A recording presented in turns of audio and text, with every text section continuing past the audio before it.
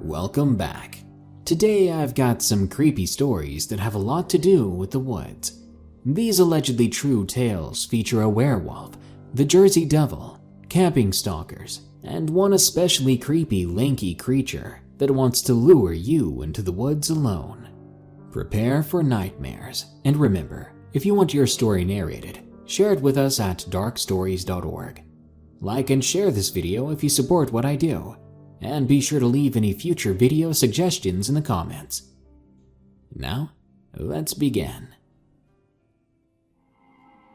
What I Saw in the Siberian Tundra, from Russian Werewolf 756. I live in Moscow, Russia. Last summer in 2019, I got an invitation from my grandfather, who lived pretty much in the middle of nowhere in the Siberian tundra. I was going to be spending a week with him in June. After all, I wasn't about to go in the winter to Siberia, as temperatures can plunge to minus 40 degrees. After my grandfather divorced my grandmother, who now lives in Moscow with the rest of my family, he took it to his head to move to the Siberian wilderness, to a cabin he had owned even before he had met my grandma.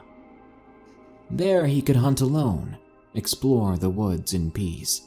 At least that's how he put it. After a 10-hour train ride to the village of Multa, I met my delighted grandfather as he awaited me. Even as a 59-year-old man, he was very healthy and enjoyable. On the ride to the cabin, we conversed as if we had been together forever. I was getting more and more excited at every moment. My grandfather discussed his plans. We would hunt 2 days that week, hike in the deep woods, fish in the nearby creeks. As we pulled down the gravel driveway, I sat there stunned. There was no civilization to be seen anywhere else, and there was just miles and miles of trees. His cabin sat in a grove of neatly lined trees. The sight looked welcoming. As for the cabin itself, it was small but cozy. It was built of red bricks, and there were about 4 windows lining it. There was a front porch with 2 rocking chairs, and I figured that me and my grandfather would watch the stars on some nights. The inside was very nice, with 2 cozy rooms, a spacious kitchen, and a nice living room with a TV. I unpacked and decided to step outside. My grandfather told me to wait a little bit, that he would have a meal of venison and vegetables on the table soon. I stayed up to about 12 o'clock. My grandpa had gone to bed at about 11, but I chose to watch some TV for a while. After watching a football game, what we call soccer here of course, I was getting ready to hit the sack when I heard somewhere in the distance a loud and long howl.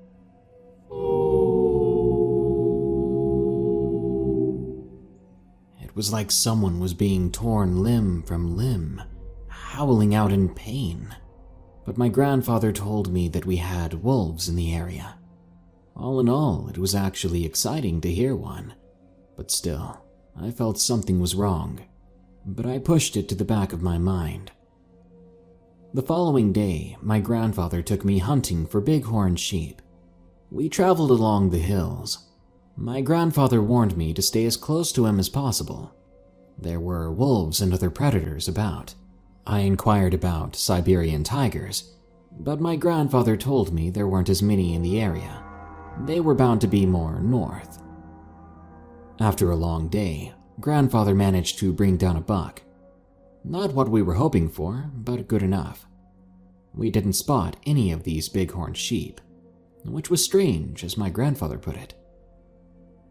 The next few days were filled with adventure, fishing in the creeks and reeling in salmon that would last us a good while.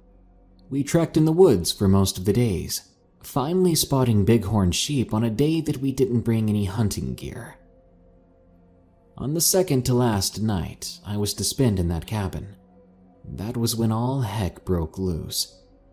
At about 1 in the morning, I woke up to the sound of howling. "Darned wolves," I muttered, as I sat up in my bed. But as I listened, I realized there was something different about this sort of howl. It was deeper, like it came directly from the animal's gut.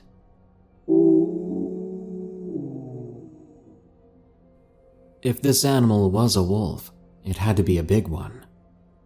Wide awake now, I rubbed my eyes and cautiously stepped out of my room. I wondered if my grandfather was awake. To my surprise, I passed his room and saw him fast asleep. I tiptoed into his room and took out his Remington 700. That animal sounded close, but I thought I would open the door and just peek out, see if I could adjust the scope, and maybe catch a glimpse of this animal, perhaps scare it away too. As I carefully opened the cabin door, the howl seemed to get louder. It sounded deafening.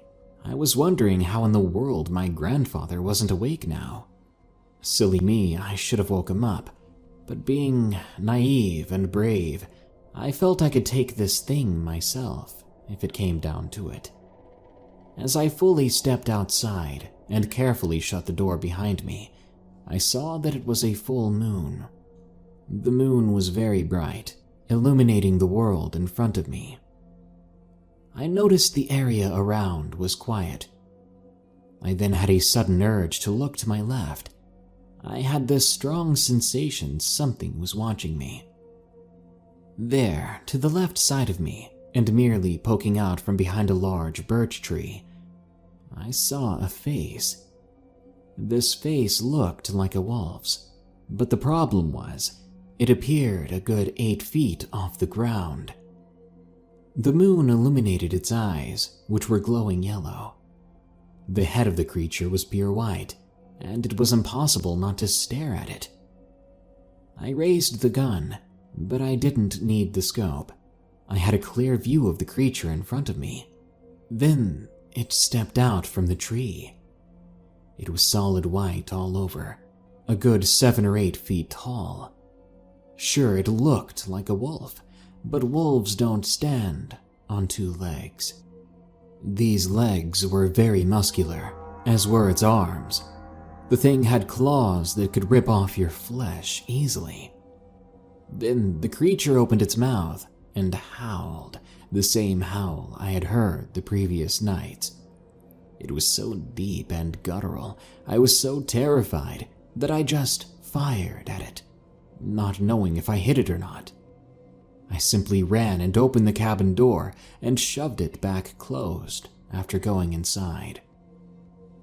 I locked it, and then I heard my grandfather's voice. "What's the matter, grandson?" he said, but in Russian, of course. He was very obviously worried as he saw the gun in my hands and my terrified expression. There's something outside."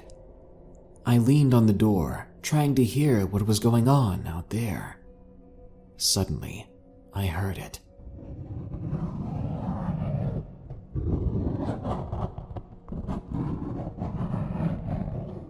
Scratching on the door. It was loud, and then we heard a loud growling coming from the opposite side of the door.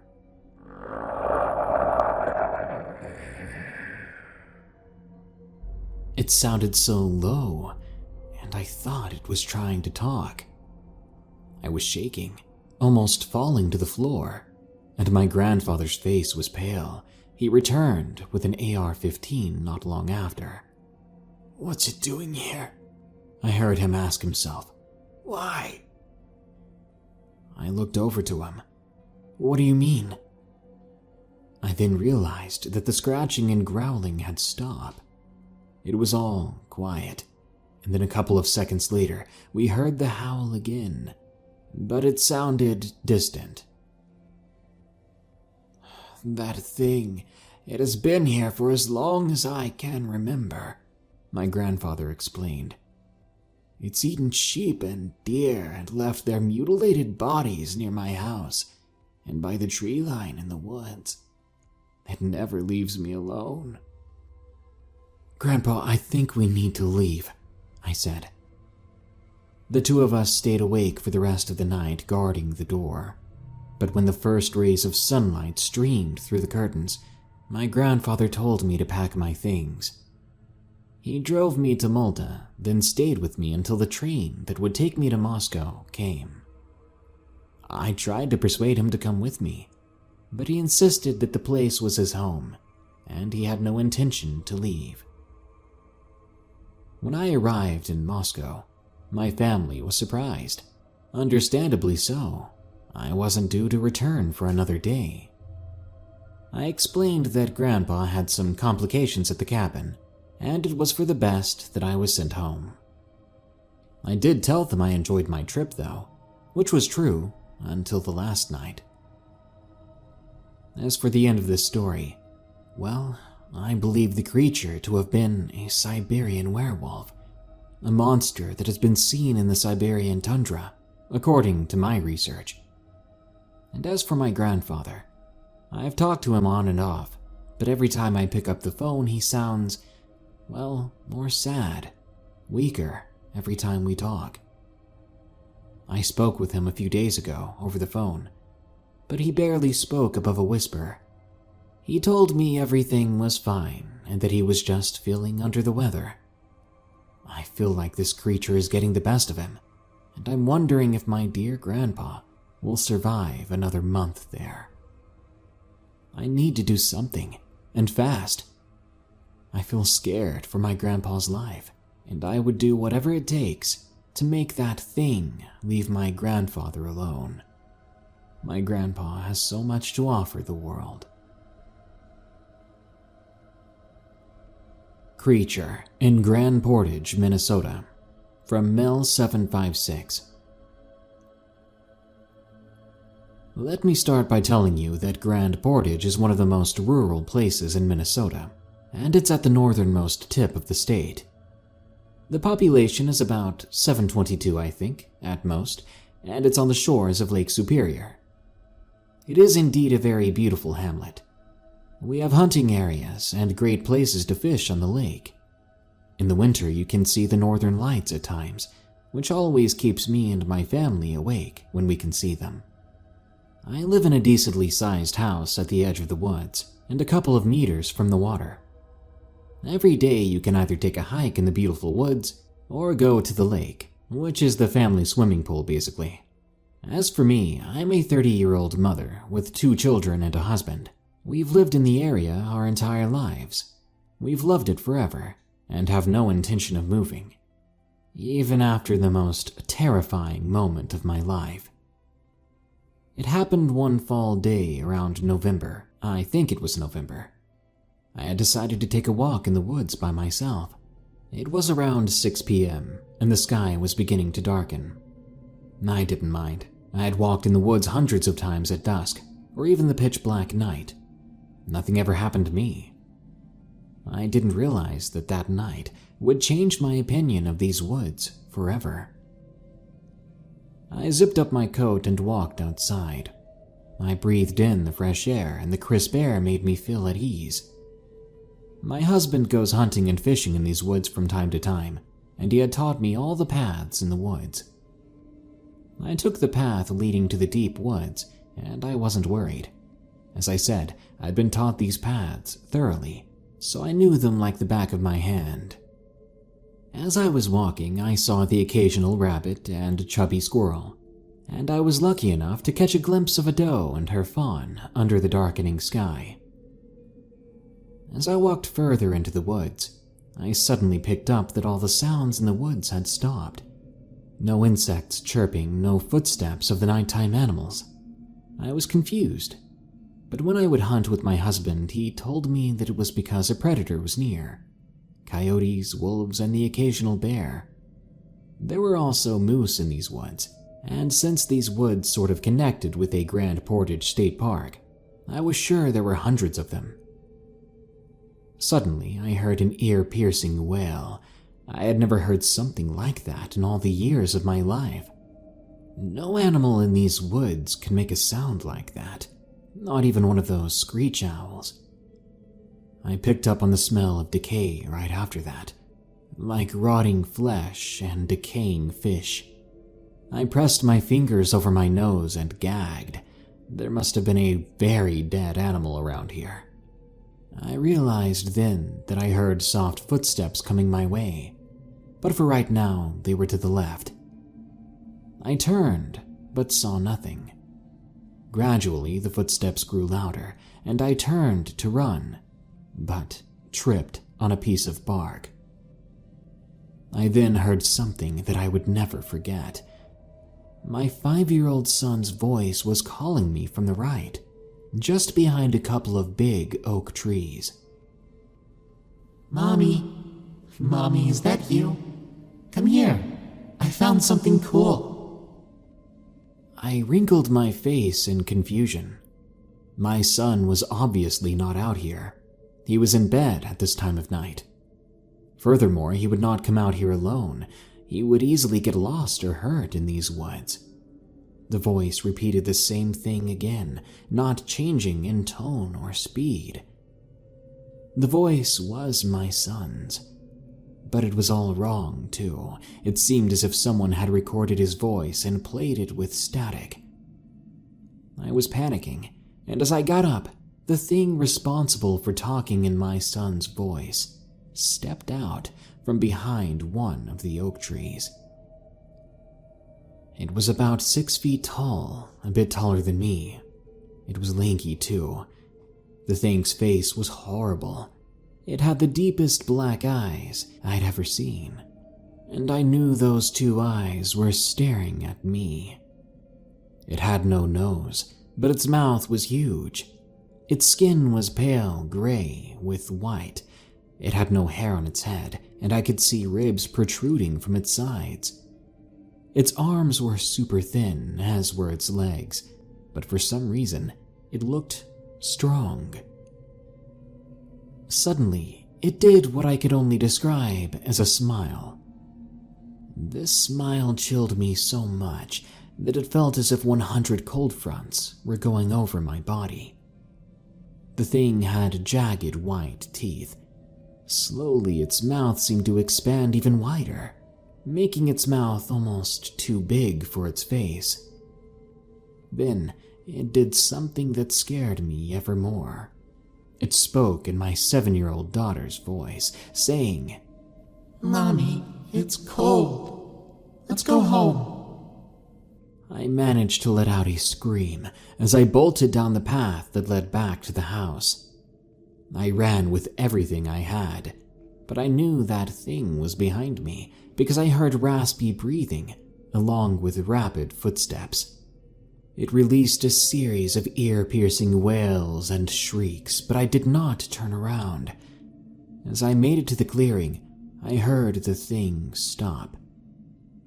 I no longer heard footsteps, but that didn't slow me from bolting up the porch steps and opening the door. I slammed it closed and locked it behind me. My husband, surprised, asked me what was wrong. He was coming out of the kitchen with a bowl of oatmeal. He must have seen the fear on my face as I pulled down the shades of all the windows of the house. When I regained my composure, I managed to sit down and talk with him. To my surprise, he believed me, admitting that on some hunts he had heard shrieks coming from deeper in the woods. I did a lot of research, and the closest thing I could come up with was either a wendigo or a rake or something. All I can tell you is this story is true, but whoever does or doesn't believe it, it doesn't matter to me. I know what I saw, I know what I heard.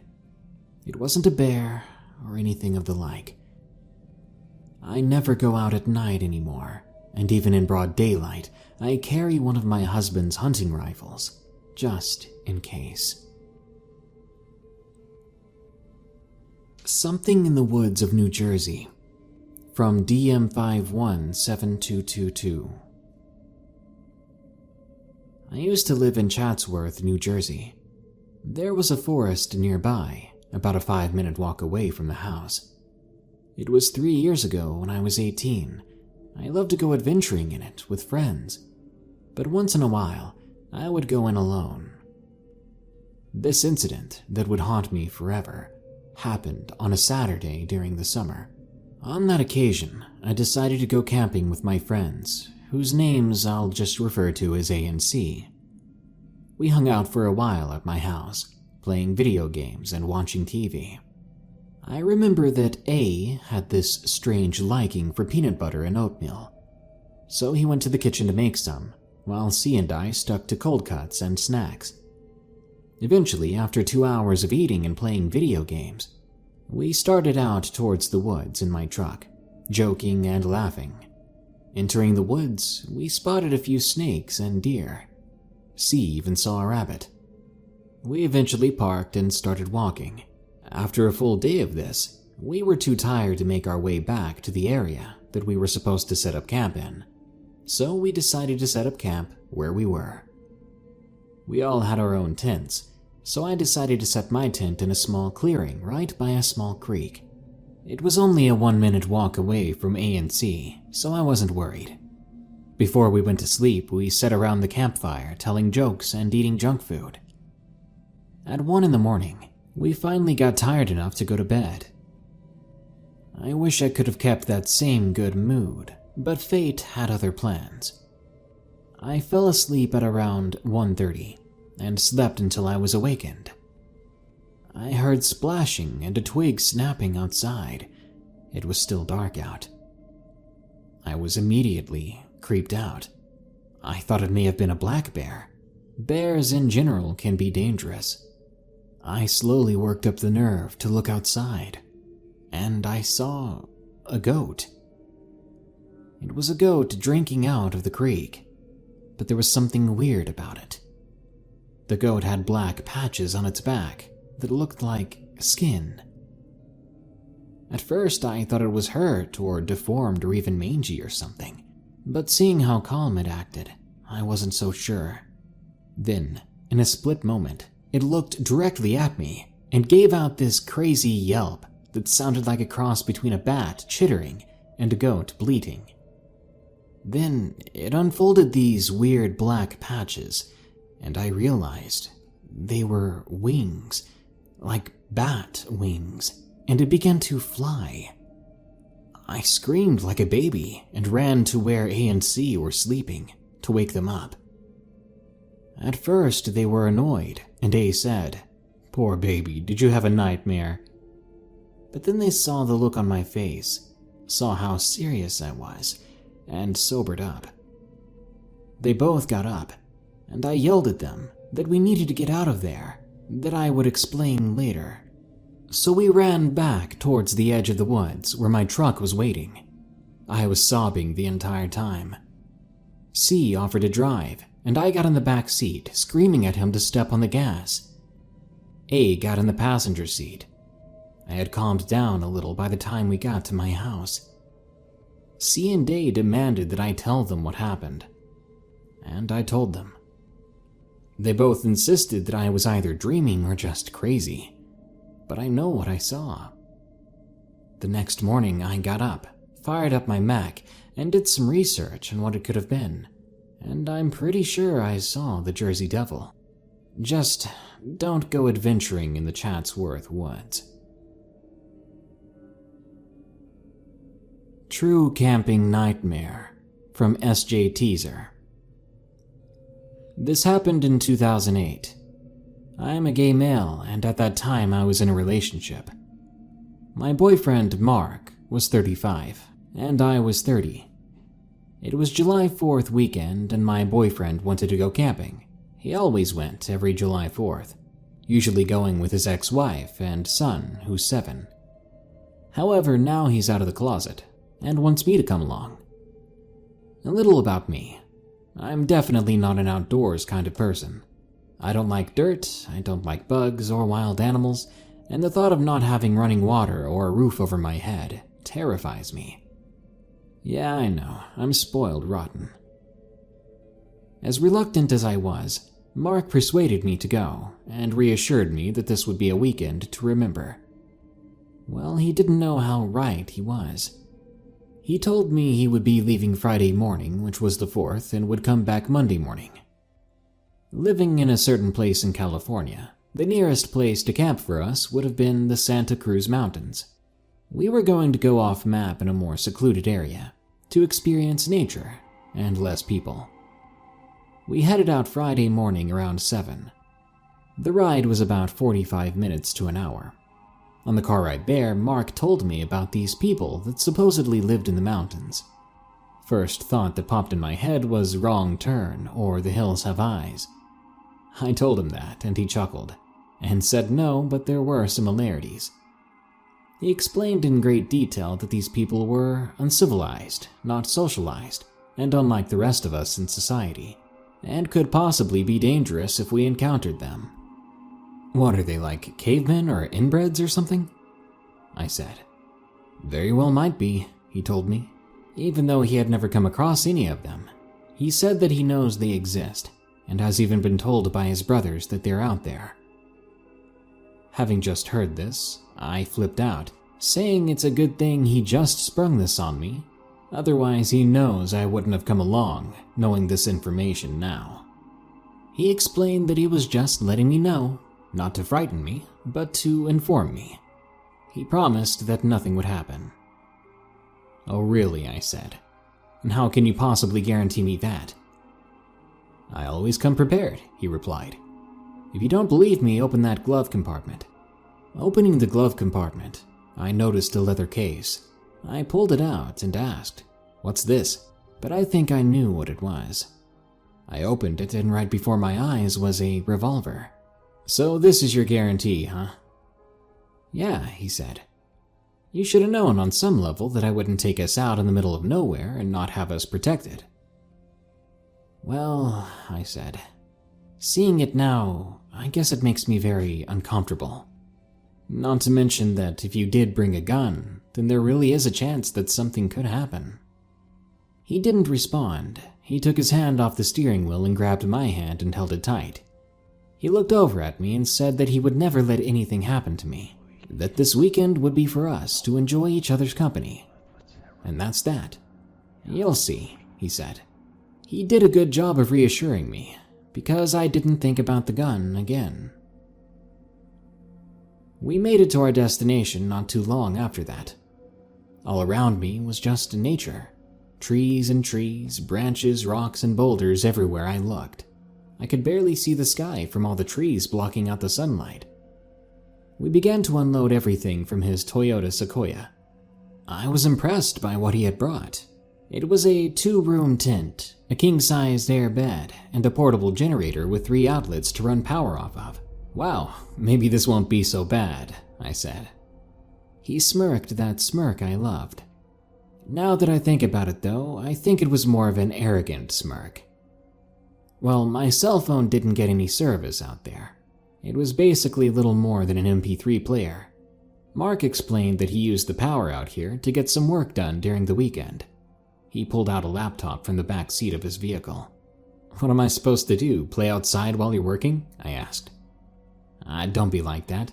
I saw all the books, magazines, and your Nintendo DS, so you obviously have ways to occupy your time. He was right. I did bring things to entertain myself, and was absolutely delighted that I could enjoy them longer with the help of portable electricity. Friday, Saturday, and Sunday were uneventful. We took hikes, made campfires, took naps, relaxed, and barbecued.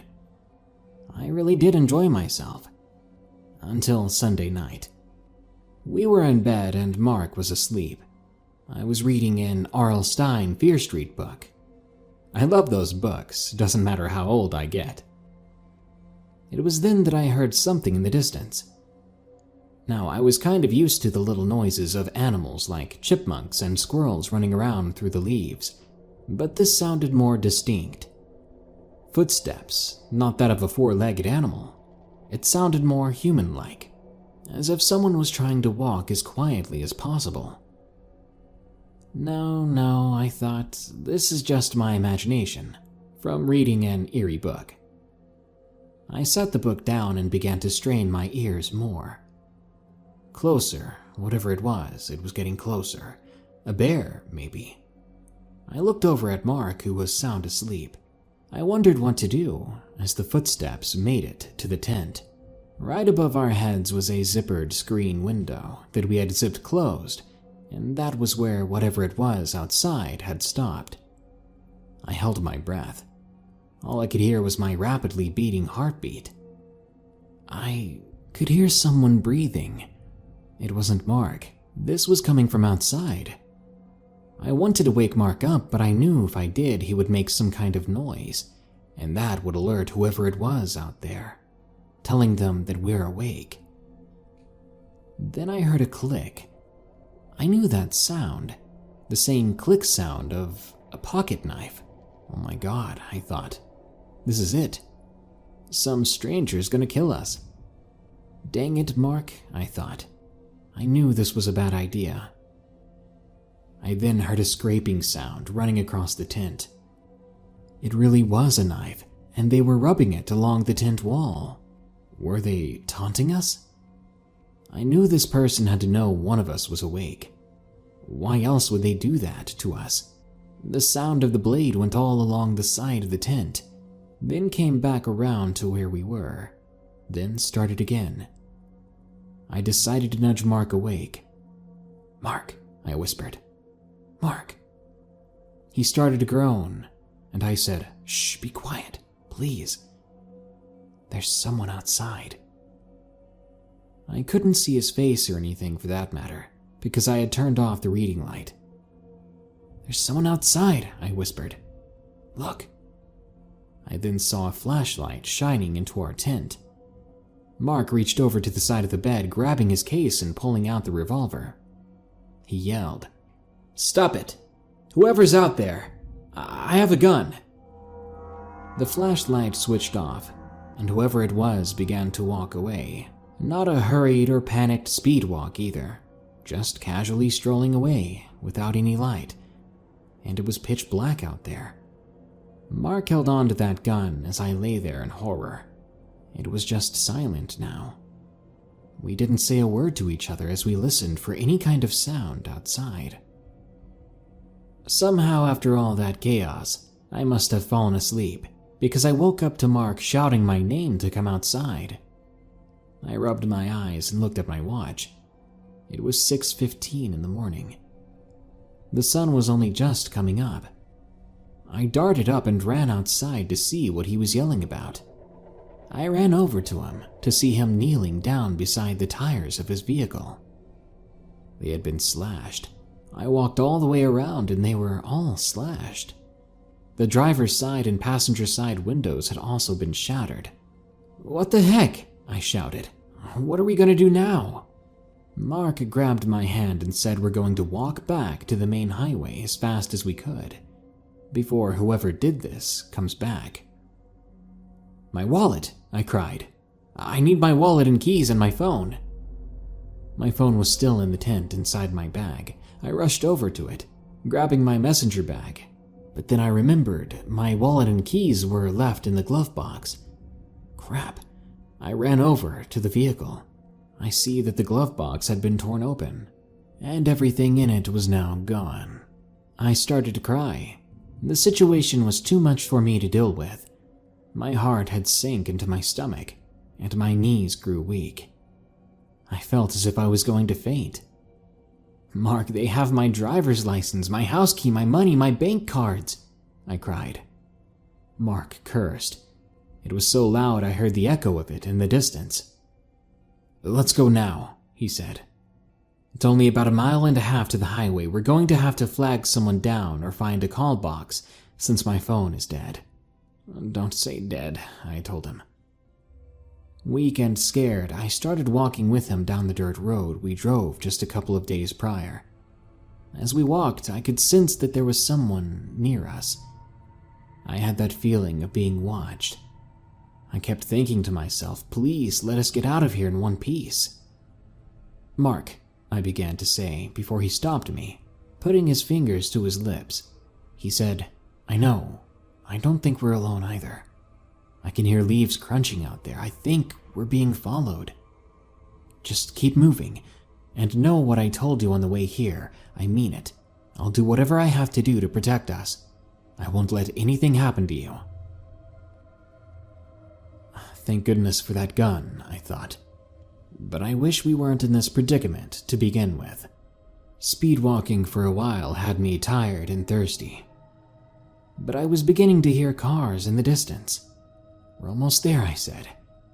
"Yeah, just a little more."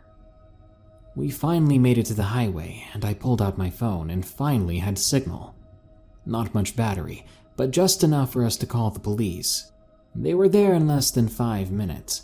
2 patrol cars arrived. Mark explained everything while I sat on the curb. I was questioned about the events and said all my ID cards were stolen, including my house and car keys. The officer told me to cancel the cards right away and to have my house locks changed ASAP. He suggested also to have the vehicle's locks changed. 2 more officers arrived, taking Mark and I back to the camp. I really didn't want to go back there, but having the police with us, I felt a bit safer. Mark had called his insurance and was expecting a tow truck there soon. When we arrived, 3 of the officers looked around, taking pictures, asking more questions, sealing off the area with some yellow tape. They made it look like a real crime scene, which technically I guess it was. The officers asked Mark and I if we had any idea who or why someone would do this. I said no, and furthermore, I only told my mom and best friend that I was leaving, and I didn't even say where. Mark explained he only told his ex-wife who was at home with their son. The officer explained to us that it was most likely an isolated incident, and it could have been someone who most likely didn't agree with our alternative lifestyle. Big surprise, I thought. But even this was extreme, and I wasn't really buying that load of crap the officer was telling us. It seemed like he knew more than he was letting on. "So what's going to happen now?" I said. The officer said, "We have your information now and your report. We'll investigate and we'll search for fingerprints and any other evidence. If and when we come up with any leads, we'll let you know. You might have to testify against any culprits we apprehend. Until then, get all your locks changed and cancel all your cards. Let us know if you come up with any new information." Great, I thought. So that's it. The officer couldn't give us any more info as to who or why this happened. About 10 minutes later, the tow truck arrived. We gathered all of our belongings. I was confused that nothing in the tent was stolen, not even Mark's laptop. Now, if I let my imagination run wild, I could think of other things that didn't make sense, but I didn't want to go down that path. On the way back to the city, I was in so much disbelief. I wanted to say to Mark, "I told you," but he looked hurt and confused, so I couldn't do it. Plus, it sucked to be right. I mean, I really did want to enjoy myself this weekend. It had started out pretty good. I got home immediately, canceled everything, and had my mom call the locksmith to change the house locks.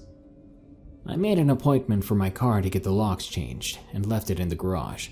I was still tense just knowing someone had my address and keys. Even though they couldn't unlock my house door, that wouldn't stop them from breaking in if they wanted to. Nothing ever came of the situation, or if it did, Mark never informed me of it. We spoke about it, and he was constantly checking in with the police department. He bought a new SUV. He didn't want any kind of reminder of that weekend, and I had to agree with him on that. We broke up a few months later for other reasons, and I always wondered if he went camping again after that, or if he ever regretted that weekend. As for me, it's been about 12 years since that horrible weekend. I now live in a different state where people go camping a lot. Good for them, I guess. But I haven't camped since then, and I don't think I'll ever go back. Well, that brings us to the end of this Darkness Prevails episode, but I hope you enjoyed it. If you have a story and you want us to narrate it, share it with us at darkstories.org. If you want to hear me narrate a certain topic of story, comment below what you want to hear. I always love suggestions. If you want to support the show, be sure to like and share this video. Leave a comment of some kind. Check the links in the description too. Until next time, here are the credits to my amazing patrons who have donated or continue to donate. Remember, stay safe out there and stay creepy, because this world is a strange one.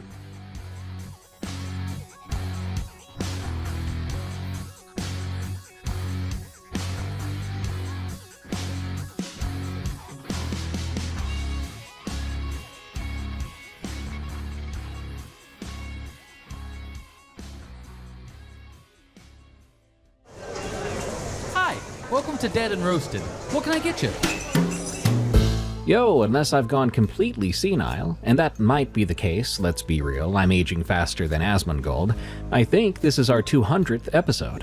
So thank you all insanely much for sticking with me for 200 whole episodes of me never figuring out how to shut up. You're all the best.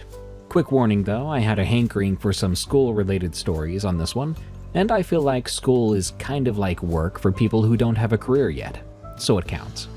Anyway, prepare for skinwalkers, a glitch at Aldi, and extremely haunted schools.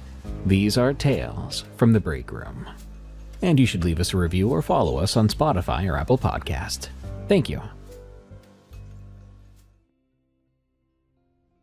Ghost at my law school. From Bobwar, Wasabort. A few years ago, I attended law school in LA. I'd heard rumors it was haunted when I first started. And as a believer in the supernatural, I tried to stay away from spots at the school where people had seen spirits. I've encountered ghosts and what I'm sure was a demon before, making me wary of what people report as ghosts. While at school, I had multiple encounters with an entity that called herself Sharon, as well as other spirits. The first was late at night in the school's library. The library had 3 floors with a basement, ground, and second floor. I tried to stay on the ground and second floors, as the basement always scared me. It was designed in a way where if you whispered just right, it would always sound like a person was right next to you. It was also where one of the 2 restrooms was. I left my study group to use the restroom. When I got into the basement and turned the corner to the restroom, I saw a woman in an old vintage red dress. She reminded me of a secretary for some reason. She walked down the hall, and as I was curious who she was, I followed her. That hallway ended with a wide-open room filled with corrals and a dead end, with the only way out being behind me. When I got there, she was nowhere to be found, and I know for a fact I had not seen her come back down the hallway towards me. While I was walking around, I asked out loud, "Who's there?" I could feel something, and something whispered back, "Sharon." I left that basement so fast, my study group was confused as to why I was packing up like a madman. For the next 3 years, I only went into that basement whenever the sun was out. I'm also sure the woman I saw was not Sharon, but that's for later. The second encounter I had was on the second floor of the library, funny enough. My friend, I'll call her Elle, and I were getting ready for exams. We were in the library near closing. The second floor had a hallway of study rooms that were quite popular. All night I'd walked up and down, seeing who might still be there. We were in the last study room on our side of the hall, and by this point, there was no one else around. At closing, the lights to the rooms automatically go off, and when they did for us, we began to pack up to leave, as we both lived on campus. We were pretty spooked already, since it was darkish and no one was around. When I opened the door, we both heard what sounded like children laughing and playing. Elle told me, "Run," and we did. As we ran, we heard this loud thud above us, which was odd as there was no other upper floor on this side of the building. We looked at each other as the sound kept going, and we heard a man yell before the last thud on the roof. We ran all the way to the stairs, and by the time we hit the landing halfway to the ground floor, I could feel something watching us. I told Elle then, "Whatever you do, don't look back." I had no idea what was behind us, but I had the strangest feeling it was a woman. All I knew was if we did turn to look, we would not like what we saw. The librarian saw us running out the door, but looked as if it wasn't the first time it ever happened.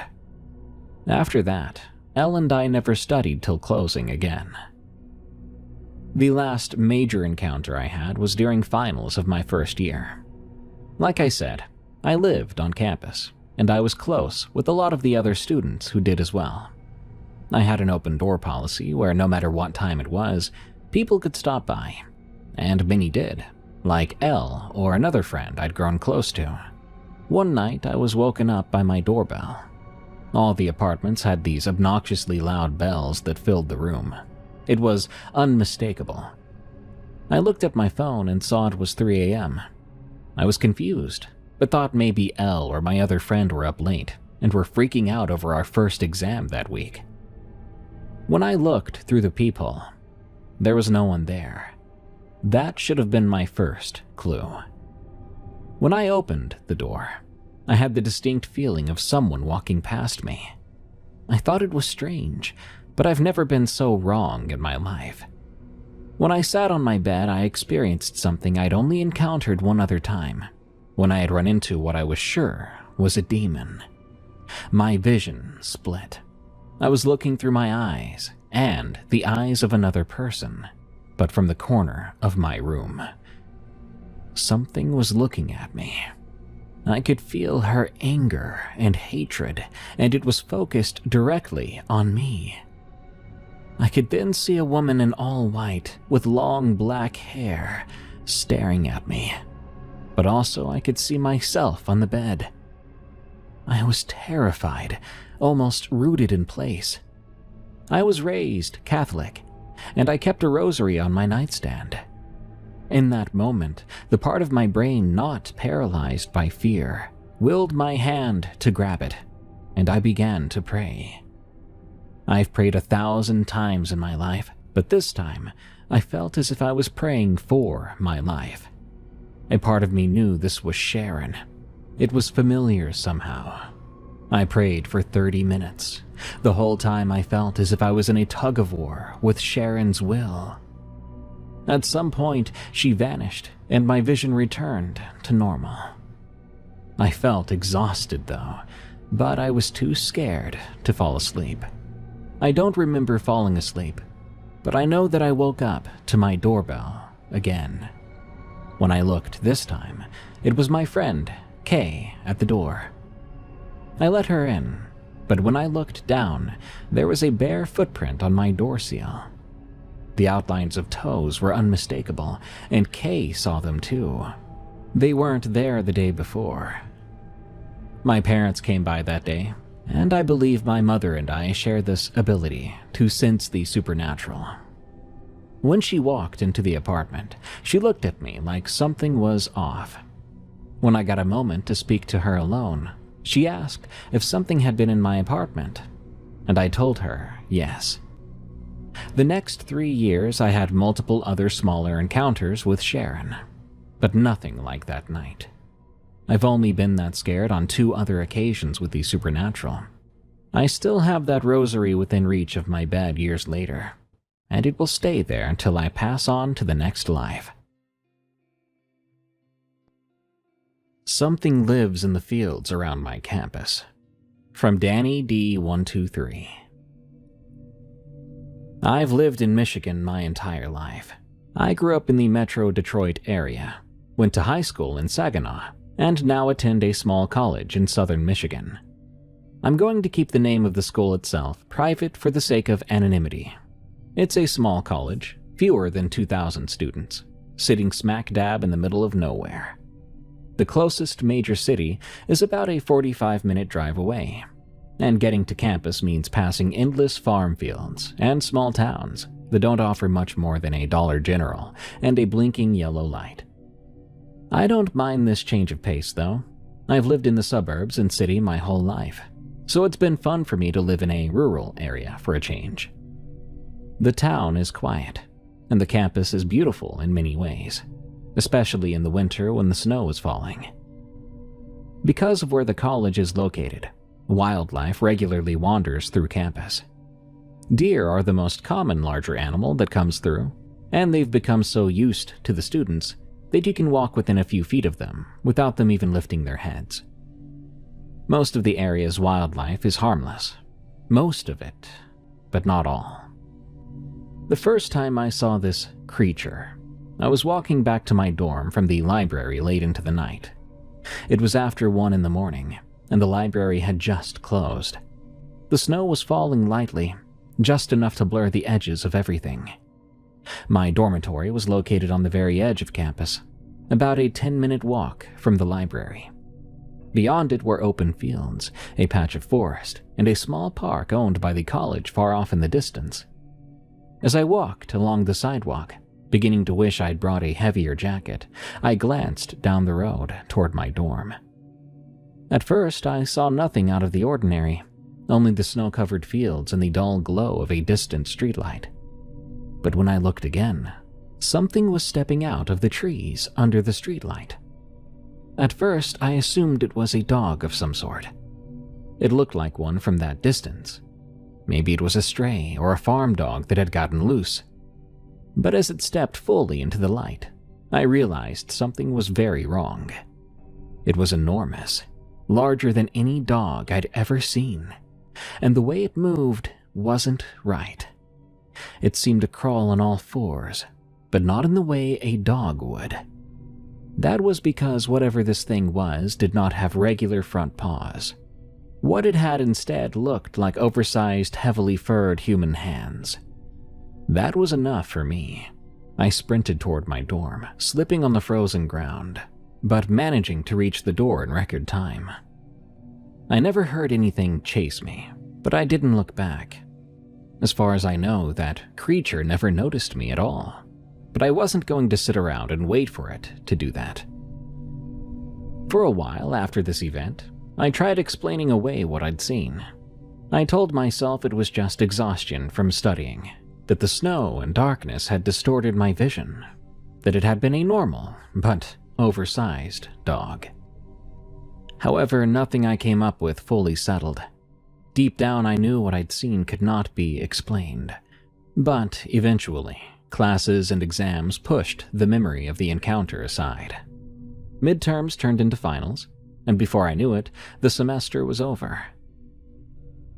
The next time I saw the creature was during the first semester of my sophomore year. It was still early in the semester, but classes were getting difficult.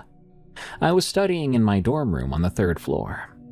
From my window, I could see the wide field behind the building. Looking out, I saw a group of deer packed tightly together at the far end of the field. Something shot out across the field and caught my attention. I knew instantly what it was. The creature was sprinting across the field at an unnatural speed. It launched itself at one of the deer, which barely had any time to react. It slammed into the deer, tearing into its side with powerful jaws. Then, as if the deer weighed almost nothing to it, the creature lifted the thing off the ground and carried it off into the trees. I sat at my desk long after it was gone, frozen with fear and bewilderment. After that, I avoided the edges of campus at all costs, as much as I possibly could, especially after dark, which wasn't easy given the campus's small size. I even considered switching dorms to a building closer to the center of campus. But in the end, I stayed where I was, not wanting to leave my friends and the nice room I had. A month after that, I had my 3rd and final encounter. I was driving home for the weekend, but due to an on-campus event, which ran later than expected, the sun had already set. As I drove down the road leading away from campus, I noticed something lying in the left lane. As I got closer, I realized it was a deer.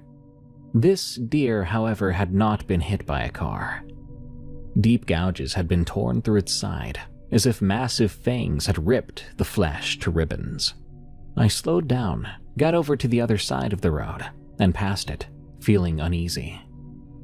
Then I checked my rearview mirror. Standing in the middle of the road, beside the mutilated deer, was the same creature. This time, I could see it clearly. It had to be 8 feet tall. Black and gray fur covered a heavily muscle-bound body. Its mouth was full of long fangs, dripping with what looked like blood. And it wasn't on all fours. It was standing upright on 2 legs, watching me. I floored it. I don't know why it didn't chase me. It easily could have. I'd already seen how fast it could move. Instead, it just stood there, staring as I sped away. I never saw it again. Whatever it was, it never seemed all that interested in me, thank God. I'm very grateful for that. Still, knowing something like that exists somewhere near where I live keeps me awake some nights. It's been nearly a year since my last encounter. Whether it left the area to find new hunting grounds or is still roaming the fields around my college, I'm not sure. But I won't be upset if I never have to see it again. The Original Inhabitant, from Creek Peeper 22. I stopped telling this story out loud because people always want me to turn it into a joke. I can't do that without feeling stupid. I can still picture one part of it too clearly, and once you see something like that, it sits in your head for a very long time. In 2012, I was a sophomore at a college in Oregon. That fall, it rained all the time. The dorm I lived in was one of those older brick buildings that had been quote-unquote updated a dozen times without ever really feeling modern. The carpet was always damp, and the air always smelled faintly of detergent because the laundry room was in the basement, and the vents never did their job quite right. The building was 4 floors with a basement. The layout was simple. One long hallway on each floor, doors on both sides, a lounge near the stairwell, vending machines at the far end. You could hear everything through the walls, so most nights you would hear someone's music, people in the hallway, the occasional argument, and somebody laughing out loud. There was also the story everybody knew by the second week. They called it the Walker, though I've also heard it called the Surveyor. Depends on who you talk to. The actual details change here and there, but the core of the story is always the same. Late at night, you would hear slow footsteps in the hallway when no one was there. Sometimes you would hear them above you, even when you were on the top floor. Sometimes the steps would stop outside a door for a long time. People claimed they could feel when it was outside their door. I didn't take this seriously. I'd lived in enough old buildings to know they make noise. Could be pipes clicking or floors settling. People act weird in dorms because they're tired and half drunk and want a story. The only part of the legend that stands out to me was what older students would say when they got quiet. They would say it wasn't a dorm ghost. They would say the land had history and the building set on something the school never talked about. They never had a solid explanation as to what that was, which was part of what made it stick for me. It was just vague enough, so anybody could fit it to whatever they already believed. But I filed it away as dorm nonsense, until late one Friday night. A bunch of us ended up in my room because my roommate, Ethan, had a bottle, and we were bored. It was raining hard enough that you could hear it through the window, even with the music turned up. There were 8 people in a room built for 2.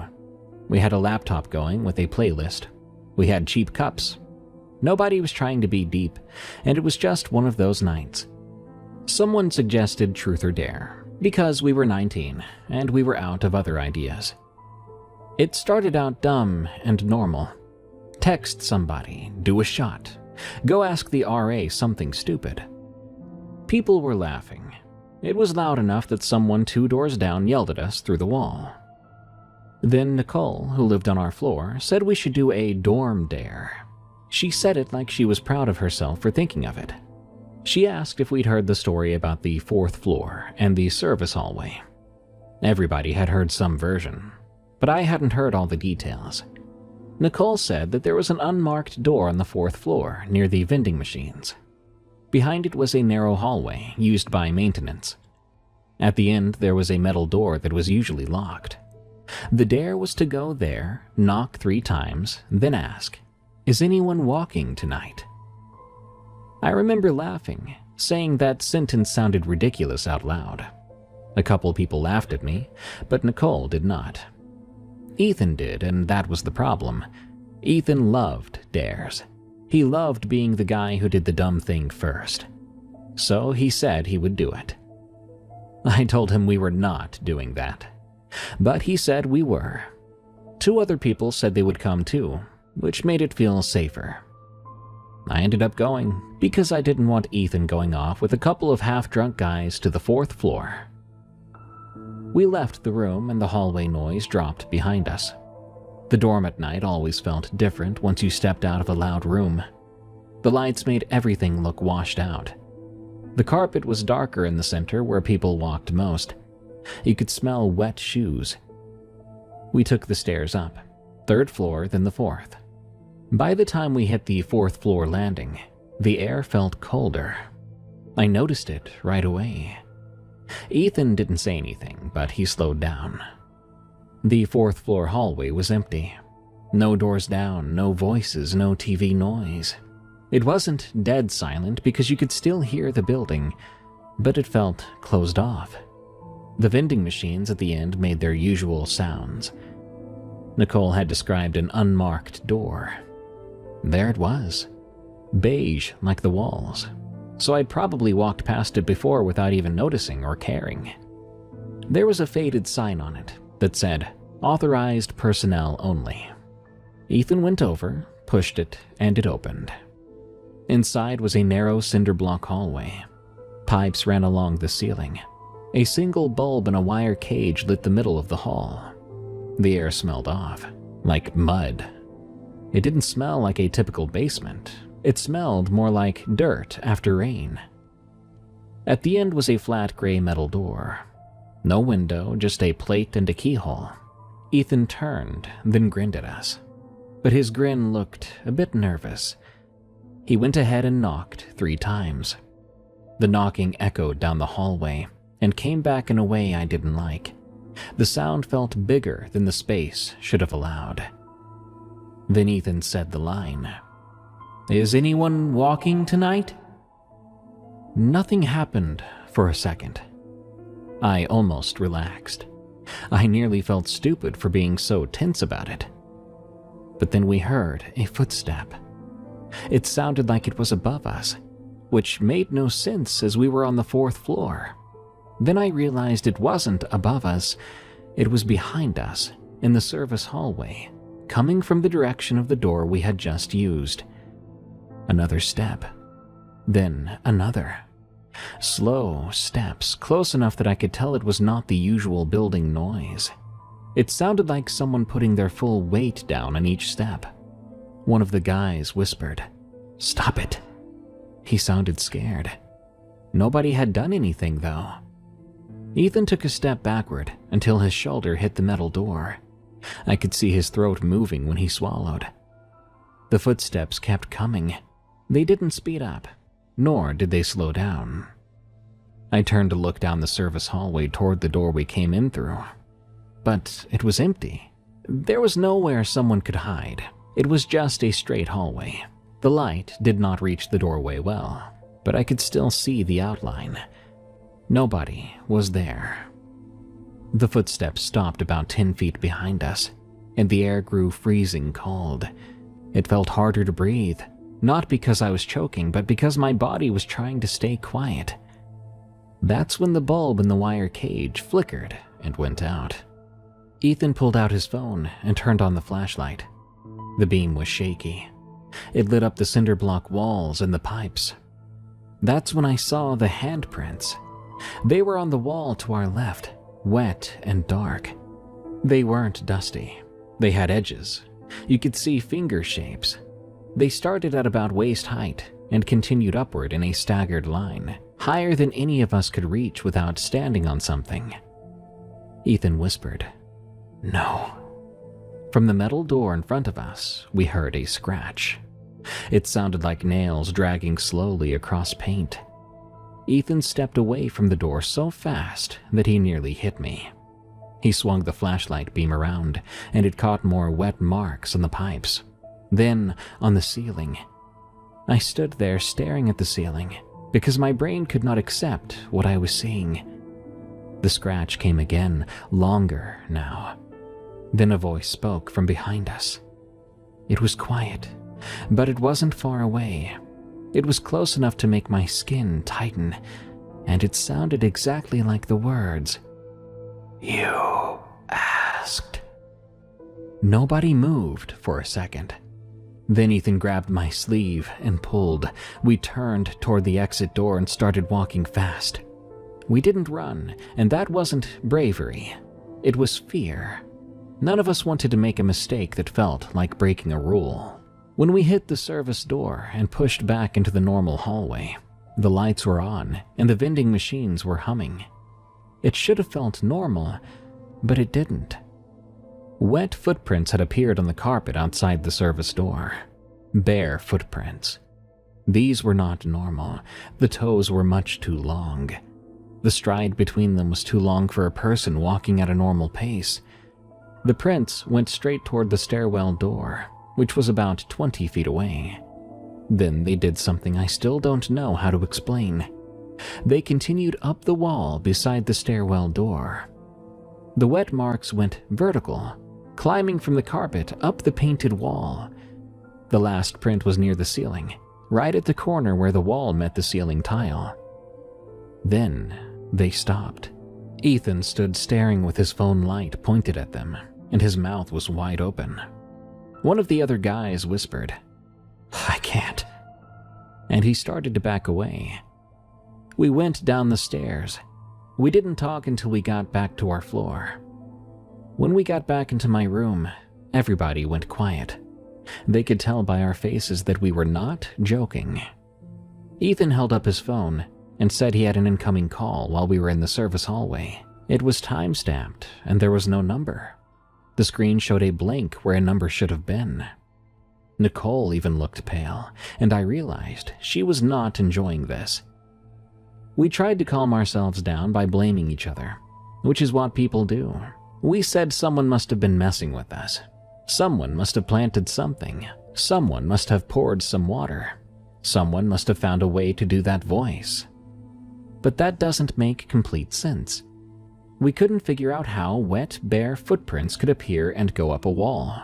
We couldn't figure out where the water smell in the service hallway came from. We could not figure out the handprints. People left after that. Nobody wanted to keep drinking or keep playing anything. Later that night, after the room was quiet and Ethan was sleeping, I heard footsteps above us. We were on the second floor. The footsteps were slow, not stomping. They moved back and forth, covering the same stretch over and over. I lay there staring at the ceiling, counting my breath because I didn't want to move. At some point, I felt something touch my wrist. It was cold, damp. I sat up so fast that I nearly fell off the bed. But there was nothing there. The next morning, I went to the library. I just didn't know what else to do. I ended up in a section that had old campus planning documents and local history junk. I didn't even know our library had that until I started wandering. I had a binder that had maps and project summaries from campus expansion. I flipped through it until I saw a map that showed the area where the dorm had been built. It had a note on it, small and bland, that made my stomach drop. Former settlement site. Cleared. Relocated. There were no details or notes about what relocated meant. I do not know who lived here before us, but I do know that after reading that, I could smell that mud smell again, the one from the service hallway, so I left the library. I put in a transfer to get out of that dorm at the end of the year. As far as I know, plenty of people have stayed there and never had a problem. And most folks probably think that legend is funny and not real. But I believe it.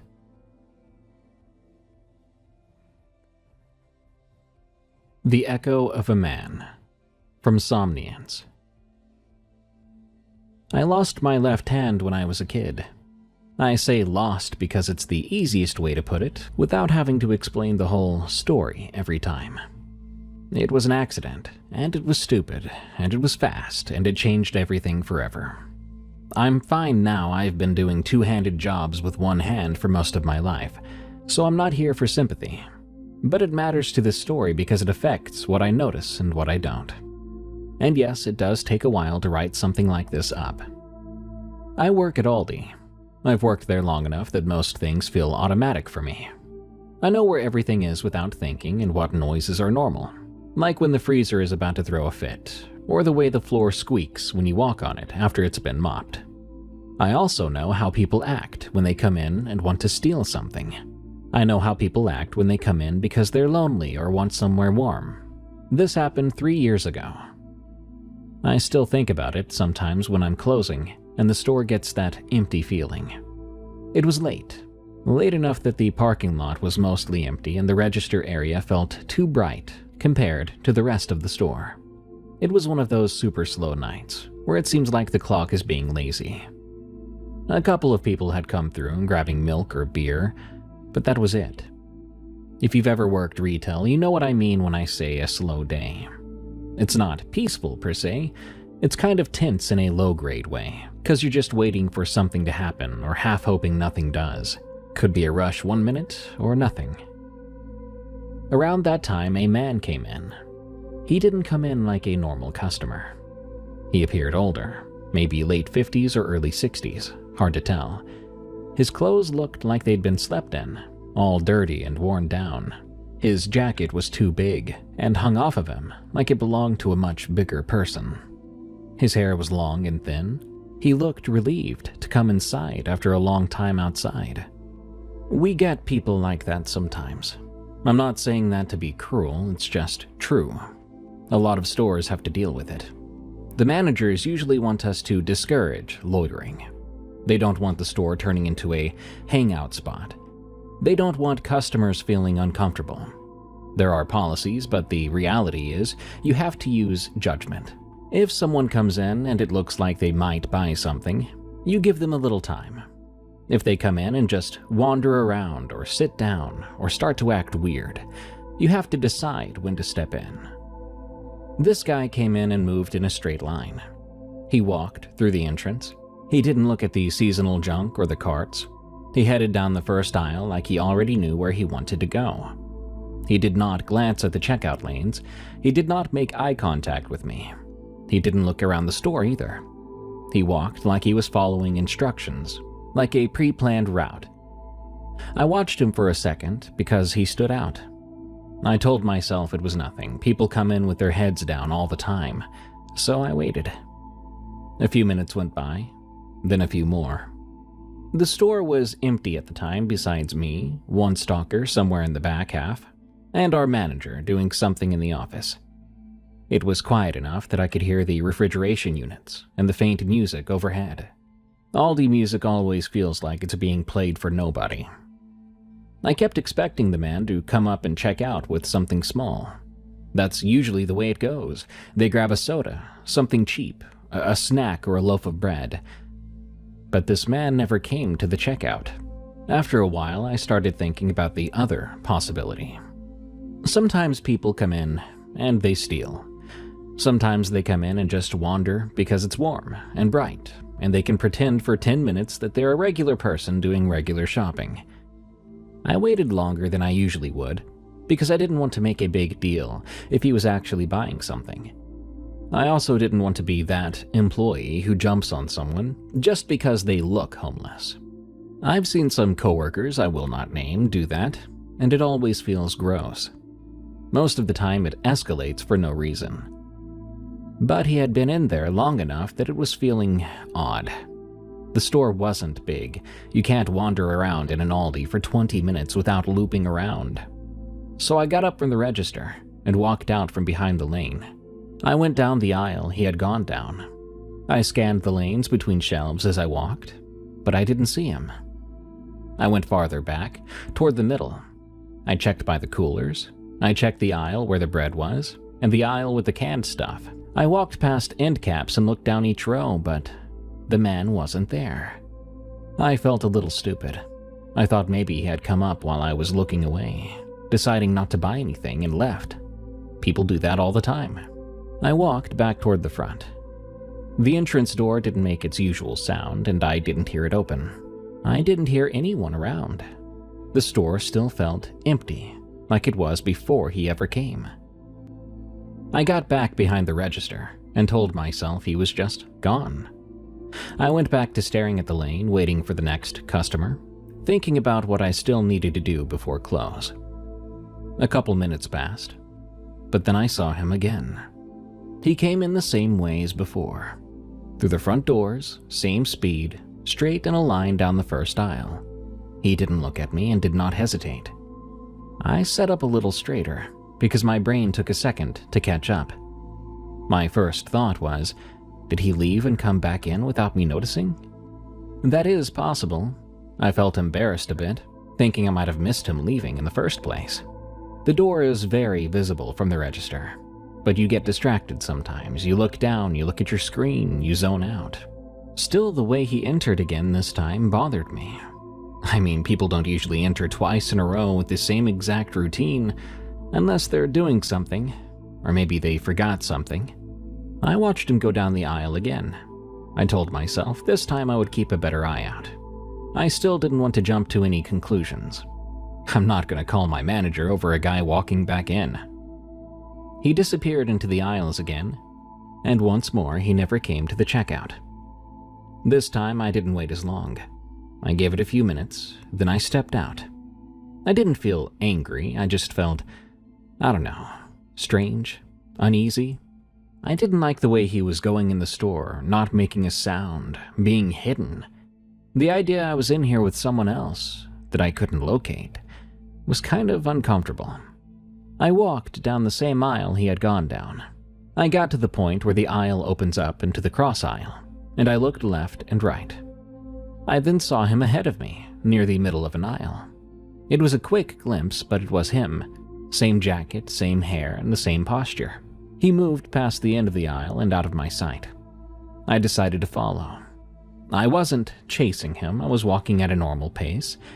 I wanted to see where he was going, and I wanted to make sure he wasn't doing something in the back of the store that he shouldn't have been. I turned into the aisle right after he passed through. He was gone.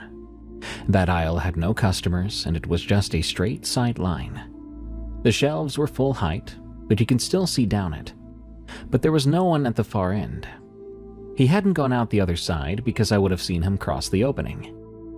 I stopped and stood there, looking. This wasn't making sense. I checked the next aisle, then the one after that. I walked to the end of the aisle and looked into the cross aisle. No man, no movement, no sound. At this point, I could feel my face getting hot. I felt stupid again. But this was a different kind of stupid. It was the feeling you get when something simple should have an explanation, and you can't find one. I went back to the front and sat down behind the register. I didn't tell anyone yet. I tried to talk myself down. I must have missed him slipping into another aisle, or he doubled back. He left without me noticing, somehow, again. Maybe he was leaving through the back, even though that part wasn't open to the customers. But anxious brains invent possibilities. The store stayed empty. No customers came in for a while. The stalker was still doing his thing in the back, and I could hear boxes shifting sometimes. Besides that, it was quiet again.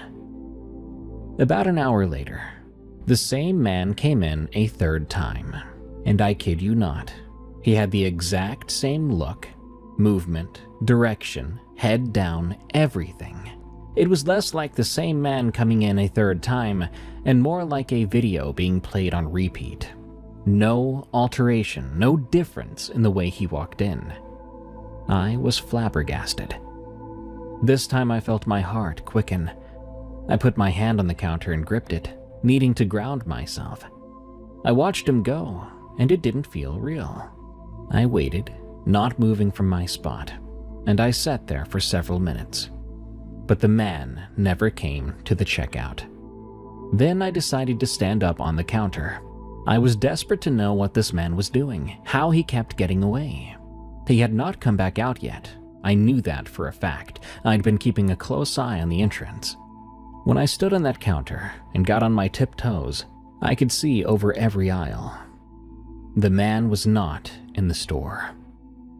Immediately I went to the manager, and I called out for him. When he didn't answer my call, I called out to the stalker. He was the one to come up first. For a moment he looked annoyed. Not at me exactly, but at the idea of extra drama late at night, when we were nearly closed. Then he saw my face, and his reaction became different. I was not calm at this time. I was trying to be calm, but something else was coming through, I'm sure of it. Without using the word ghost or glitch or anything, I began to explain to him what was going on. The manager showed up mid-explanation, so I started over. I said a guy who looked homeless kept coming in, walking down the same aisle, walking the same way, but never coming out.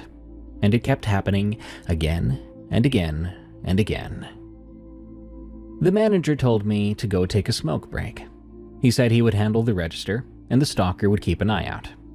He felt empathetic, not making fun of me, not annoyed, and that really helped me. He could tell I was rattled. I took him up on the offer. I went outside for a 15-minute smoke break. I needed the air. I know it's an oxymoron, smoking and getting air. Anyway, I stood by the side of the building where employees usually go. The parking lot was mostly empty. The rain had slowed down, but everything was wet, and the lights made the asphalt shiny. I was trying to get my breathing back to normal, trying to settle back on the idea that I was just overreacting. I kept replaying it in my head, thinking about the aisle where he vanished. How I would lose sight of him and never hear anything. No entrance, no exit, no little chime, no footsteps. This guy was either a ghost or a ninja. About 10 minutes into my break, the stalker came running outside. He looked startled. He was usually a laid-back guy, older than me. Not fearless, but not really caring about what happens. Beyond that, he's seen a lot in retail over the years. He looked me square in the eyes and said, "I saw him too. 4 times. And he never left." I stared at him, my brain wanting to reject what he just said. Eventually I replied, "Wait, what?" "The guy you described. He came in, I never saw him leave, and then he just kept coming in 3 more times." He explained how after I walked away for the break, he took over watching the store and the manager was at the register, so there were 2 sets of eyes on the store. We went back inside together. The manager was still at the register. The manager's face looked tight, or maybe tense is the better word. He asked if either of us had seen the man. We shook our heads, meaning if he was still in here, and I doubted he was, we hadn't seen him. The 3 of us searched the entire store, every aisle. We checked the back area that customers aren't supposed to go into. We checked the bathrooms, behind pallets and displays, and those weird little corners where someone could hide if they wanted to be a problem. And yet, after a full deep dive, there was no man. We finished closing like normal. There was nothing else we could do. The manager locked the doors, and we did our routine. And yet, I kept expecting the man to appear again. Thankfully, he didn't. When we left, the parking lot was still empty. Now, after all this, I don't really have a theory that makes me feel content. If he was real, a person, a human, I mean, maybe we all missed something obvious. Or maybe it was something not so human that played a trick on 3 tired employees in a bright, empty store. Never speak to them. From No Name. I worked for a certain tribal school for 6 years as a groundskeeper. It's on the reservation I grew up in. If you know anything about this part of the country, down in the Southwest, you know the land out here holds things that don't like to be talked about. My job is to keep the grounds clean and maintain the fields, fix what needs fixed up, make sure the place is clean and safe for the kids. Most of my work happens after the school day ends. The kids clear out around 3:30, the teachers trickle out by 4:30 or 5, then it's just me until I finish up. Usually takes me till around 7, but that depends heavily on the season. My favorite part of the job is the quiet. Again, I grew up here, so the desert and the tree line at the edge of the property don't bother me. Well, they didn't used to. What I'm about to tell you happened not too long ago. I've thought about sharing it since then, but I kept talking myself out of it. I didn't really feel like putting it into words. My grandmother says that talking about these things gives them power, gives them a way to find you again. And that scares the bejesus out of me. But I'll be moving soon, and I think people need to be warned. You shouldn't make the same mistake that I did. It was a Thursday when I checked the athletic equipment to make sure the basketball courts are clear of debris before the weekend. The courts are at the far east end of the school property, right where the maintained grass gives way to brush and woods. It's maybe 200 yards from the main building to the courts, and another 50 yards from the courts to the tree line. That evening, there was a mist rolling in from the hills. It happens when the temperature drops fast after a warm day. The sun was getting low, and that time of day is usually beautiful. But that night, the mist made everything feel creepy. I remember it being very, very quiet. Not even wind that night. It was so quiet, I heard nothing but my ears ringing. I was picking up trash near the bleachers when I saw it. I thought it was a kid.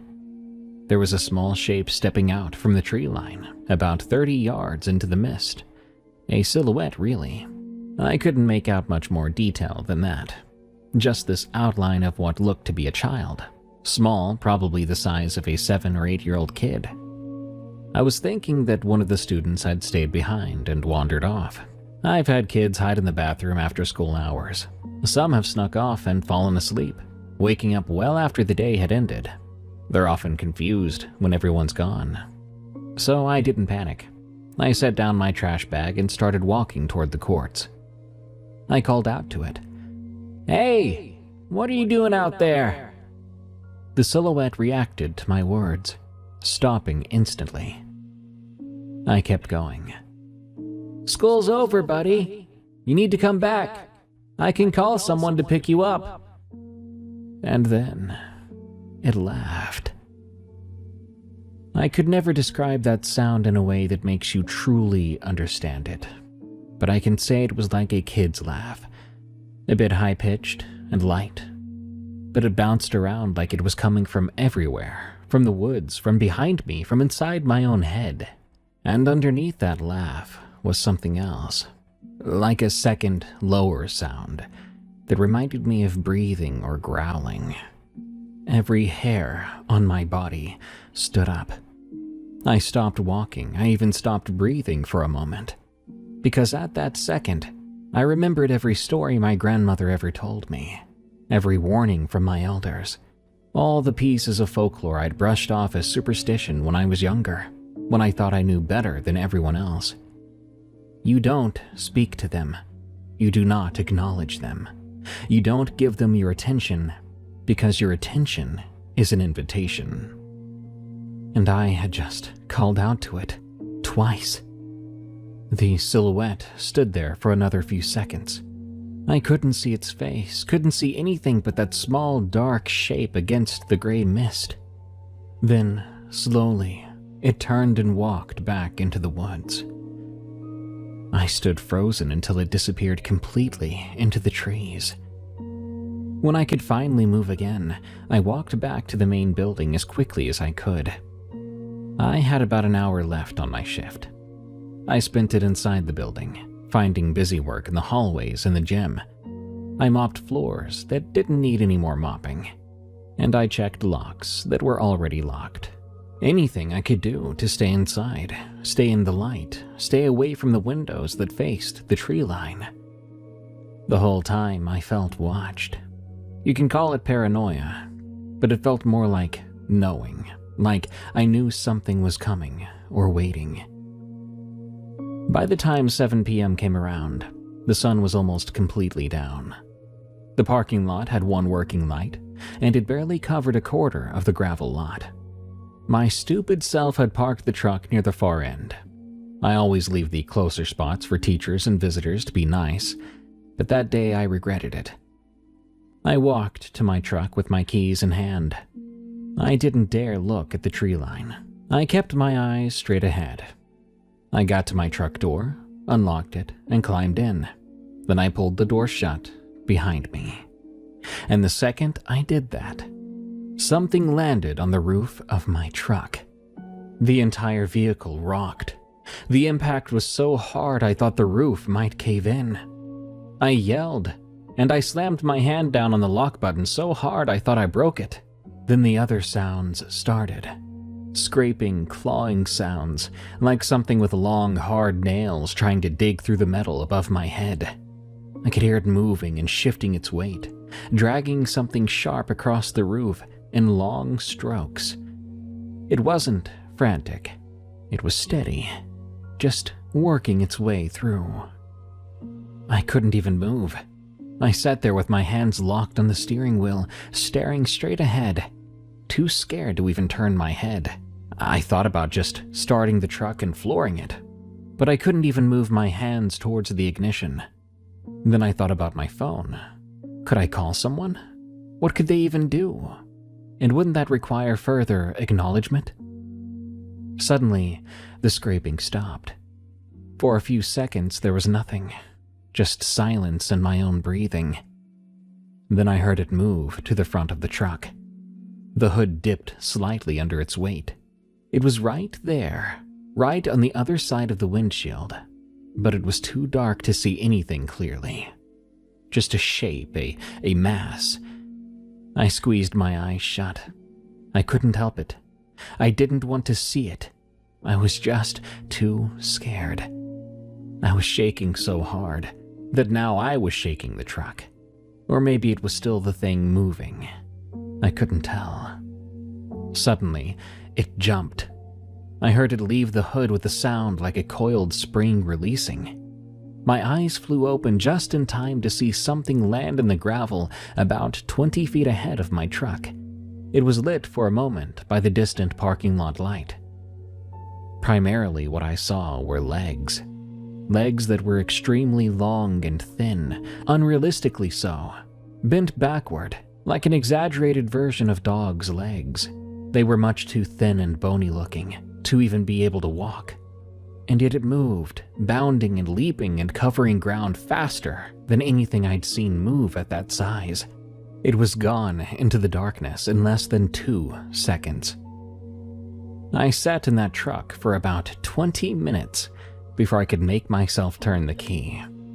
I drove home, going 20 over, and I kept every light in the cab on.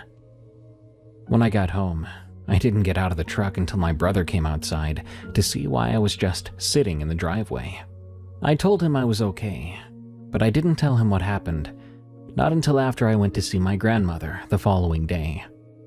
I asked her to pray with me, and she knew without having to ask. I still work at that school. It's not a job I can afford to quit, but I don't stay past sundown anymore. And I never stare towards the tree line for too long. Some things don't need your attention, and some things, once you give it to them, don't forget. What the heck was this? From Boss M.O. I'm a firefighter. Last August, in the middle of a bad fire year, we'd just come back from 9 straight days on a Type 2 assignment.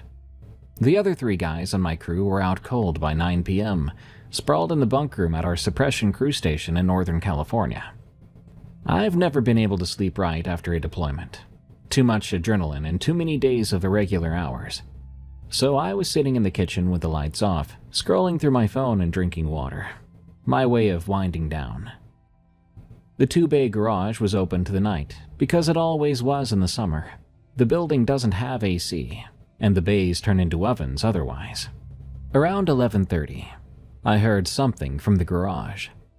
It sounded like a whisper. Specifically, it sounded like someone going, "Psst," like someone was trying to get my attention. I figured one of the guys had woke up and actually needed my attention on the down low, so I walked through the doorway into the first bay. Both engines were sitting there, gear hung on the racks, everything in their place. The garage door was open to the night, and I could see the gravel apron and the tree line beyond. Psst. It came from outside, just around the corner of the building, past where the floodlight reaches. I stepped out onto the apron. The air was still smoky from the fires to the north. I couldn't see anyone, "Hello?" I said, not too loud. But to be honest, I'm not sure why I was keeping my voice down out here. There was nothing at first, until, "Psst, over here." Now, it sounded like words, and yet it did not sound like speech. Imagine how a lyrebird mimics noises. It can sound like an almost perfect imitation, but you can tell that it doesn't come from the actual source. That's the best I can do to describe it. It was coming from the far corner of the building where the brush starts. I walked toward it, and everything I noticed was dead silent. I was about 15 feet from the corner when something moved in the brush ahead. Something big enough that the bushes parted and swayed like something heavy had just passed through. I stopped walking. I could hear it settling in there, branches creaking, and then it went still. "Psst, over here." The sound came from inside the brush, about 10 feet from me, low to the ground, but not low enough. Whatever was making that sound, it was right there, hidden, waiting, and wanting me to come closer. Never in my life has every hair on my body stood up all at once, but it did then. And every cell that made me up was screaming at me not to run, but to go back inside calmly, as calmly as I could.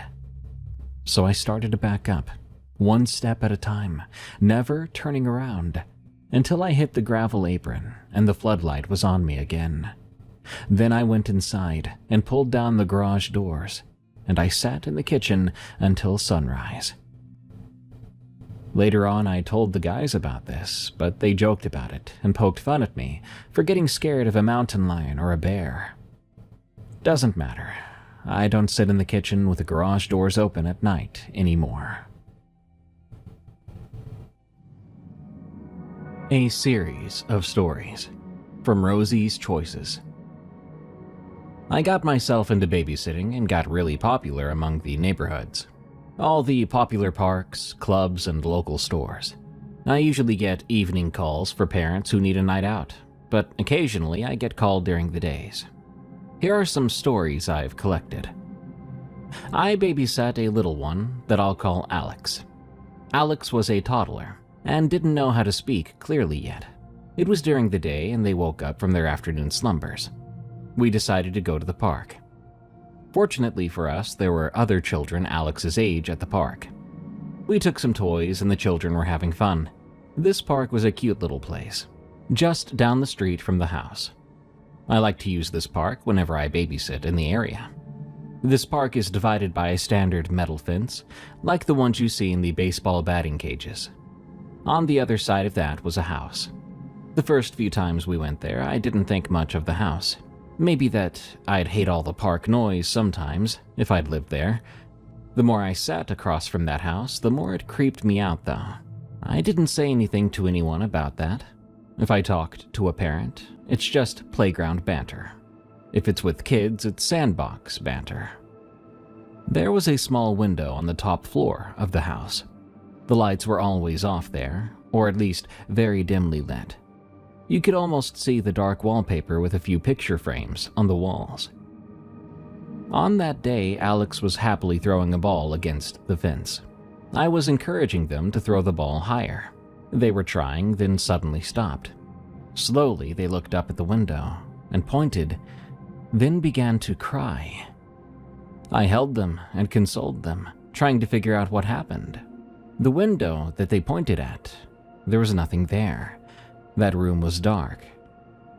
The crying started to worsen, so I carried them to the bench to go somewhere else, to get away from the house. Other parents also saw the sudden stop and pointing.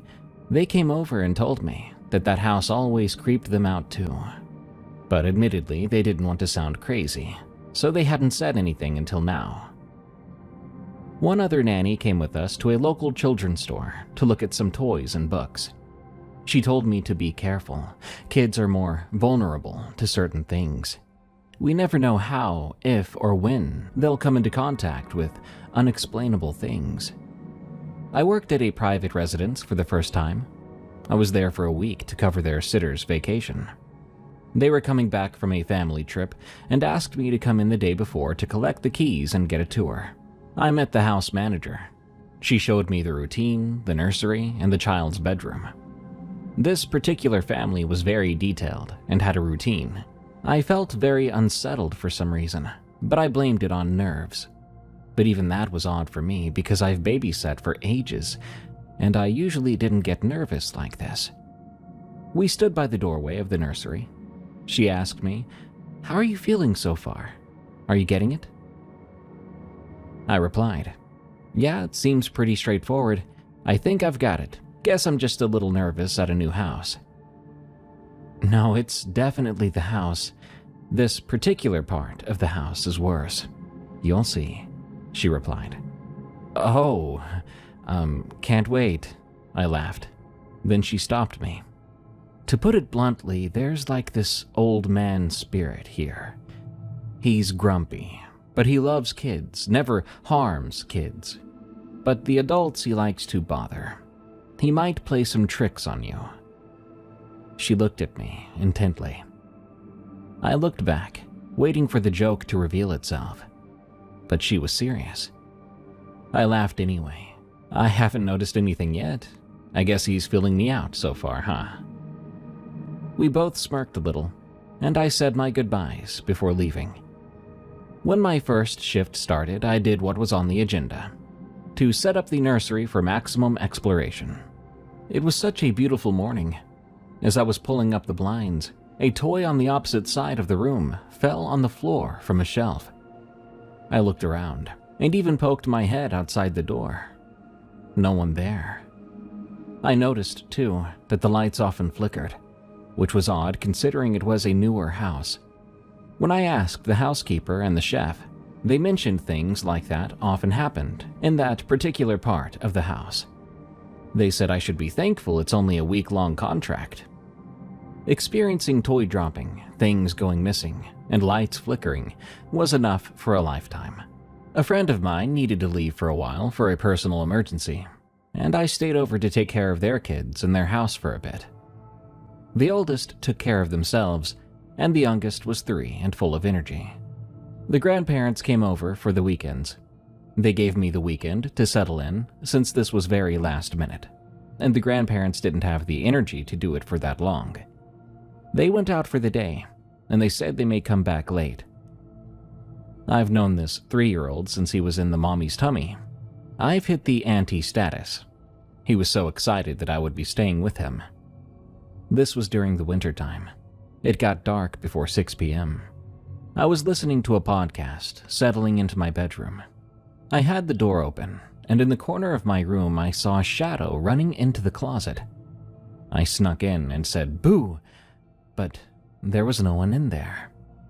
I walked out of the room and walked around the house. There wasn't anyone home. I haven't told my friends to this day, and I haven't taken any babysitting gigs for them at their house. When the walls of your work speak. From Anonymous. When it comes to wendigos, skinwalkers, and paranormal activity, I think they attach themselves to those who are more sensitive to that stuff. But I haven't had too many experiences with them. I work for a company in an office building downtown in a busy city. We have a small team of workers, so we get along pretty well. With how our office is set up, I ended up in an office with a walk-in storage closet, while most of the others had smaller closets. I let a few people use my closet as I didn't need all that space. I also have a open door policy as long as I'm not in a meeting, and I lock up all the important files. As a note, these names have been changed for anonymity. Kyle is the type of person who could easily make people laugh. A few years ago, he started to pull little pranks, and we pay it back to him. Nothing that would hurt someone, though. Even our boss gets into it. Kyle is one of the few who keeps some of his work items in my closet. During winters, when it gets dark early, I only turn on yellow light lamps, because office lights tend to give me a headache. One night while we were getting ready to leave, I had my back against the door, while some of my colleagues were putting stuff away in my closet. I heard this little giggle that sounded like Kyle. I turned around, saying, "Kyle, what are you up to in there? You better not be messing up my closet." I didn't hear anything, so I went in the closet and no one was there.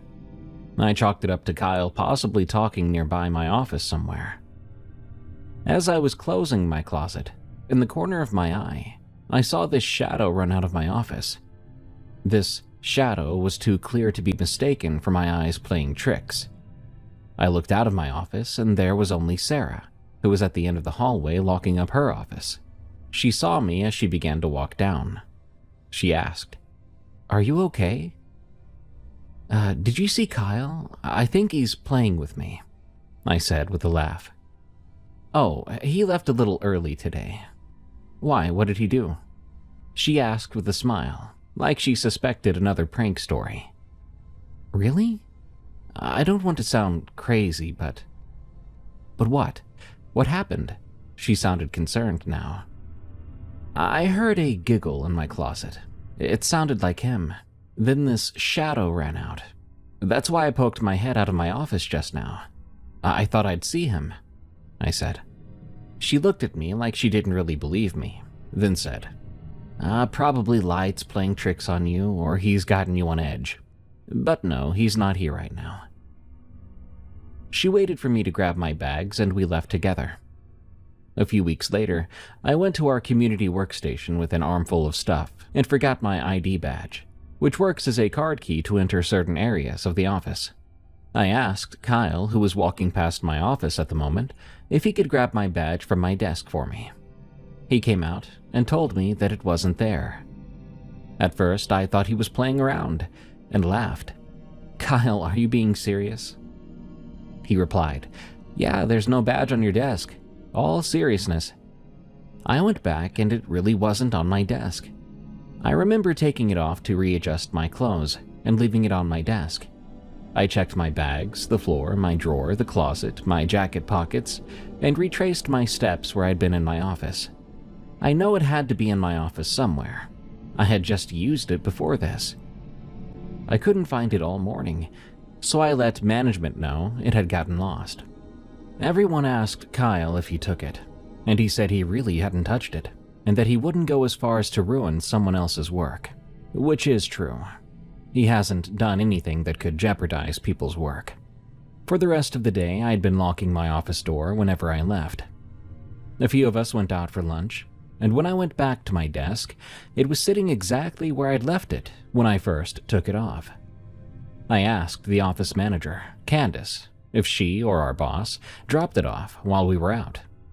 She said that no one had been in my office since we left, at least not to her knowledge, but she was in the bullpen since we left, and no one went in. Candace and our boss would be the only ones who would have the key to my office. I told Sarah and Kyle about where I found it. They seemed genuinely as dumbfounded as I was, because we were looking for it together. About a week after that, I noticed how things shifted around my office. Except it's not just my office. Others were experiencing it as well. I've been in this company and this office long enough to know all the normal sounds that it makes. It started with a pile of folders behind me. It slid as if something bumped into it when nothing had. Things would fall off the shelves in my closet when they never had before. A coworker I share a wall with, it once sounded like he threw something or punched the wall we shared. When I went to check in on him, his shelf had fallen, and a few things fell that made those sounds out of the blue. Sarah and Kyle also mentioned how some things are always slightly off. Kyle accused us jokingly that we moved his stapler under his desk as a joke, when we hadn't. Sarah mentioned she would find her lunch bag under her desk all the time, when she normally places it on the counter behind her. We thought it was just one-off experiences, or that we were pulling jokes on each other. But now we are experiencing things together still, like sometimes we hear tapping on our walls, as if someone is knocking on our door, or someone is moving stuff around us. We often get college interns or high school students as volunteers. It's not weird to get assigned interns every college semester. On my intern Fiona's first day, she was brought to my office around 9 a.m. After we got acquainted, I gave her a desk in my office, and we went on a tour. I noticed she was quiet, maybe shy in nature. I didn't think too much of it when she didn't say much, as I'm also an introvert. I can be a person of few words sometimes. I assigned her to read over our manual. I noticed she kept her jacket and her backpack on the whole time. I told her she was welcome to get comfortable. She could hang her jacket in my closet. It's relatively safe, I told her. She could use a locking drawer as her locker too, and she said she was fine. A while later, she told me that she was done with our manual.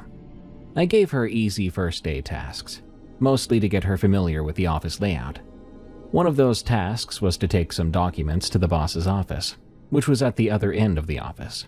After about 10 to 15 minutes, I didn't see her.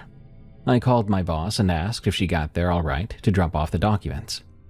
He said that he got them about 10 minutes ago. I texted and called her, but there wasn't a response. I decided to take a walk around the office, in case she'd gotten herself lost.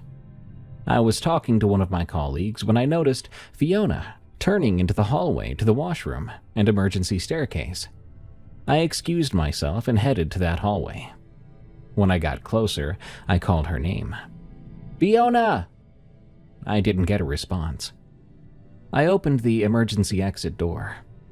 I didn't hear anyone on the staircase, but I still called out again. "Fiona!" Still no response. I was heading back to the hall to check the washroom when I saw her coming out of the washroom. "Hey, Fiona!" She didn't even flinch or turn. She just turned toward the corner away from my office.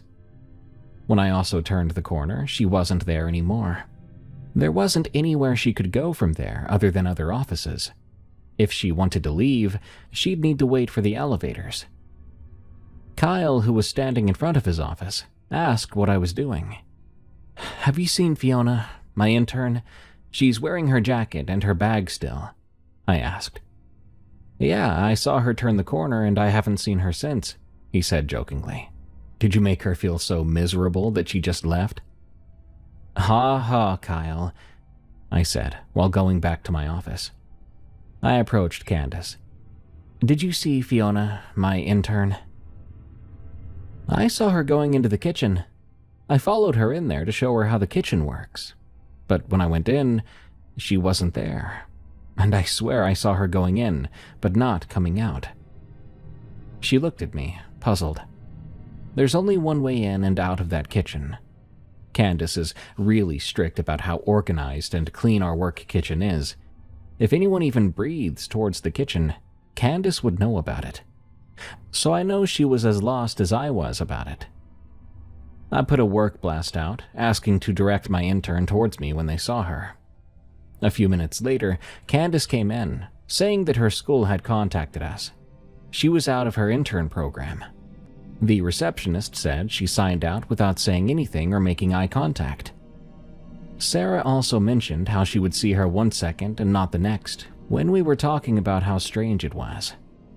Our office is a big rectangle with a small hallway with the washroom and emergency exit. A person would have to deliberately sneak around to be hidden like that. I understand that all these could have logical reasoning or seem fake, but these are just some weird experiences among many, or you just have to be there to experience it. I'm only sharing because I ran out of logical explanations. My DoorDash creep, from Whale Shell, 19X. I started doing DoorDash about 2 years ago to make some extra money on top of my usual job. I would usually dash in the evenings after work, about 3 or 4 nights a week, depending on how I feel. I know my area pretty well at this point, which restaurants are fast and which ones will have you waiting 20 minutes for a sealed bag. And I know which neighborhoods tip well. I'm not saying this to brag about it, but to tell you that when something feels off in my routine, I notice it pretty quick. I had just started picking up more shifts leading into the holidays. I got this order around 8:30 p.m. for a Thai place I pick up from regularly. Good restaurant, usually quick, The order itself was normal, about $40 worth of food. The delivery address was in a neighborhood I'd been to a handful of times, some older apartments. Not sketchy though, just quiet. When I pulled up, the building didn't have much great lighting out front. The instructions said to come to the third floor and hand it to them directly. I don't love hand-it-to-me orders at night, but it's part of the job. I grabbed the bag and went up. The hallway on the third floor was dim. None of the lights were broken or missing. They were just all super dim, and the place smelled like old carpet. I got to the door and began to knock. There was no response at all for about 30 seconds. So I knocked again. I could hear movement inside now, like someone shuffling, but still no one came to the door. I was about to just leave it and take a photo when the door opened maybe 4 inches. They didn't have a chain, I noticed. They just cracked it open barely enough to see a sliver of face. It was a man, seemed to be in his mid-40s. He didn't say a word. He stared at me through that little crack. "Hey, I've got your DoorDash order," I said, holding the bag back up. He didn't reach for it, but he did keep staring. At me, not the bag. After what felt like ages, but was probably 5 seconds, he opened the door a little wider and took the bag without a word. He didn't close the door right away either. I said, "Have a good night," and I turned around and began to walk back down the hallway. But even then, I could still feel that he was standing there. I didn't want to look back. I got in my car and left. I rated the delivery as weird in my head and moved on. That's the thing about this job. You meet all kinds of people, and most of the awkward ones are just socially off. It doesn't always mean more than that. About a week later, I was doing a delivery in a completely different part of town. I had just dropped off an order at a house and was walking back to my car when I noticed a dark sedan parked across the street with its headlights off. Someone was sitting in the driver's seat though. I could tell. I wouldn't have thought twice about it, except that when I pulled away, the sedan pulled out behind me. Coincidence, I hoped. It followed me though for about 6 turns before I told myself I was being paranoid again, and it turned off. But this happened again about 3 days later. It was a different neighborhood, the same dark sedan though. I was picking up from a burger place, and when I came out with the order, I saw it parked in the lot. I couldn't see the driver clearly, but someone was in there.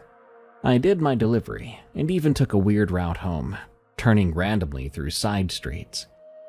I didn't see the car again that night, but something in my gut wouldn't let me relax. Over the next 2 weeks, I saw that sedan at least 5 more times, always during my dashes, always parked somewhere nearby, but never directly behind me for long. It was like whoever it was knew my general area, but not my exact route. So I started changing things up, like when and where I dashed. I'd skip nights or drive to a zone 20 minutes away. For a few days, I didn't see it, and thought maybe I'd been overthinking it. But then I came home one night after a shift, and my apartment door was unlocked. But I know I locked it before I left. I always lock it. I live alone, and locking the door is just automatic to me. I stood in the doorway for a minute and listened. Nothing. I walked through every room slowly, checking the closets, checking behind the shower curtain, but there was no one there. However, things were slightly off. A drawer in my kitchen was open about an inch. One of my couch cushions was shifted too, and my bedroom window, which I never opened, was now unlocked. Sure, none of it was dramatic enough to call the police over. Nothing was missing or broken, but I knew someone had been in my apartment. I decided to install a cheap camera inside my apartment the next day. I pointed it at the front door. I also began writing down every time I saw the sedan, the date, the time, the location, and anything else I could note. I told my friend Maddie about everything. He said I should go to the police anyway, but still I felt like I'd be wasting their time, like I didn't have enough evidence. At this point, it was just a car I kept seeing, and an unlocked door one time. They would think I was losing it. 2 days after the camera went up, I checked the footage after a shift. There it was. About 2 hours into my dash, someone opened my front door, walked in, and stood in my living room for about a minute before walking back out. The camera quality wasn't that great, but it was clearly a man, average build, wearing a hoodie and a ball cap. He didn't take anything. He seemed to just stand there and look around for a moment. It was like he was checking if I was home, and he looked comfortable doing it.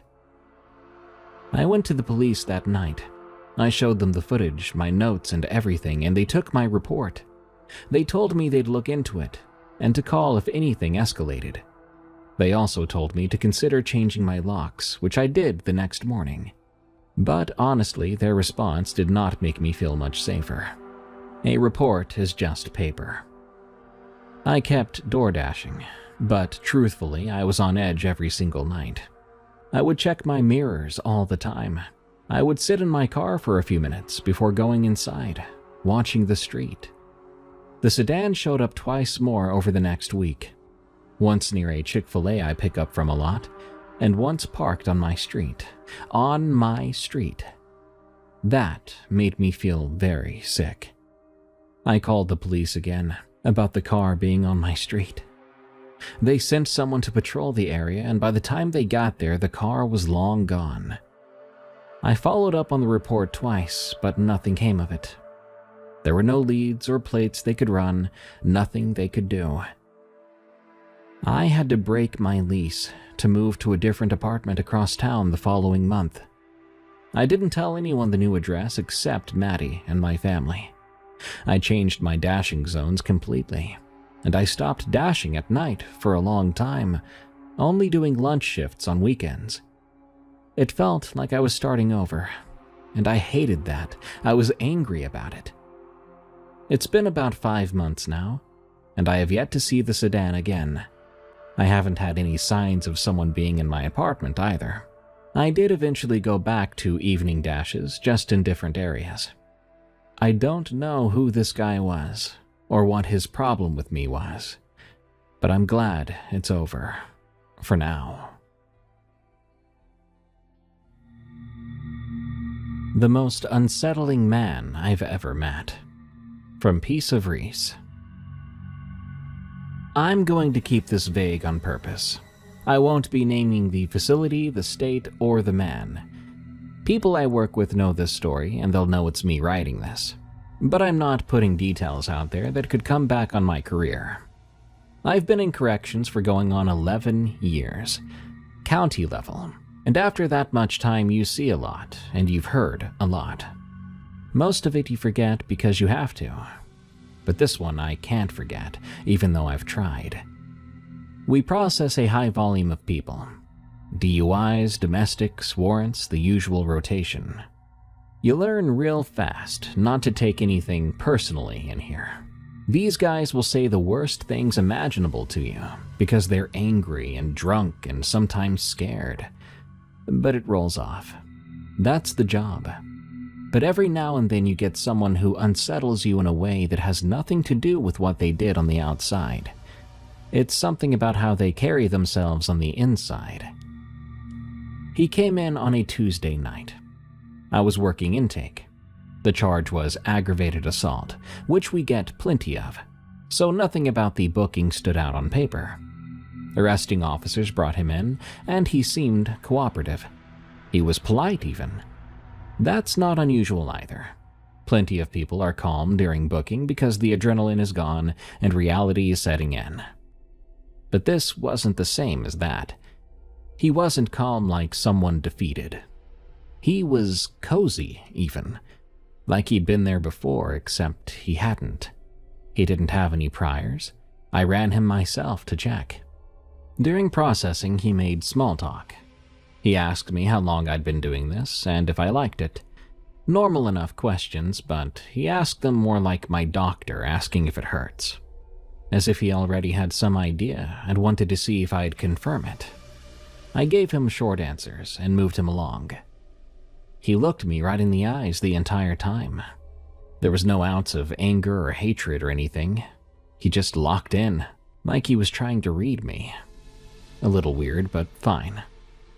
When I walked him to his holding cell, he said to me, "You're gonna have a rough time tonight. Not because of me.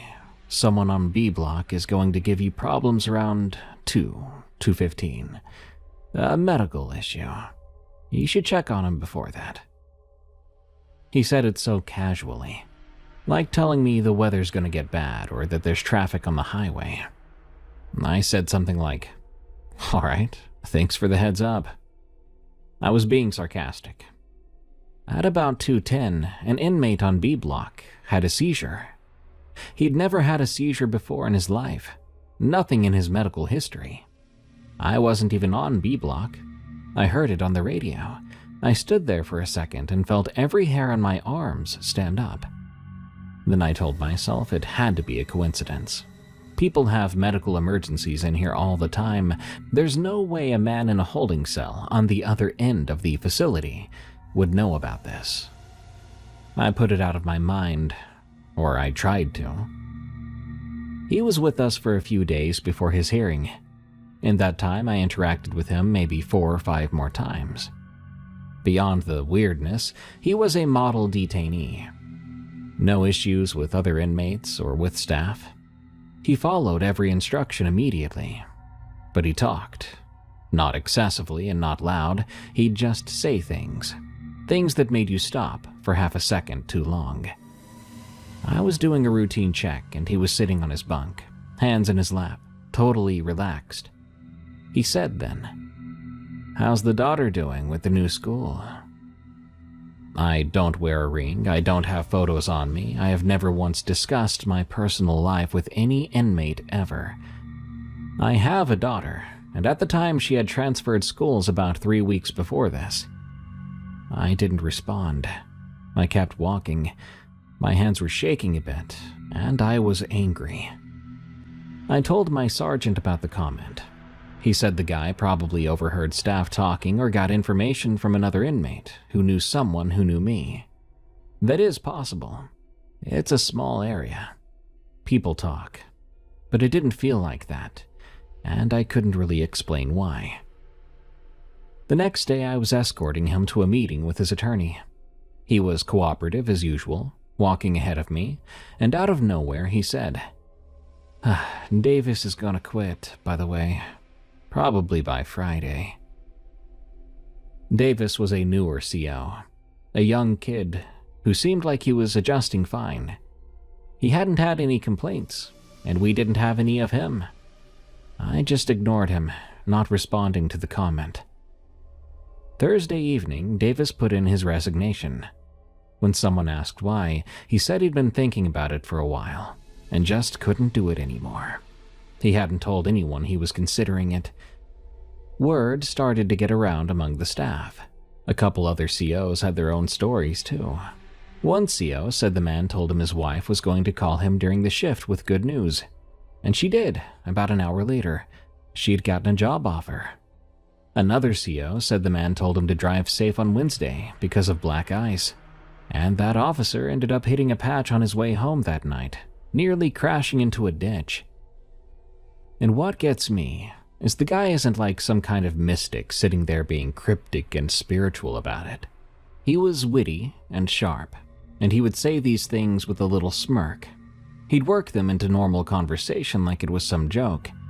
If you didn't know any better, you'd think he was just a clever guy making lucky guesses. But the accuracy was too consistent, and the details were often too specific. One evening I was doing final count and I stopped at his cell. He was lying on his bunk, staring at the ceiling. Without looking at me, he said, "You're a good man. That's going to make the next few years harder for you than it has to be." I stood there for a while. I so badly wanted to ask what he meant. But I didn't. I then kept on walking. He made bail 2 days later. He walked out as cooperative as he was when he went in, and he was still just as polite. He thanked the processing officer, collected his belongings, and he was gone. I looked up his case a few times after that. The assault charge got pled down. He got probation. He never did come back through our facility. As far as the system is concerned, he's just another name in the database. Eventually, I would tell this story to my wife. She's a nurse and has always been very practical. She said some people are just extremely perceptive and can read micro-expressions, body language, and patterns. A cold reading, she called it. That thing fake psychics would do on TV to impress people. And I get that. And I've thought about that explanation a lot. I mean, it could cover half of it, but it doesn't cover knowing about a seizure on a different block an hour before it happened. And it doesn't cover knowing a CO's wife got a job offer that the CO himself hadn't even known about yet. I've been doing this long enough that I don't spook easily. You can't. This job will eat you alive if you let every strange moment get to you. But I have never encountered anyone like that before or since. It wasn't that he knew things he shouldn't know. That alone I could maybe rationalize. But this man enjoyed it. It was amusing to him. Amusing like small talk. A way to pass the time, telling us these things and watching how we might react. And I still haven't forgotten about the being a good man will make things harder thing he said. Has he been right so far? Well, I'm not going to get into that, because I don't even know yet. You might find this man amazing, but I personally never want to see him again. The Pullover, from Ananya. I work about 40 minutes outside the town I live in. Most of my drive is a 2-lane rural highway. For long stretches at a time, there might be no streetlights at all. I pass a few farms, a gas station that closes at 9, and that's about it. I've probably driven through here over 100, maybe even 1,000 times by now. It was around 10:30 p.m. I'd stayed late to finish something up. There was almost nobody on the road at the time, which is normal for that time. About halfway through the drive, though, I noticed headlights behind me. They'd come up pretty fast and were now sitting close to me. They weren't tailgating me yet, but they were closer than you'd expect on an empty road when they could easily just pass. Then the lights started to flash, red and blue, mounted behind the grille. I thought, great, maybe I was going a little fast and didn't notice. I slowed down and pulled onto the shoulder. The car pulled in behind me. I turned on my interior light, and I put the window down, grabbing my license. I sat there waiting. The car just sat there too, the lights still flashing but nobody getting out. After maybe a minute, I started to watch my mirrors more carefully. The car wasn't a cruiser. There was no light bar on top and no markings I could see. It looked like a regular dark SUV with those grille-mounted lights you can buy online. That was the first thing I thought was wrong. Then a figure stepped out. A figure with no uniform, just dark clothes. They had a flashlight and they were shining it low, walking slow. Not the way an officer approaches a vehicle. There was no radio chatter and no spotlight. Just a person walking toward me with his flashlight. My stomach dropped. I looked at the road ahead of me, and then I saw them. There was someone standing on the right side of the road about 50 yards ahead of where I'd pulled over. Just standing there on the edge of the tree line. I could barely make them out, because they appeared to be trying to hide, but the silhouette was clear enough in my headlights. I made a quick decision then. I put my window up, put the car back in drive, and pulled off the shoulder. I heard the person behind me shout something, but I was going. I did not look back at them, but as I passed where the man was hiding in the woods, something hit my car. I think he threw something at me. I floored it and didn't ease off the gas until I was back in town. I called the police when I got home, and they verified that that was not one of theirs. They sent someone out, but didn't find anyone or any vehicle on that stretch. They told me I did the right thing by leaving. and that if someone pulls me over and it doesn't feel right, I'm within my rights to drive to a well-lit public area.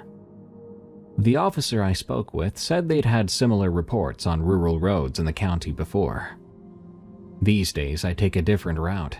It's a little longer, but I don't care. I'm not about to be ambushed by some freaks on the road again. I'm a daycare worker. There's something wrong with one of the kids. From JCL. As a daycare worker, you love your kids, especially the longer you're around them. But there's something that happened over the course of a few months that I still can't make sense of. We had this little girl in our program named Nora. She was 3 when she started. She was a very sweet kid, very imaginative. She talked a mile a minute, and her mom was great.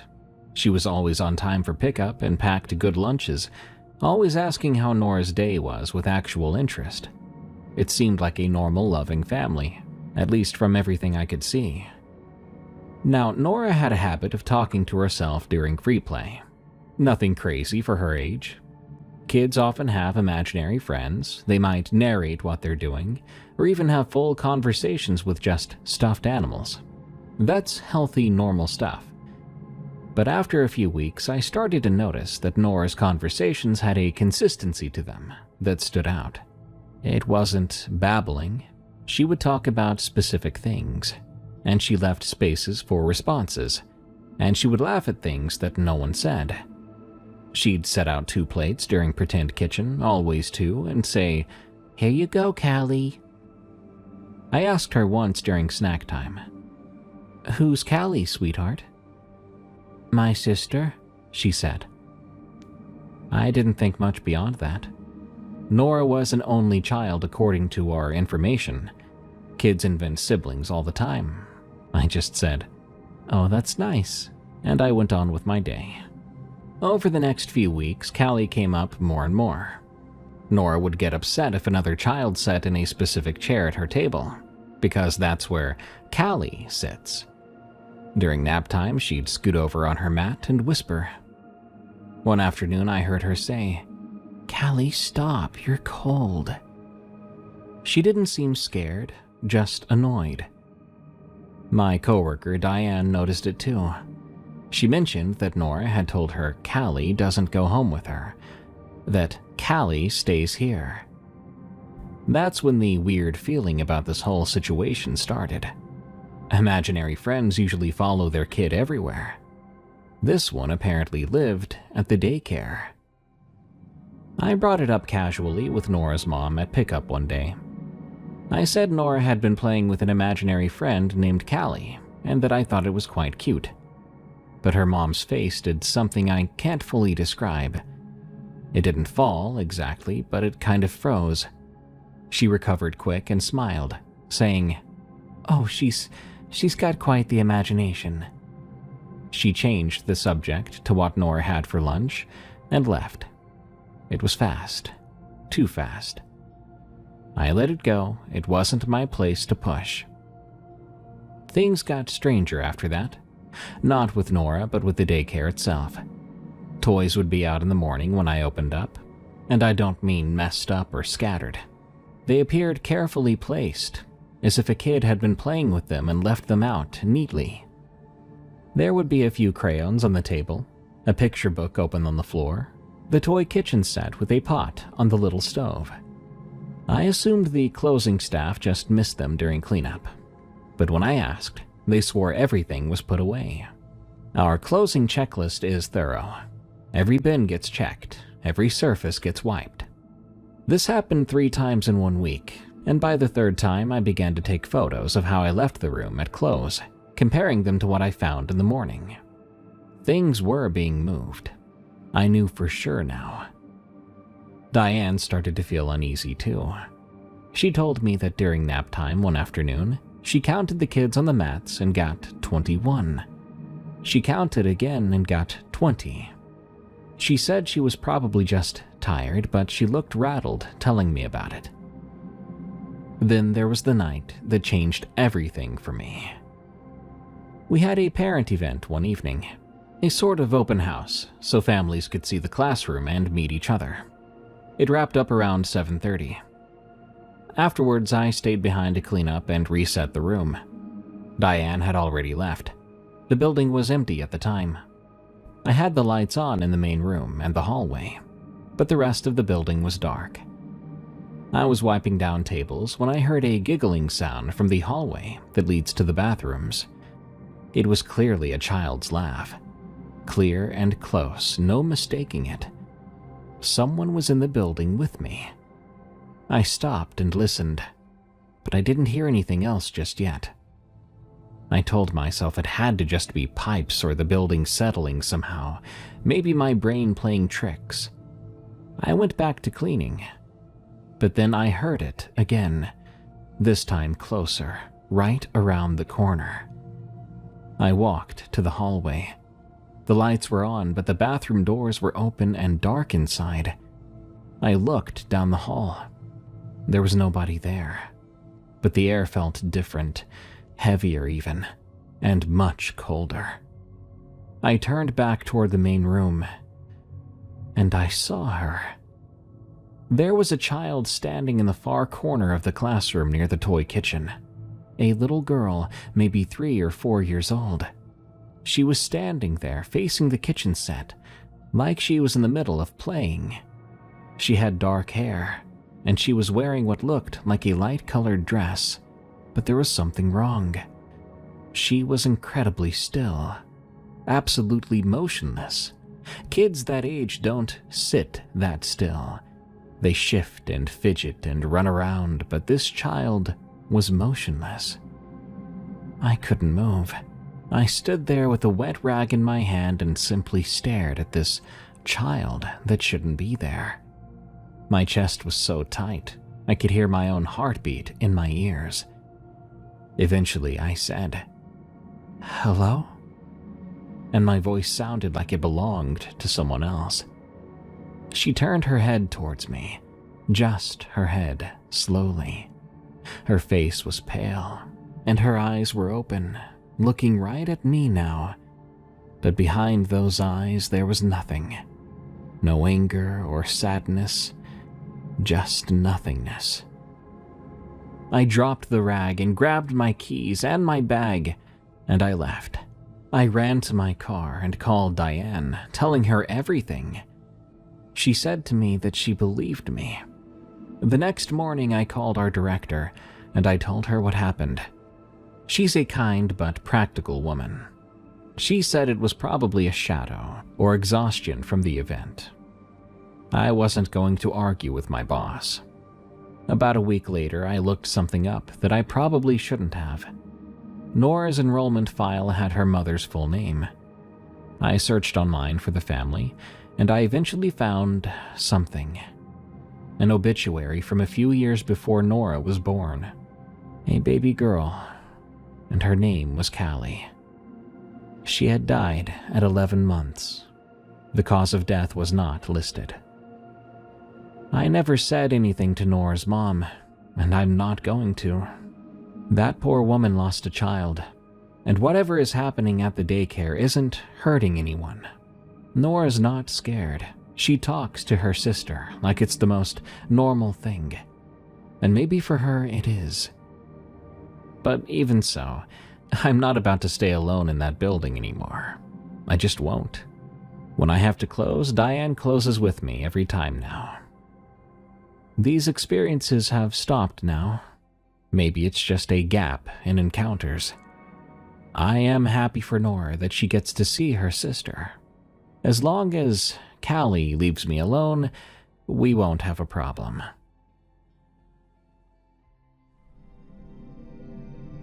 Something lives under the town. From Anonymous. I want to be clear here. In this story, I'm not talking about rats. And I'm not talking about raccoons or possums that wander into storm drains. Those are easy to differentiate, be it in person or on camera, when we send inspection units down the line. Basically, we know how animals move in tunnels. But what I've been encountering over the past 2 years as a sewer maintenance worker is no animal. The first time was during a routine inspection of an older section of the system on the east side. These are the bigger tunnels, some of them built in the 50s and tall enough to walk through if you hunch. I was in there with my partner, checking for root intrusion. We had headlamps and a handheld spotlight. About 300 feet in, my partner stopped and said, "You hear that?" I listened for a second. There was a sound ahead of us that I can only describe as breathing. We stood there for about 10 more seconds, but then the breathing stopped. Ray made a joke about the city having its own Ninja Turtles situation, and we kept going. We didn't find anything unusual in the tunnel that day. But when we got back to the truck, I noticed Ray locked his doors, and that man never locks his door. A few months after that, we sent a camera down a line that had been backing up in a residential neighborhood. This was a standard CCTV inspection. I was watching the feed from the van. The camera rolled through about 600 feet of normal pipe, but then the image jerked. There was no static or interference or anything, but the camera physically moved, like something had bumped into it. The cable went taut for a second and then released. When the image stabilized, there were marks on the wall of the pipe that had not been there before in previous inspections. Long vertical scrapes in the buildup, 4 of them to be precise, like fingers dragged through. I noted this in the report as possible tool marks from prior maintenance, but I knew that it wasn't. Over the following year, I started keeping a personal log, sounds in sections of the system where there's no access point for animals to enter. A smell I'd catch occasionally that wasn't sewage. It was sour, almost acidic, and it would come and go in pockets like something had just passed through. Twice I found what I could only call nesting. Piles of debris pushed together in dry sections of larger tunnels. Rags and plastics and leaves, all mounded in a deliberate way. These were not washed together by flow. They had been arranged. The one that made me a believer happened about 6 months back. I was alone in a maintenance access chamber, doing a valve check. It's a concrete room, about 8 by 8 feet, with 2 tunnels feeding into it. I was wearing my headlamp, and I was crouched over the valve when I heard movement in the tunnel to my left. Slow and cautious sounding movement. Reminded me of someone sneaking around in shallow water. I quickly pointed my light into the tunnel. About 20 feet in, just at the edge of where the beam started to fade, I saw something pull back around the curve of the pipe. It was pale, and it moved on 2 legs. It was fast, but not panicked. It retreated, almost looking afraid. There was no sound after that. Whatever it was, it moved in near silence. Well, when it wanted to. I reported this as a possible trespasser. The city sent someone to check the access points in the area, but all were locked and all were secure. They found no sign of a forced entry or anyone living down there in the usual sense, like camps or trash or clothing. But they did point out the nesting piles I'd found before, but the inspector shrugged them off, blaming it on debris accumulation. My partner won't talk about it with me anymore. Says that if he wants to keep doing this job normally, that he doesn't want to think about it. But just last month, he requested a transfer to water treatment, and I know exactly why. He wants to get out of the sewers. No idea what's really down there, and I don't know if it's one thing or more than one. But it's bipedal, it's fast, and it's smart enough to avoid cameras and retreat from light. Scariest of all is that it's quiet and very good at hiding. Tonight's first story, the firefighter one, was pretty creepy. Short, but my favorite this episode. Reminds me of some short horror film I found back in the day, of this thing mimicking a baby's cry before eating some woman. Good stuff. Good night. Thank you so much for tuning in to Tales from the Break Room. I've been your host, Darkness Prevails. Make sure to follow and rate Tales from the Break Room on Spotify, Apple Podcasts, YouTube at the Darkness Prevails channel, and all your favorite podcast apps to help us grow. Thank you. And if you have a scary work-related story, send it to me at eeriecast.com/submit. Till next time, everyone, I'll be clocking out, because if I get back home late again, my wife will destroy me, and my toddlers will nibble at my remains. So I'll be clocking out for now. But I'll be back again real soon.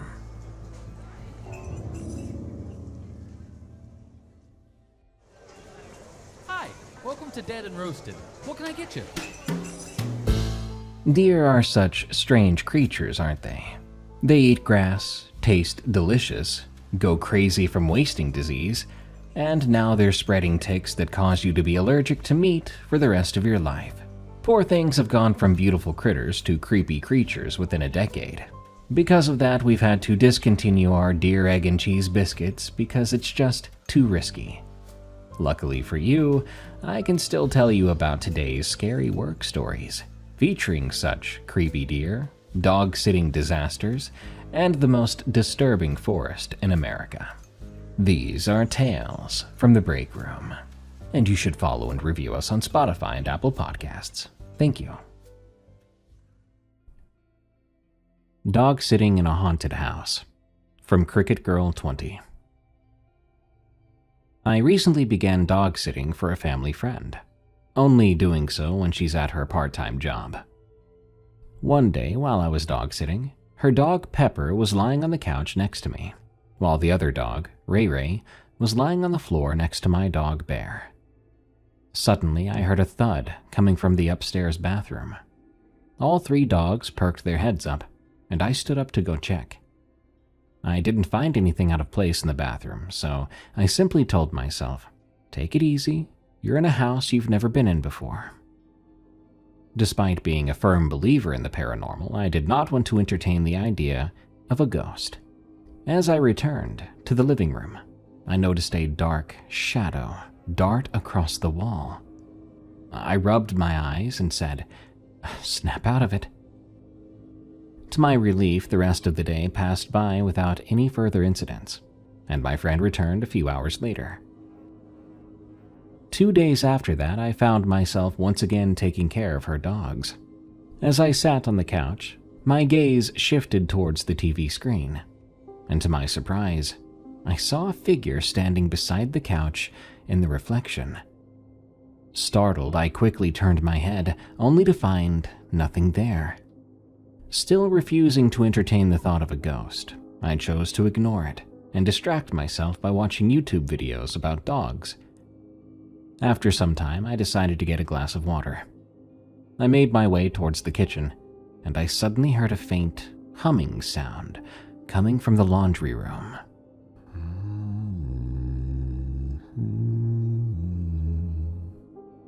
Now I was frustrated.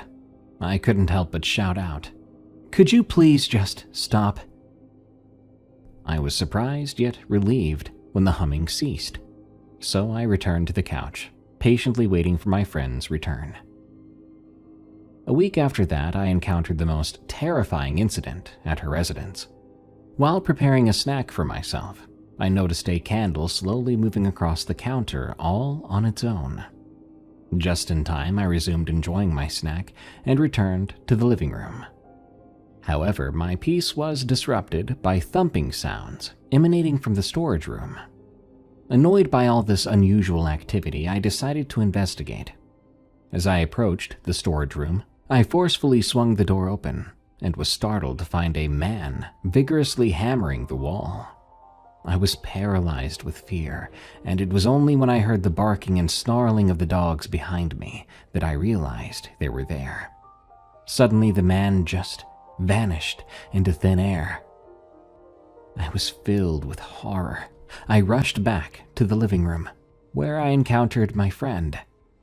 Curious about my distress, she inquired, "What happened?" I proceeded to recount the strange experiences I'd been having in her house. With a sigh, she admitted to me, "I'm so sorry.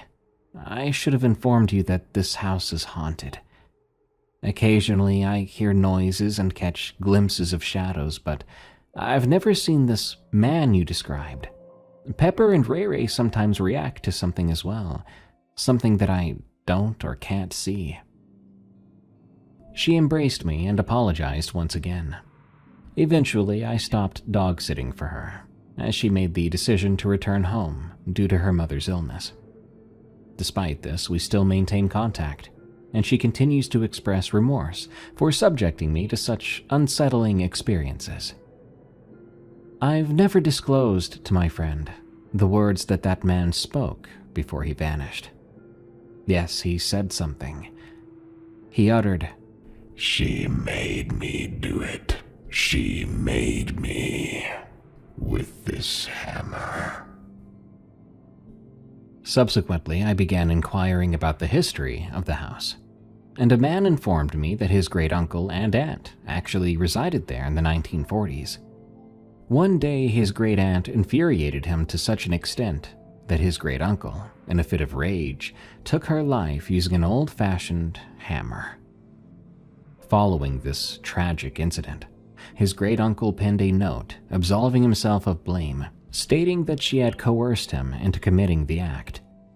He then consumed poison to bring about his own demise. Therefore, the man I witnessed must have been the great-uncle. I immediately contacted my friend and told her what I found out.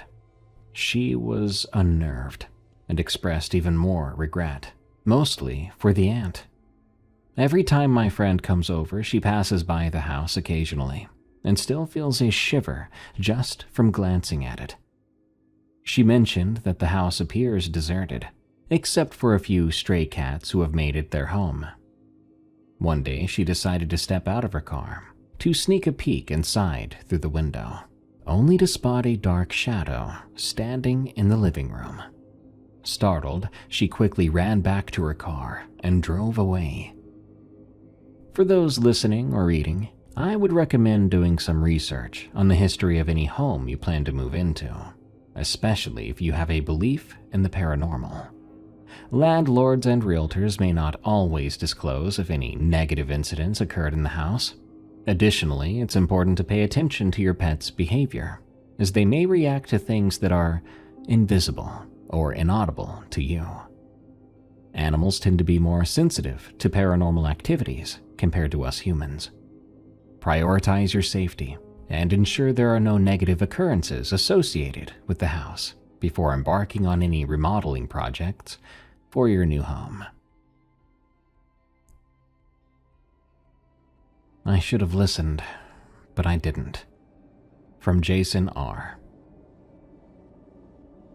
I should have listened, not just to my wife or the law, but to myself. I knew better than to tempt fate, but I went someplace I shouldn't have. I'd almost promised myself that my days as an amateur cryptid hunter had come to an end, but then an opportunity presented itself that I simply could not pass up. I should have, but stupidly, I did not. I want to start by saying I'm going to limit the number of details and specific information I provide because I did break the law. Anyone that does a little bit of research or is remotely into strange happenings and the unexplained will probably know where I went. But no one wants to dig up details when all they are looking for is a spooky story. So I'll share some of the basic details before I tell you how it all went horrifically wrong. Ever since I retired in 2022, I've sought out a new career, one that would allow me to pursue my passion for strange events and bizarre creatures that lurk in the dark. After some recent events, I have given up on this line of work and have tossed the drafts of my book. In the northeast of the US, there is a ghost town that lies hidden in the shadows of cold mountains and damp apple orchards. But it wasn't always this way. Once it was vibrant and full of people. However, that time has long since passed. Now it's a crumbling ruin, one that's been almost completely erased from history. It wasn't a downturn in the economy or the installation of a new highway that steered people away from living here. I discovered a laundry list's worth of reasons why people cleared out. ranging from the wild and bizarre, like spirits or monsters and curses, to the more mundane, like lead poisoning. Now, when I say crumbling, what I mean is that all that's left is a few buried foundations and the holes of where wells had once been. The place was settled only a couple decades before the American Revolutionary War kicked off. At first, the town was owned by one man, who never seemed to actually live there. Before long, however, another brave soul decided to actually put down roots in the region. He, in turn, invited his relatives to come join him. And that's when everything started to go wrong. You see, the trio of brothers had been involved in a treacherous plot back across the pond, one which cursed their family for all time. This curse was simple enough. Their family would never know any peace. They and their descendants would spend their lives in terror before meeting untimely deaths. Even before they left for the New World, tragedy struck time and time again. A little thing like a trip across the Atlantic couldn't save them, could it? Some say that the brothers were not cursed at all, but rather, they moved onto land that was stained with some unknown and supernatural evil. I visited Virginia in search of this idiotic-sounding bunny man cryptid. What I found instead of a psychic rabbit was a town that was just wrong. It was like the area was covered in a bloody stain that could not be removed. I think that the place I'm telling you about now is similar to that, but worse.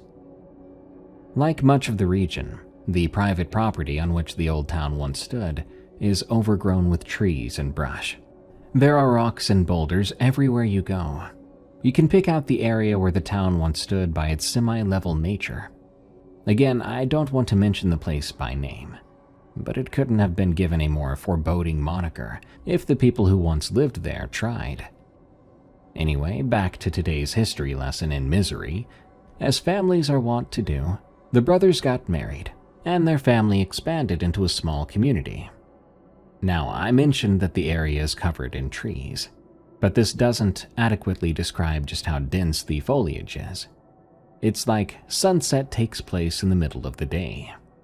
I found it surprising that several families would join those who helped settle the region, but they did, and more people moved deep into the hills of this cold land.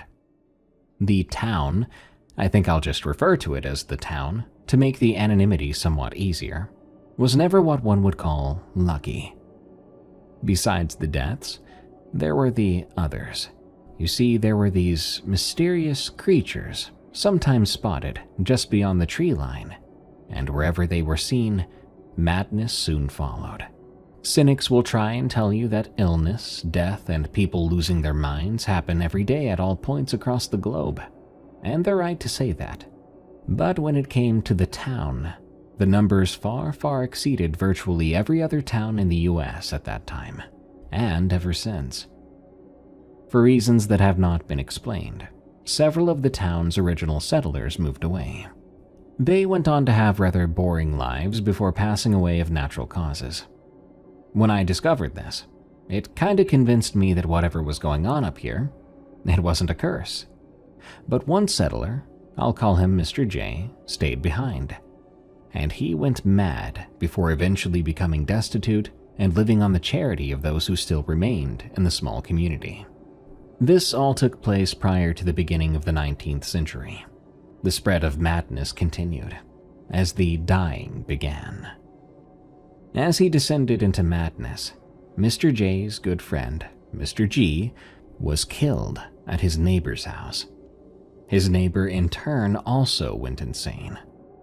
But before he lost his mind and succumbed to madness's embrace, the neighbor began speaking of strange creatures that he allegedly saw lurking out in the dense forest. He said, at night, these mysterious beings would emerge from the undergrowth and stalk the surrounding woodland. But more on them later. For now, I'd like to provide you with a summary of some of the other events that took place within the space of about 18 years. One family was totally wiped out during a Native American raid. Plagues swept through the area, killing off large portions of the population. One woman was struck dead by a lightning bolt, of all things, on her own front porch, and other horrific events took place with a deadly frequency that no other town could match. While all this hell was taking place, more and more people began to lose their minds. Only as time progressed, things took an ominous turn. When their minds finally broke, they began wandering off into the woods. One strange event is nothing, just an anomaly, right? Twice is a little stranger. But as time went on, more and more people disappeared into the forest, never to be seen again. The surviving members of the town simply could not handle all the bizarre happenings that were devouring their community. So they began to leave. I always try to be fair whenever I research any location, and the town is built in a rocky, wet notch of land where it's hard to grow enough food to support a large population. I'm fairly certain this had a large part to play in the village's abandonment. Now that the town only had a handful of residents, it seemed as if whatever was consuming the area fixated on those who still remained, with an ever-growing hunger. Despite everything, one person, Mr. B, chose to remain with his family. It was a decision that would haunt him for the rest of his days, which turned out to be few. Not long after he made the decision they would stay, his wife died. And shortly after she was laid to rest, his children wandered out into those cursed woods. They too were never seen again. But the darkness was not through with Mr. B. Oh no, his house caught fire and burned to the ground. It was likely too much for him to bear. Maybe he just wanted to be with his kids and family again. Maybe the entities in the forest had finally gotten around to him. Whatever it was, Mr. B joined so many others, vanishing without a trace into the dark groves clustered around the town. At the start of the 20th century, the town had been officially deserted. The houses there began to rot and sink into the ground. The forests had finally succeeded in taking back what belonged to them. A Mr. C and his wife were a well-to-do couple who fell in love with the area and decided to build a home there. The first signs of trouble appeared when they tried to get builders to come in and build their dream home. All of the men he reached out to flat out refused. If only Mr. C had listened to the voices that were surely all but shouting in his head at this strange behavior, things could have been different. Sadly, he didn't listen. He was an intelligent man, sure, a surgeon in fact, so he likely would have deduced that something was off. But rather than be dissuaded, he bought about 1,000 acres of land and began building his dream home by himself. In the end, as the cliché goes, it would transform from a dream into a nightmare. As I mentioned earlier, the couple planned on using the home as a getaway, a place where they could spend free weekends or a summer. Well, during one summer, Mr. C got called back to the big city for an emergency operation. Bidding his wife goodbye with promises he'd be back as soon as he could, he headed off to work. A day and a half passed. It had only been 36 hours. When he returned to the outer fringes of the forest, things felt immediately off. The night birds and owls, who'd once provided their little getaway with a cozy charm, now seemed to be threatening to claim his very soul. Everything screamed at him to get out. He ignored the feeling and went to check on his wife. Why hadn't she met him at the train station or even on the road? If the legends are to be believed, the answer was simple. They had come for her. Just like many others, whatever calls those woods home found her, alone and unprotected, in her home. Like so many others, they drove her mad. Mr. C found his wife curled into a ball near their bed, laughing crazily. Again, this is coming from other sources, so take it with a grain of salt. But apparently, she'd been laughing so hard that her face had been stretched into an unnatural rictus grin. Terrified, Mr. C fled in search of help. He returned a short time later with emergency personnel. They retrieved his wife and brought her to the nearest hospital. Between her fits of deranged laughter, she told them that strange creatures had come out of the forest and attacked her. And just like many other townsfolk before her, whatever was in those woods drove her mad. Not too long later, she took her own life. The good doctor would go on to remarry. He, his new wife, friends, and local landowners formed a society to both protect the land and to ensure it would never be developed. Since then, tales of strange lights in the woods, apparitions that reach out to touch, shove, and attack unwary travelers, and, as always, unnatural beings wandering through the woods, became rampant. And wherever these stories pop up, the madness soon follows.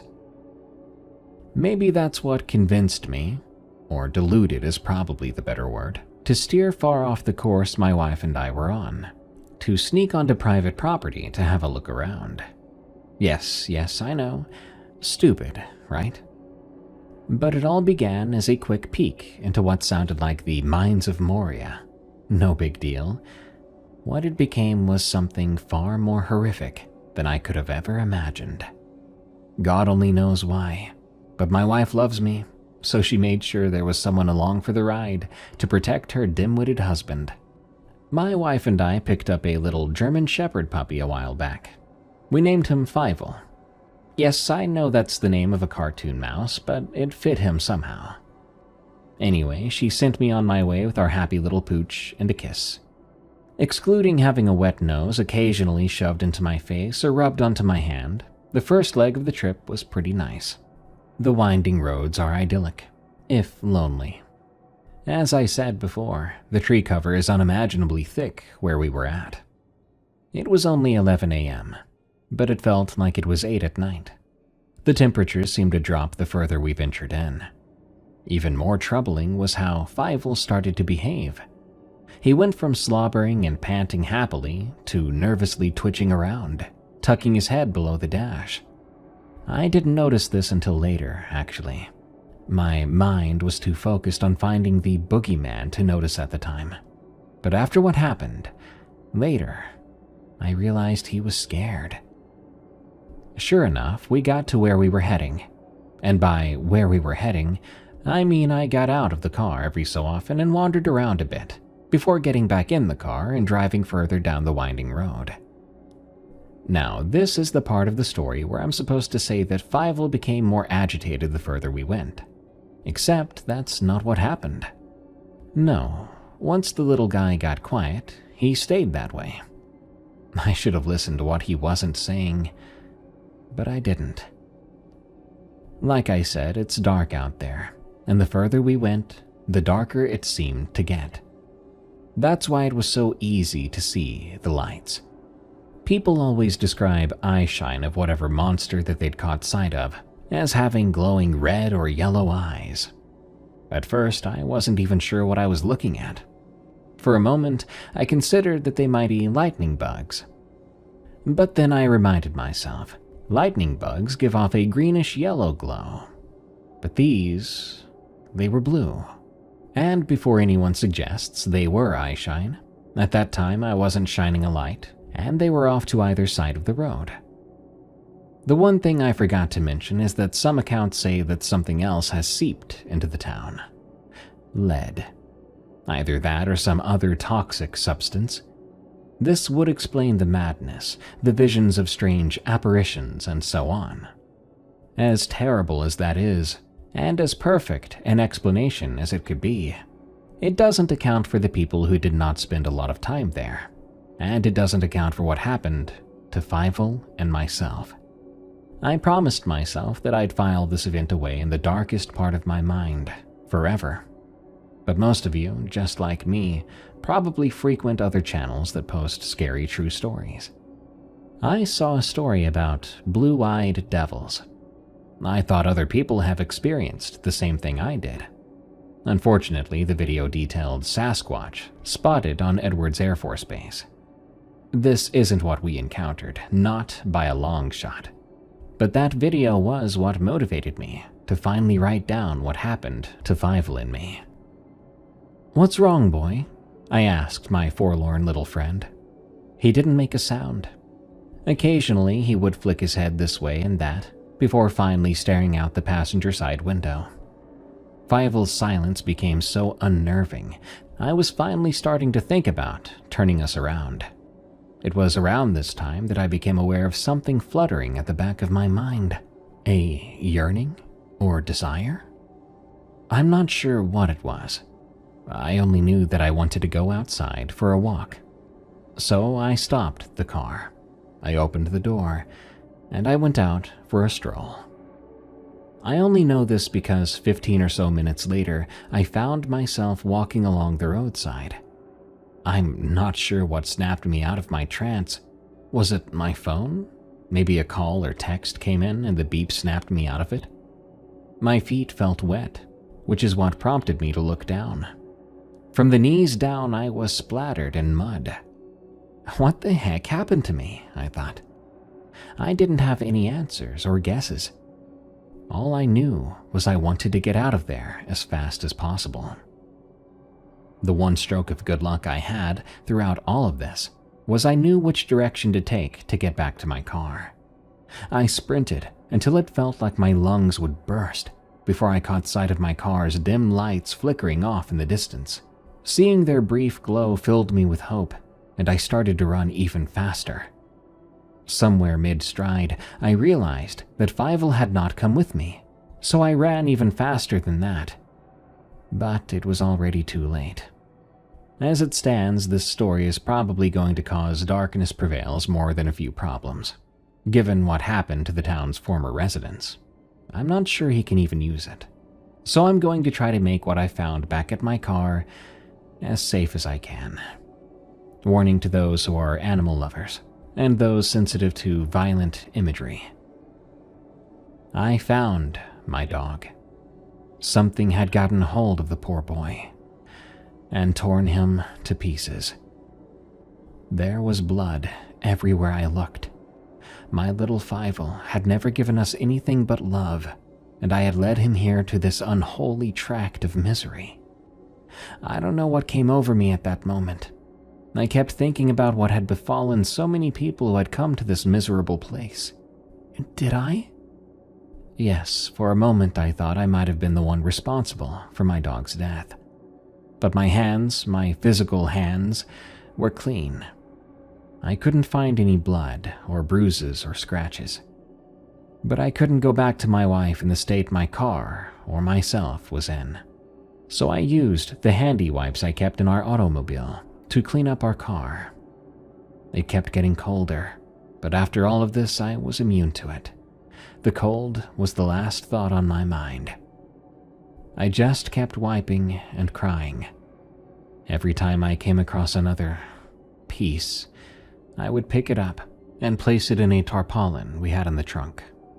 I searched for a good long while. I think I found most of him. I wanted so badly to bury his little body, but the cursed ground out in that vile place seemed to be made of nothing but cold stone. I sought out and found a depression in the ground and placed his gentle form inside before covering it with rocks. It took me about an hour or so. By the time I was finished, it was night. I started to cry again, but I knew I had already spent far, far too much time in this god-forsaken pit. I got ready to turn the car on when I looked up, and there they were, blue eyes staring back at me. Not 1, 2, or even 10. When I was done counting, I found 14 pairs of little blue lights. I slammed the car into reverse and spun around as fast as the little hybrid could manage. Modern cars are far quieter than their older ancestors. I could swear I heard laughter and screams over the gentle hum of my engine. Once I cleared the woodline, my phone actually did ring.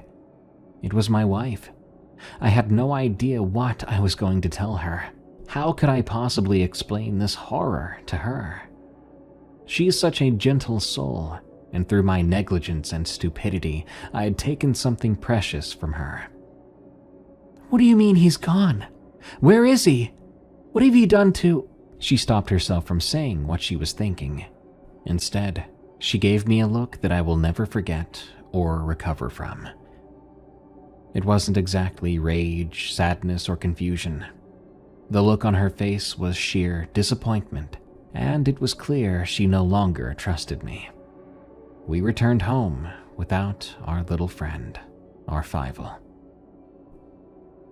Things are different now. The warmth is gone. It's almost like the coldness I discovered up north followed us and took up residence in our home, and it's all my fault. Every so often I'll catch her looking at me out of the corner of my eye. I've taken to sleeping on the couch more and more often. The closeness we once held for each other is no longer there. But that's not the worst of it. I catch myself thinking about going back. Not because I want to visit the shabby grave, the one I made for Fievel, but because I want to walk in those woods again. For those of you who know the place I am discussing and are considering scheduling a trip of your own there, don't do it. Stay home. If you must go to some mysterious site, pick the Northwest or Skinwalker Ranch or any place but where I was foolish enough to go. When I first set out, I thought this was my job, a new, exciting journey I was undertaking that could lead me to a career as a paranormal investigator or an author. I know better now. This wasn't some job or hobby I was undertaking. It was a fool's journey that led to the death of my best little friend. Even if my wife one day forgives me, I will never forgive myself.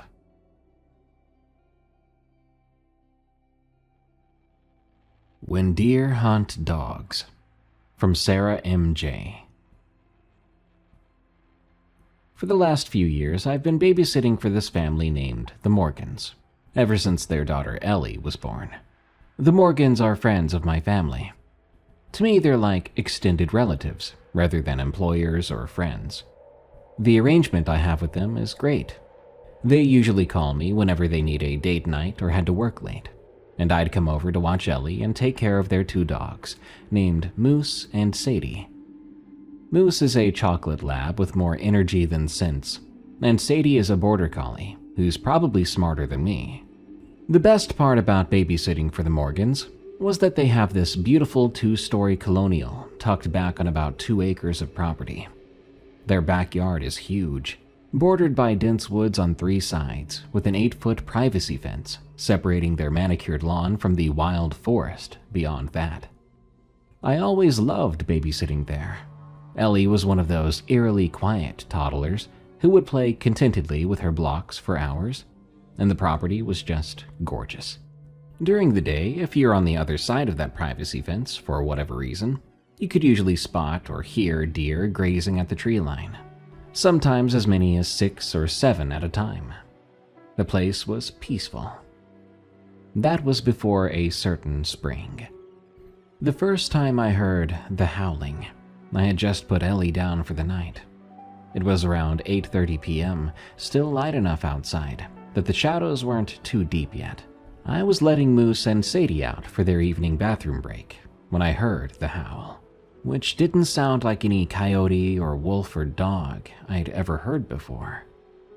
It didn't even sound like it came from the same family of vocal cords. Needless to say, it chilled me to the bone when I heard it. Moose and Sadie froze mid-step, and I saw their ears pin back. Then Sadie let out a low whine. "Come on, guys," I called nervously, keeping my voice low. "Do y'all's thing and we'll go back in." They hurried through their routine as if they understood me, both of them staying very close to the porch. When the howl came again, echoing through the trees, I didn't wait for them to finish. I just said, "Let's go, inside." Back inside, warm and safe, I just told myself it was a wild dog, or at worst a strange coyote. Deep woods like this can make things sound kind of weird, don't they? I mean, I'd grown up in the suburbs, so I'm not exactly a wilderness expert. By the time Mr. and Mrs. Morgan came home at 11, I'd almost convinced myself I'd imagined how unsettling it had been. The second time I babysat after that initial incident, I of course heard it again, and this time it seemed closer. The Morgans had asked me to let the dogs out every couple of hours throughout the evening. Moose had a weak bladder, bless his heart. Ellie had been a dream as usual, falling asleep by 7:30. I'd taken the dogs out at 8 with no issues. At 10 o'clock, I felt a little nervous for some reason. The moment we stepped onto the back porch, both dogs went all stiff. The howl came almost right away, much closer than ever before. If I had to guess, about 50 yards in the woods. It was followed by another sound, something like a grunt and wheeze mixed together, and it made my skin crawl. "All right, change of plans," I muttered, beckoning the dogs back toward the door. "You two can just hold it for a while." But Moose, being Moose, had already started down the porch steps. That's when I made my first real mistake. I let him go. Maybe I thought he would do his business quickly and come back. Maybe I was too focused on that horrid sound coming from the forest. Whatever the reason, I stood there at the door with Sadie while Moose trotted out into the yard. And then I heard the crack of wood, the rustle of leaves, and Moose's sharp yelp of pain, all in under a second. I ran. God help me, I ran out into that dark yard without even thinking. Sadie was barking frantically behind me, still standing on the porch, too afraid to come out here. My phone's flashlight swept across the lawn until I finally saw Moose. He was limping near the back fence and whimpering. But that's not the only thing I saw. A massive buck, easily one of the largest I'd ever seen in my life, was in the process of clearing that 8-foot privacy fence. No trouble at all. It jumped with a grace and power that seemed impossible for an animal that size. For just a second, as it reached the top of the fence, it turned its head, and it looked directly at me. I'll never forget the way those eyes looked. I swear they had no eyeshine at all, like they were eating the light from my flashlight. Then it was gone, vanishing into the dark beyond the fence with barely a sound. I went over to Moose, who was holding his front right paw off the ground, still whimpering. When I got to him, I could see blood matting the fur. It looked like he'd caught it on something, perhaps a nail or a piece of fence, but there was nothing sharp nearby that I could find. The wound, though, was deep. I carried all 70 pounds of him back inside, which was not easy. I got Sadie in too and locked the door. I was a panicked mess as I cleaned Moose's paw as best I could, wrapping it in gauze from the first aid kit. He'd stopped whimpering but kept looking at the bandage, his eyes darting toward the back door every few moments. When the Morgans came home at midnight, I had to tell them everything. I told them about Moose's injury, about the buck jumping the fence. I hadn't yet mentioned the howling, though, or the eyes, or the way every instinct I had was telling me that something was very off about this situation. Mrs. Morgan was apologetic and concerned. She knelt right down to check Moose's paw herself. "Oh, you poor baby. Sarah, I'm so sorry this happened. We've never had issues with deer getting aggressive before." "Well, that buck cleared an 8-foot fence like it was nothing. I didn't even know they could do that," I explained to them. I could hear how shaky my voice was. Mr. Morgan frowned. "They usually can't do that. Must have been spooked by something. We'll call the vet first thing in the morning." He paused and looked at me. "Are you sure you're okay? You seem pretty shaken up." "I'm fine," I lied. "Just wasn't expecting to see that." They paid me extra that night. I wasn't really expecting that after what happened. Hazard pay, Mrs. Morgan called it with a nervous laugh. As I drove home, I kept checking my mirrors. I was on edge, very creeped out. I thought I would see something following me home, but I didn't. I should have told them that I couldn't babysit anymore. Made up an excuse of some kind. But the Morgans were good family friends, and besides, I didn't really have a good excuse yet. Beyond, a deer scared me so bad I don't want to be here. Sounds goofy, doesn't it? 2 weeks after that, when Mrs. Morgan called asking if I could watch Ellie on Saturday night, I said yes. I thought I'd be more careful. I would keep the dogs on leashes in the backyard instead. I'd stay highly alert. I wouldn't let what happened with Moose happen again. His paw, thankfully, had healed up quite nicely, though he still seemed nervous around the back door. That Saturday, I arrived at about 6. Ellie greeted me with her usual quiet smile, holding up her favorite stuffed rabbit. The Morgans went over the same routine again. Ellie's bedtime at 7:30, dogs out every 2 hours. Help yourself to anything in the kitchen. The safe, normal routine. Except it didn't feel normal anymore. Ellie went down without a fuss, and at 8 p.m. I steeled myself to take the dogs out. I kept them both on short leashes, staying close to the porch. The sun had just set, and the sky was all purple and blue. The woods were very dark. We'd been outside for maybe 3 minutes, only 3 minutes, when I heard it again. The howl, and once more it was closer, maybe only 30 yards from the trees. It was answered by another howl, this time from a different direction. This one was to the left, near the corner of the fence. Moose started whining, pulling hard toward the house.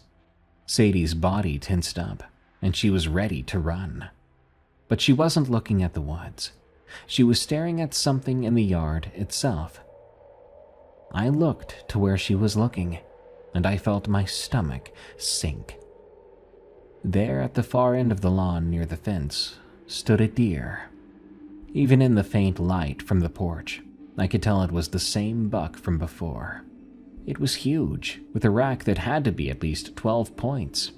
It was standing still, watching us. Deer freeze up when they're startled. They run when they're scared. They don't stand there and size you up as if you are the prey. "Let's go inside," I whispered, backing towards the door. "Come on." But as I watched the buck, it began to open its mouth. I might have been suburban raised, but I knew what sounds deer make. Grunts, bleats, that snort-wheeze sound during rut. But what came out of this deer's mouth was none of those things. It was that exact same howl that I had been hearing, rising from deep within its chest, impossibly loud, like the sound a wolf might make, a wolf possessed by some sort of demon, that is. As it howled, 2 more deer seemed to emerge from the dark on either side of it. Had they been there the whole time? If they had, I had not seen them until that point. And the way they moved was not like deer. They sort of prowled like big cats, and when they opened their mouths, they howled too. I didn't remember opening the door or getting the dogs inside. One moment we were on the porch, frozen in terror, and the next we were in the house, panting, the door locked behind us and my heart going crazy. The howling went on for another 5 minutes. I sat with my back against the door, both dogs pressed against me, and all of us were shaking like leaves. When the howling finally stopped, even the silence wasn't a relief. At 10 p.m., the dogs had to go out again. I stood by the back door for a full 10 minutes trying to work up the courage before going out. Finally, I did something I'd never done before. I opened up the door just wide enough for them to squeeze out, then immediately closed and locked it behind them. I watched through the window, my phone ready to call 911 if needed. But for what? A deer attack? The dogs did their business in record time, both of them staying within 5 feet of the door. When I let them back in, they practically bowled me over in their rush to get back inside. When the Morgans came home at 11:30, I was sitting on the couch, wide awake. Every light in the house was on except for Ellie's. "Sarah, is everything okay?" Mrs. Morgan asked. I'd had an hour and a half to think about what I would say. I started with, "Do you guys ever hear anything weird from those woods at night? Like howls?" Mr. Morgan shook his head. "No, nothing like that. Why?" I came clean. "I keep hearing them out here. It started a few weeks back, and it's been getting closer, I swear." Mrs. Morgan sat down next to me. "Sarah, are you sure? We're here most nights and we've never heard anything unusual. Could it be coyotes?" "I know what coyotes sound like," I said. "Probably a bit more sharp than I should have. This sounds different. Tonight I saw 3 deer in your backyard and they were making those sounds." They looked at each other. I could tell they thought I was losing it. To their credit, I probably was. "Deer can't howl like that, sweetheart," Mr. Morgan said. "They're physically not capable of doing it." I wanted to say something and insist on what I'd seen and heard, but what was even the point? They weren't here when it happened. They didn't hear it. And trying to convince someone that their backyard was being stalked by predatory deer would only make me sound psychotic. "I guess I'm just tired," I said finally. "It's been a long week." It was a lie. I knew what I saw, and I knew I would probably have to come back at some point. Because that's the thing about the Morgans. They're family, and you don't abandon family even when every cell in your body is screaming at you to run. The next time Mrs. Morgan called, 3 days later, I almost didn't pick up. But I told myself I had to. So I did, and I said yes. This time I came prepared. I downloaded every article I could find about deer behavior, aggressive wildlife, anything that could explain what I'd been seeing and hearing. The scientific part of my brain insisted there had to be a rational explanation. Rabies, maybe, wasting disease, some sickness that made them act this way. But diseases don't make animals coordinate, don't make them hunt in packs. Ellie, this time, was already in bed when I arrived. She'd been very tired, Mrs. Morgan explained, and they'd put her down early. The dogs greeted me with their usual enthusiasm, though I noticed both of them seemed reluctant to go near the back door. The Morgans left at 7, and I was alone in the house with 2 sleeping creatures and whatever was waiting in the woods. I made it until 9:30, before the dogs had to go out. I'd been putting it off, checking the backyard obsessively through the windows, seeing nothing but shadows and trees. Finally, Moose started to whine and paw at the door. I knew even he could not wait any longer. This time I went out with them. That time I'd let them out alone, I'd felt guilty about. I didn't want them to get hurt or not see it coming. Again, I kept them both on short leashes, staying under the porch light. And I had my phone in my pocket, with 911 already dialed. For a few minutes, everything was quiet. The dogs did their business and the woods stayed dark and relievingly still. I started to relax, feeling foolish for being so paranoid. Then Sadie's ears pricked up. She began to stare at the back fence, and her body went stiff. Like before, I followed where she was looking, and I found a shape darker than the surrounding shadows.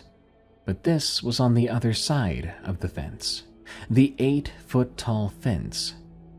Something that tall, that large, could not be a dog or coyote or even a deer. The howl started low, almost subsonic, I swear I felt it in my chest before I heard it in my ears. It rose and rose until it seemed to fill the entire world, bouncing off the house and the trees and the fence, coming from everywhere at once. And then the call was answered. Not from the woods or inside the fence. I spun around and there it was. The massive buck was standing between us and the house. That was impossible. How could something that big have slipped past us? Dogs have extraordinary noses and ears, and even both of them had been taken off guard. I never heard it jump the fence, never heard it walk or breathe. In the porch light, I could see it so clearly for the first time. That fur around its mouth stained dark with something that likely wasn't dirt or mud. The way its jaw hung slightly open, revealing teeth that were sharp. The eyes that caught the light wrong, turning it dead and flat. It then took a step forward, then another. Moose was barking frantically. Sadie had gone completely silent, frozen in place. My hand moved without conscious thought, hurling my phone at the creature, the only thing I had to defend myself. It bounced off its shoulder, but the thing didn't even flinch. "Get back!" I screamed, grabbing a lawn chair and holding it in front of me like a lion tamer. "Get back!" For a minute, we stood there in a horrible staring contest. Me, the dogs, and that thing that could not be a deer. Then, slowly, it began to back away toward the fence. But it didn't turn around, and it didn't break eye contact. It just backed up until it reached the fence, turned a tad sideways, and jumped over. 8 feet straight up, smooth as water, barely even trying. Once it was gone, I grabbed both dogs and ran for the house. In seconds, we were all piled on the kitchen floor, happy to be alive. I rose up and stared at the back door, hoping that something wasn't about to try to break through. And luckily, nothing did. When the Morgans came home at 11, they found every door and window in the house locked, every curtain drawn, and once again, every light except Ellie's on. I told them straight out, I could not babysit for them anymore. I didn't explain a reason, I just said I couldn't come back after this. Mrs. Morgan tried to press me. She wanted to know if something had happened, but I shook my head, thanked them, and left. There was no use explaining anything to them. Obviously, they weren't seeing or hearing any of this. It was just me. Why me? They did call me twice after that, asking if I'd reconsider. I told them no. I couldn't go back there, not to that house. To this day, I wonder what in the world was up with those deer. Was it all in my head? Were these aggressive, territorial deer? Or were they hunting me and the dogs?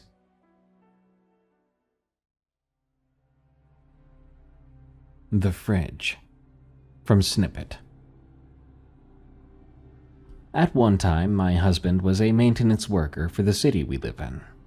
He would work in the streets cleaning up after homeless camps and clearing branches and debris when the weather got crazy. Usually it wasn't dangerous, and he liked that he wasn't stuck in an office all day. From his 3 years working there, he says the majority of injuries were from throwing out your back from improper lifting. You would have to occasionally keep an eye out for uncapped needles and bed bugs, maybe a rat or roach. Usually the homeless would just move along, leaving them to clean in peace. But he also has some pretty crazy stories, and he has allowed me to share this one. Thankfully, no one was injured in this story, but I have to imagine that, in the moment, this was quite terrifying. Seeing a lot of people lose their livelihoods due to addiction or economic pressures only makes you feel so bad until you see how feral a human can turn when left out in the wild. Some people might leave needles everywhere, their excrement and trash smeared everywhere. The maintenance crew even had a saying for when a trash bag broke on you and dripped onto your clothes: getting juiced. One hot summer day, they had reached a popular alley where homeless people liked to camp out. When they cleaned this alley, they usually had a marshal as backup down the alley to make sure there were no issues with the cleanup. Many people recognized the city trucks and started to clear away as the crew set up for the day. My husband said it was really sad that every week or so they cleaned the alley, and it only took a day for the people from these camps to come back and revert it back to an absolute dump. This was a continuous process that only put a band-aid on a bigger issue. This week, by some miracle, some guy had managed to travel with a full-size fridge, containing what everyone suspected was his clothes and some other items. My husband's crew supervisor explained to the man that either he moved the fridge or they would have to toss it away. The supervisor was not getting anywhere with the man about this fridge. The crew decided to take a lunch break and give the man some time to figure out what he wanted to do. The man paced back and forth, probably on something that made him move erratically. A while later, the crew's supervisor tried again to let the man know they were going to have to take the fridge to the dump since he could not move it. My husband watched from the cleaning truck as the man became belligerent, shouting and cursing and stomping about, saying that they were not allowed to touch his personal items. The supervisor tried to explain that if he could move it, there would be no issue, but this alley was city property, and he could not technically store his belongings here. As the man started getting more aggressive, the supervisor backed off and called the local marshals for backup. At this point, no one thought it was anything more than a crazy man trying to hang on to the last of what he could. My husband said it was a mixture of sadness and frustration as they waited in the truck for backup to arrive, while the man began throwing trash and yelling obscenities. Now they couldn't continue their work at all for fear of the man launching mystery bags at them. When the marshals arrived, one got down to speak to the man, and the other one in the car got down to inspect the inside of the fridge. As soon as the man saw this, he bolted away. The marshal called for backup to catch him further down the alley, and joined his partner to investigate this fridge. This is when my husband says the marshal at the fridge yelled at his partner to stand back, and said something that he couldn't quite understand. But he says you could see the panic on both their faces. The marshal who had opened the fridge stood there holding the door, looking petrified. The supervisor tried walking over to see what was going on, and the marshal, calling in backup, yelled at him to stay put. As the marshal came over to speak with him, the maintenance workers heard his radio crackle to confirm that the bomb squad had been called in and were on their way. Chaos among the maintenance workers ensued. Most of them, still hanging outside the trucks, started piling into them. The supervisor was told that they could move their vehicles to a safer distance, but the whole area had to be contained. Panic set in as the maintenance vehicles sat idly by, waiting to see if this bomb would go off. Many coworkers started calling their families to speak to them one last time, in case the bomb squad couldn't get there in time. This alley was no more than 2 cars wide and stretched for about a mile. There was no easy way in or out. The bomb squad arrived a couple of moments later. My husband said he felt every second move slower than the last as he watched them hover over the fridge. Then he watched as they backed away about 10 feet from the ticking time bomb, and he heard a popping sound. The bomb squad then pulled out the contraption inside the fridge and finished dismantling it. They were given the all clear and had to return to cleaning the alley. Everyone was way more on edge, but relieved that they wouldn't be turned into more gunk on the sides of the alley. They did end up catching the man a street down and brought him in. A couple of weeks later, on another cleanup, my husband asked the marshal about him. The marshal said it was a homemade bomb, but it didn't seem like the man knew what he was doing, which made the device extremely unpredictable.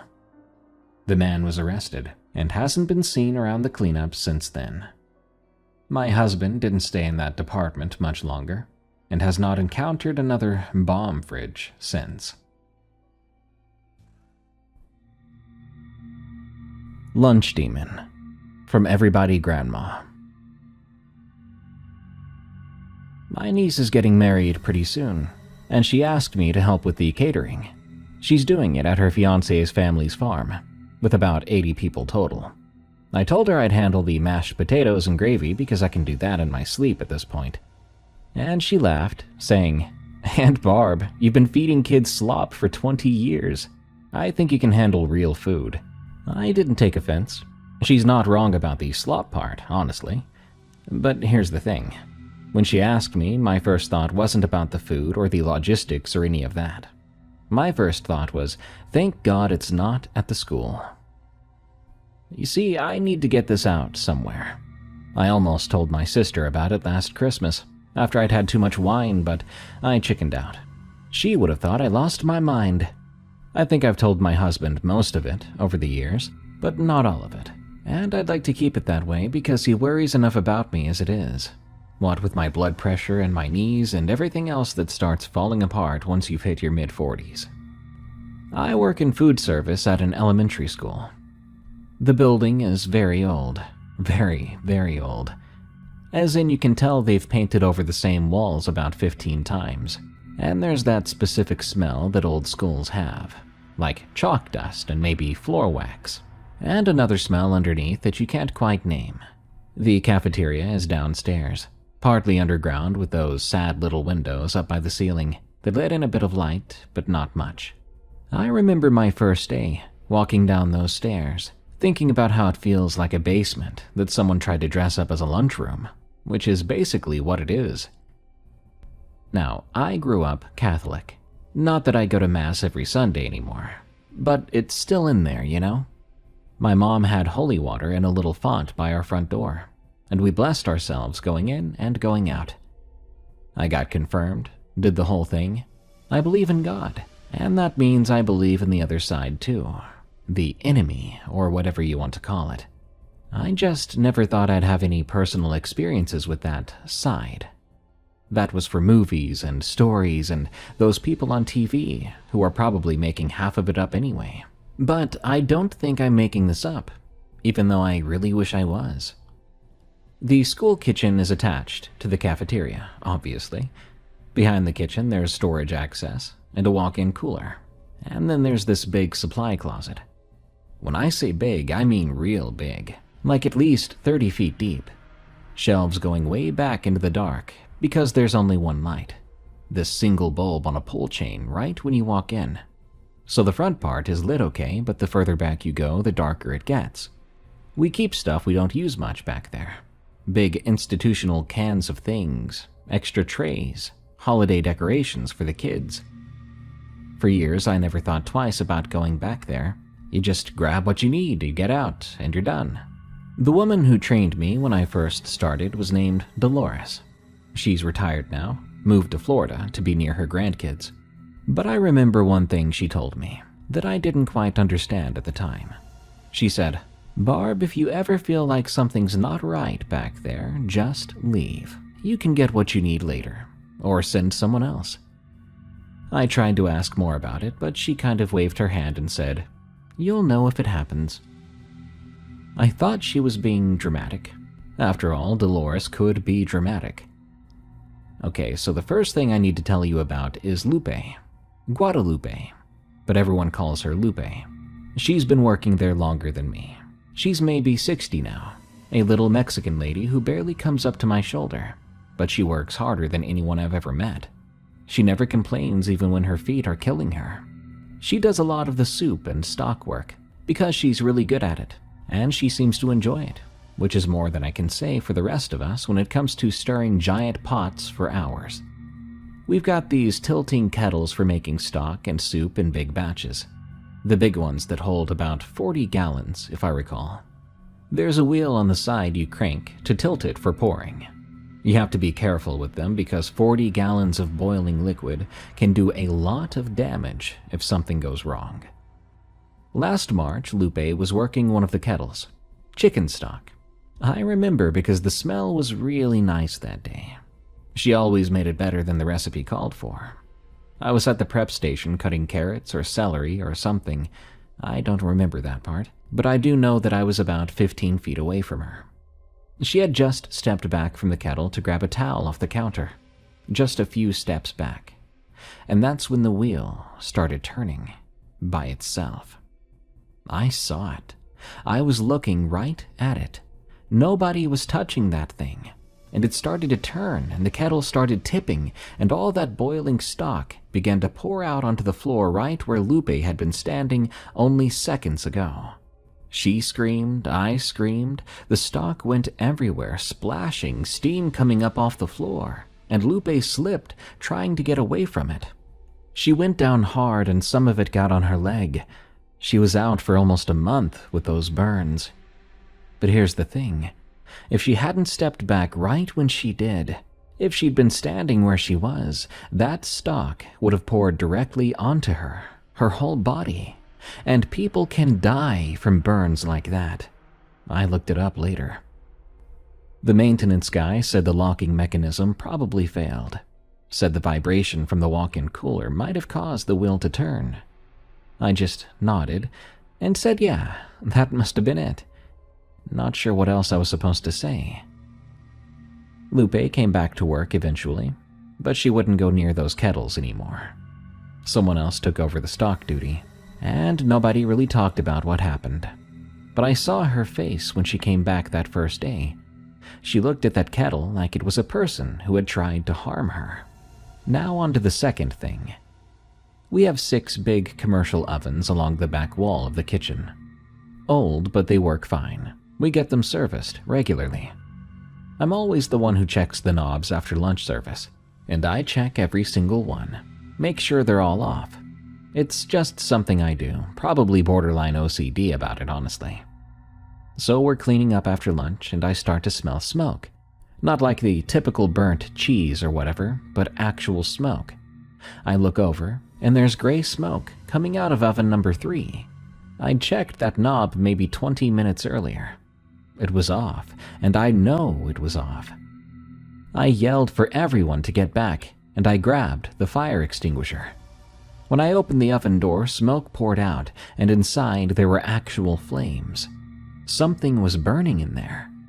When everything cooled down and we looked inside, there was a kitchen towel, almost completely burned up, but you could tell what it was.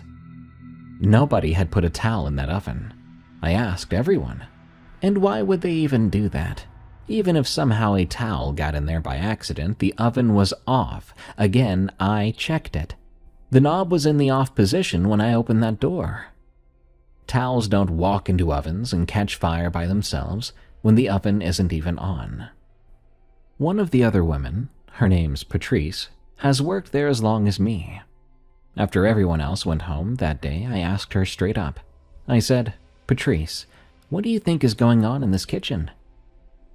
She said that her grandmother down in Louisiana used to talk about bad spirits. She said that some places just end up with them, and you can't always make them leave.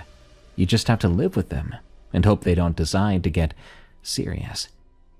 I then asked if that's what she thought we had here. She said she didn't know what else to call it. Okay, now on to the supply closet. Remember I said there's only one light and the back part is dark? I'd been feeling weird about going back there for a while. That feeling like someone's watching you. I'd tell myself I was being stupid and go anyway, because I needed kidney beans or whatever, and I wasn't going to let my imagination run my life. One morning I went back for something. I was maybe halfway to the back shelves, and I looked up into the dark part, and I saw these 2 little points of light. My brain said it's just something reflective.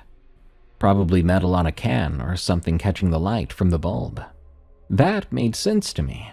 I kept walking toward it because I'd already explained it away. What's so scary about some reflection?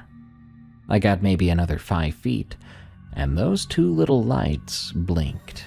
Blinked like eyes closing and opening. Oh, I left in a hurry. I didn't get whatever I went back there for.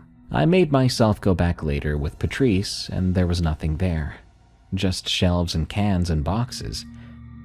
I've seen those eyes 2 more times since then. Once when I was putting away Christmas decorations after winter break. I looked up at a high shelf, and there they were, looking down at me. I knocked over a whole rack of trays getting out of there. The other time I was leaving for the day, and I turned off the light, and right before everything went dark, I saw them way in the back, just for a second, watching me. I don't know what it is. I'd rather not know. But just in case, I brought in a little bottle of holy water from church, and I keep it in my locker even now. But I have no idea if that does anything at all. But I do try not to be alone down there anymore. I make sure someone else is always around. The other women, we don't really talk about it directly, but there's sort of an understanding that it's best not to go to the storage closet alone. My niece's wedding is in April, and I'm actually looking forward to making those mashed potatoes. Real kitchen, real food, daylight. No walk-in cooler humming in the background, and no storage closet with one light bulb and 30 feet of darkness behind it. I've got maybe 6 years until I can retire with full benefits. That's what keeps me going. 6 more years of early mornings in that basement kitchen, of checking oven knobs 3 times and staying out of the back of the supply closet, pretending I don't feel and sometimes see something watching me. Don't you worry about me, I'm gonna make it just fine. But whatever's down there knows I know. And I think it's fine with that for now. There is a serial killer on the loose. From Anonymous. I cannot tell you where I work, or give real names. I know how that looks, like I'm making it up or covering my tracks. But if I'm right about what I think I saw, then the guy I'm about to describe is still out there, still working in that same office, and I'm still the guy who cleans that office 3 nights a week, alone, between midnight and sunrise. So no, I'm not going to put my name on this. So I do 3rd shift custodial work, ranging from commercial buildings to office parks. This was actually my backup job. I used to work at a plant my whole adult life, but it got shut down and everything moved to Mexico. I was 47 when that happened. You know how many people want to hire a 47-year-old man with a bad back and no college? Cleaning toilets at 3 a.m. was the best I could do. It's fine, I don't mind working alone, after 20-something years of factory noise and people everywhere. You know, the quiet is actually nice. The business park where this happened has maybe 6 buildings. Small ones, 2 floors each. They have insurance offices and accountants and chiropractors. Real boring stuff. I've had that contract for a few years now. You get to know the patterns. Who leaves their desk a mess, who works late, who leaves passive-aggressive notes about the bathroom soap. There's this one guy. I'll call him the consultant, because that's basically what his door says. Some vague business consulting thing. I've never understood what he actually does for a living. His office is always clean, it barely looks used. Just a desk and some chairs and those fake motivational posters that every office has. He works late a lot. Maybe 2-3 nights a week he'll still be there when I come through. Most people who are staying late and working still, they tend to ignore you. You're part of the building to them, same as the furniture. But this guy, the consultant, he's different. Every time he hears me in the hallway, he comes out and wants to chat. He asks about my night and my wife and my life, and he remembers details that I told him weeks back. I've been doing this work long enough to know that's not usual. The ones who go out of their way to buddy up to you, the guys who make sure you see them being friendly and normal, there's usually a reason they're doing that. 8 months ago, I found out what his reason might be. It was winter, stupid cold, around 2 a.m. I was working my way down the hall on the 2nd floor, and his light was still on. The door opened just a crack. I could hear him talking, but the voice sounded off, muffled. I figured he was on a phone call, so I stopped outside with my cart, waiting to see if I could skip his office and come back later. But then I heard something that wasn't talking. I'm not sure how to describe it just right. It was a wet sound. A gasp that got cut off and turned into something else, then nothing. Then him moving around in there, footsteps, something heavy being shifted across the floor. The door swung open and he was right there. He looked at me. I looked at him. He had his sleeves pushed up and there was something dark on his forearms. Could have been anything in that light. Could have been coffee or maybe nothing. His face was the same as always, calm and friendly. He said something like, "Working late, you know how it is." He told me to give him 20 minutes and the office was mine. He closed the door then. I finished my round and I came back when he was gone. I let myself in with my key. The office looked the same as always except it smelled like cleaning products. Strongly, like a whole bottle of something had just been dumped out. The carpet behind his desk was wet. I stood there looking at it for a moment. Then I left and I finished my shift and drove home, still kind of thinking about what that interaction even was. Now, about a week later, there was a missing persons case on the local news. A woman in her early 30s. She had brown hair and she was last seen leaving a bar. I recognized her face, but I couldn't figure out from where. A month or so later, I saw him leaving late with a duffel bag, a big one. He was carrying it real careful with one hand underneath, like whatever was in there was heavy. He saw me watching from down the hall. He smiled and said something about donating old clothes. That night I called in, an anonymous tip. Told them something was wrong with this guy. Gave them the address, described what I'd heard and seen. The person on the phone sounded like she was filling out a form and waiting for me to stop talking. Nothing came of it. Another woman went missing a few weeks later. A different part of town, but same general type. 30s, lived alone, went out at night and never came back. I called again and got the same result. I actually went to the station eventually. I talked to someone who said they'd looked into it after my first call, and that there was nothing there. The guy had no record and ran a normal business with no complaints. The detective told me sometimes people hear things late at night and their minds fill in details that aren't there. I went back to work.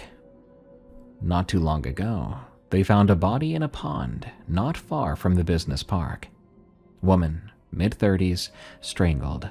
It was on the news for about 2 days. I don't know if she was one of the missing women from before or someone new. The police haven't released much information just yet. This man, he still works late.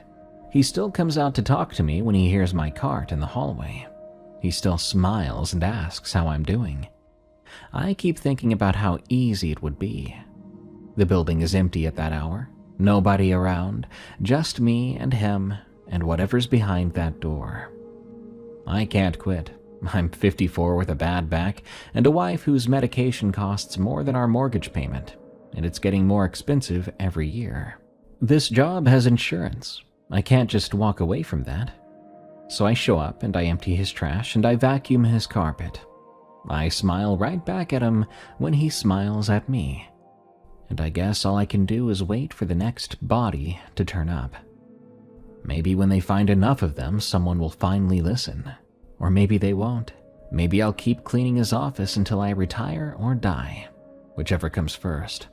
And he'll keep doing whatever he does, and nobody will ever connect the dots. I don't even know why I'm writing this. Maybe because if something happens to me, or if they finally catch him, someone will know that the janitor tried.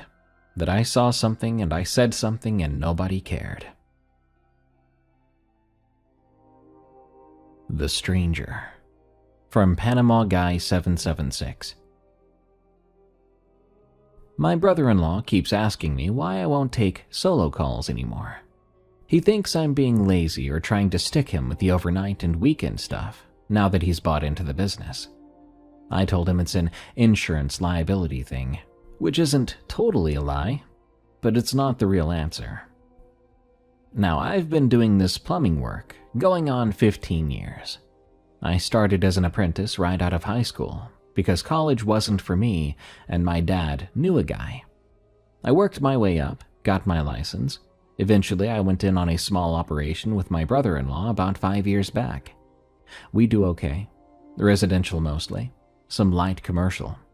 The territory covers a pretty wide stretch of rural Illinois, which means a lot of windshield time between jobs. And that means a lot of podcasts, hint hint, audiobooks, whatever. Good thinking time. This particular call came in on a Thursday afternoon from a realtor, a woman named Pam or Patty. Can't remember exactly, but I'd have to check the invoice. She had a vacant property about 40 minutes outside of town. It was listed for sale, and apparently every single person who came to look at it complained about a leak in the main bathroom. A shower head dripping, she said. Not a big deal usually, but enough that buyers kept mentioning it, and she wanted it handled before the next showing that weekend. A vacant house, a simple fix, should take maybe an hour tops. She let me know that the garage door would be open, and I could let myself in through there. Just close everything up when I'm done, using the panel on the outside of the garage. She'd leave a check on the kitchen counter for me. I told her I could get out there Friday evening after my last scheduled job, and she said that was fine. The house was way out there, I mean way out. Some of you might know how rural Illinois gets once you're off the main roads. Corn and soybeans and occasional clusters of trees breaking up the horizon. This place was down a gravel road, about 2 miles from the nearest paved surface. It was 6:30 p.m. when I pulled up. Looks like they had neighbors about a half-mile away at the closest, but too many tree lines to see them. The sun was getting low, but there was still plenty of light. The house was actually nice. 2 stories, probably built in the 90s, vinyl siding, decent-sized lot. A little overgrown, but not bad for a vacant property. And the garage door was open just like she said. I grabbed my bag and walked in through the garage. That's when I noticed the entry door, the one that goes from the garage into the house, was also open already. Not just unlocked, but standing wide open. That gave me a little pause. Could have been the realtor forgot to close it all the way. Could have been wind pushed it open if the latch didn't catch. Old houses can do weird things, so I pushed it open the rest of the way and called out. "Hello? Anyone in here? It's the plumber." No response. I walked through a little mudroom into the kitchen. The check was on the counter like she said. Dated, signed, the amount was right. Everything looked normal. The cabinets were empty and the counters were clean. It had the echoiness of an empty house. I called out again. "Hello?" Still no response. I shrugged and went to find the bathroom. The main floor bathroom was off a hallway past the living room. Decently sized, needed updating, but not terrible. I could see the issue right away.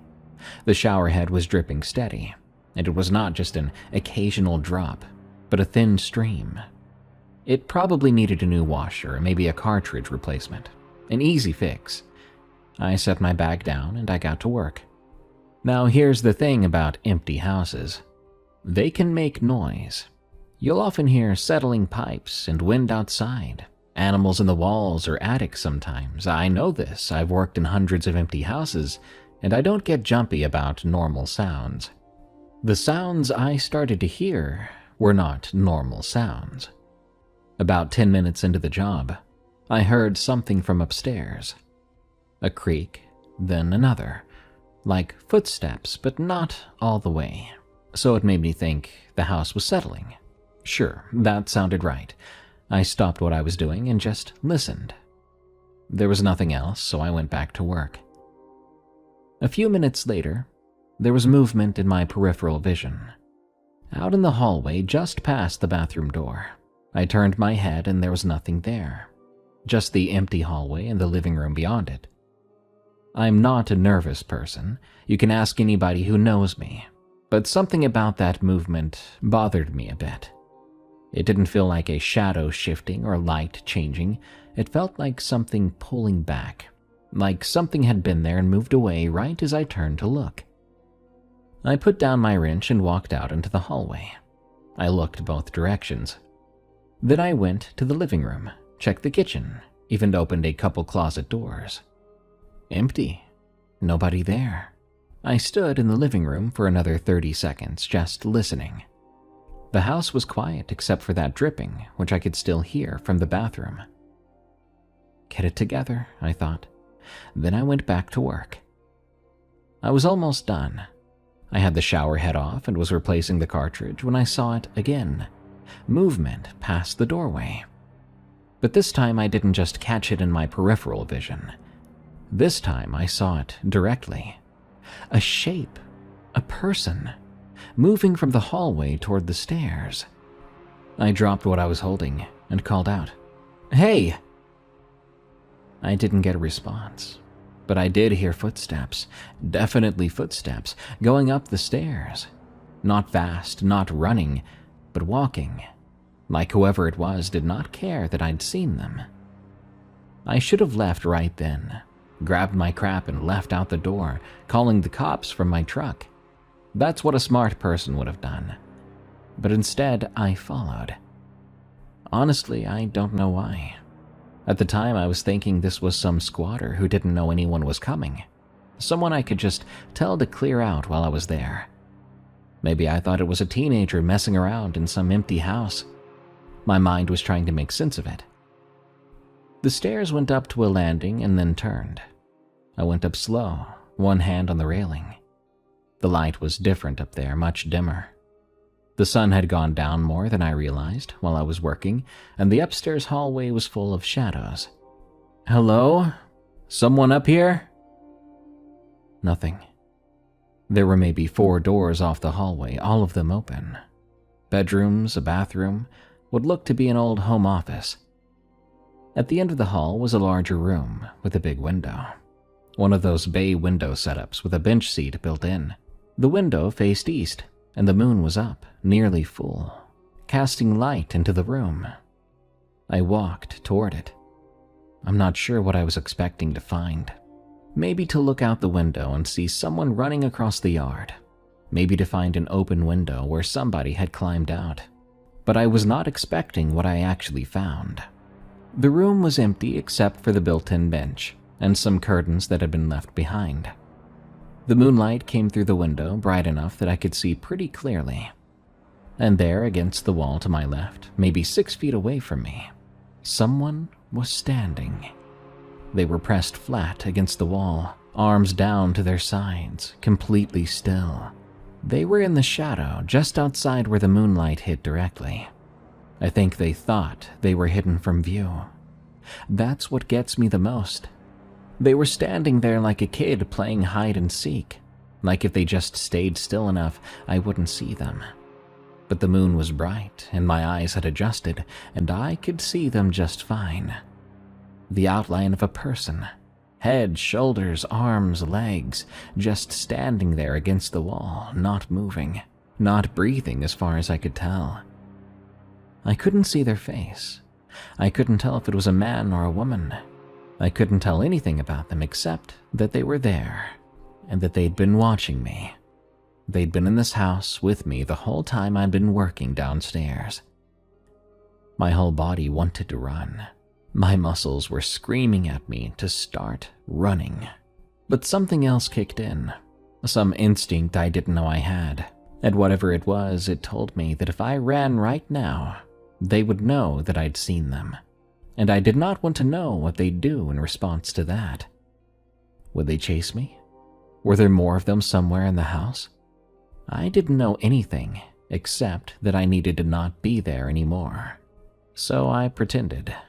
I made myself look toward the window like I was checking if it was locked. I walked over to it, casual as I could manage, and I looked out at the yard for a second. Then I turned and walked back toward the hallway. I did not look directly at the wall. I didn't look in their direction at all. I walked down the stairs at a normal pace, but my hands were trembling. I got to the bottom of the stairs and turned toward the bathroom. Then I ran, grabbing my bag, not bothering to zip it. Pretty sure I dropped some stuff as I went through the kitchen and into the garage. I hit the button on the outside panel, and the garage door started coming down, but I didn't wait to make sure it went all the way. I was in my truck with the engine running before it was halfway closed. I drove about a mile down that gravel road before I pulled over because I had to catch my breath. I sat there for maybe 5 minutes just breathing. Then I called the realtor. She didn't answer though, so I left a voicemail along the lines of, "There's someone in the house. You need to call the police. There was someone hiding upstairs. I saw them." I was still pretty shook, so I'm not sure exactly what I said. She called me back about an hour later. She said the police had gone out and checked the property, but found nobody. All the doors and windows seemed to be secure. No signs of forced entry or anyone being there. She asked if maybe I'd seen a shadow or a coat hanging somewhere that looked like a person in the dark. I said, yeah, maybe, that was probably it, but it wasn't. I know what I saw.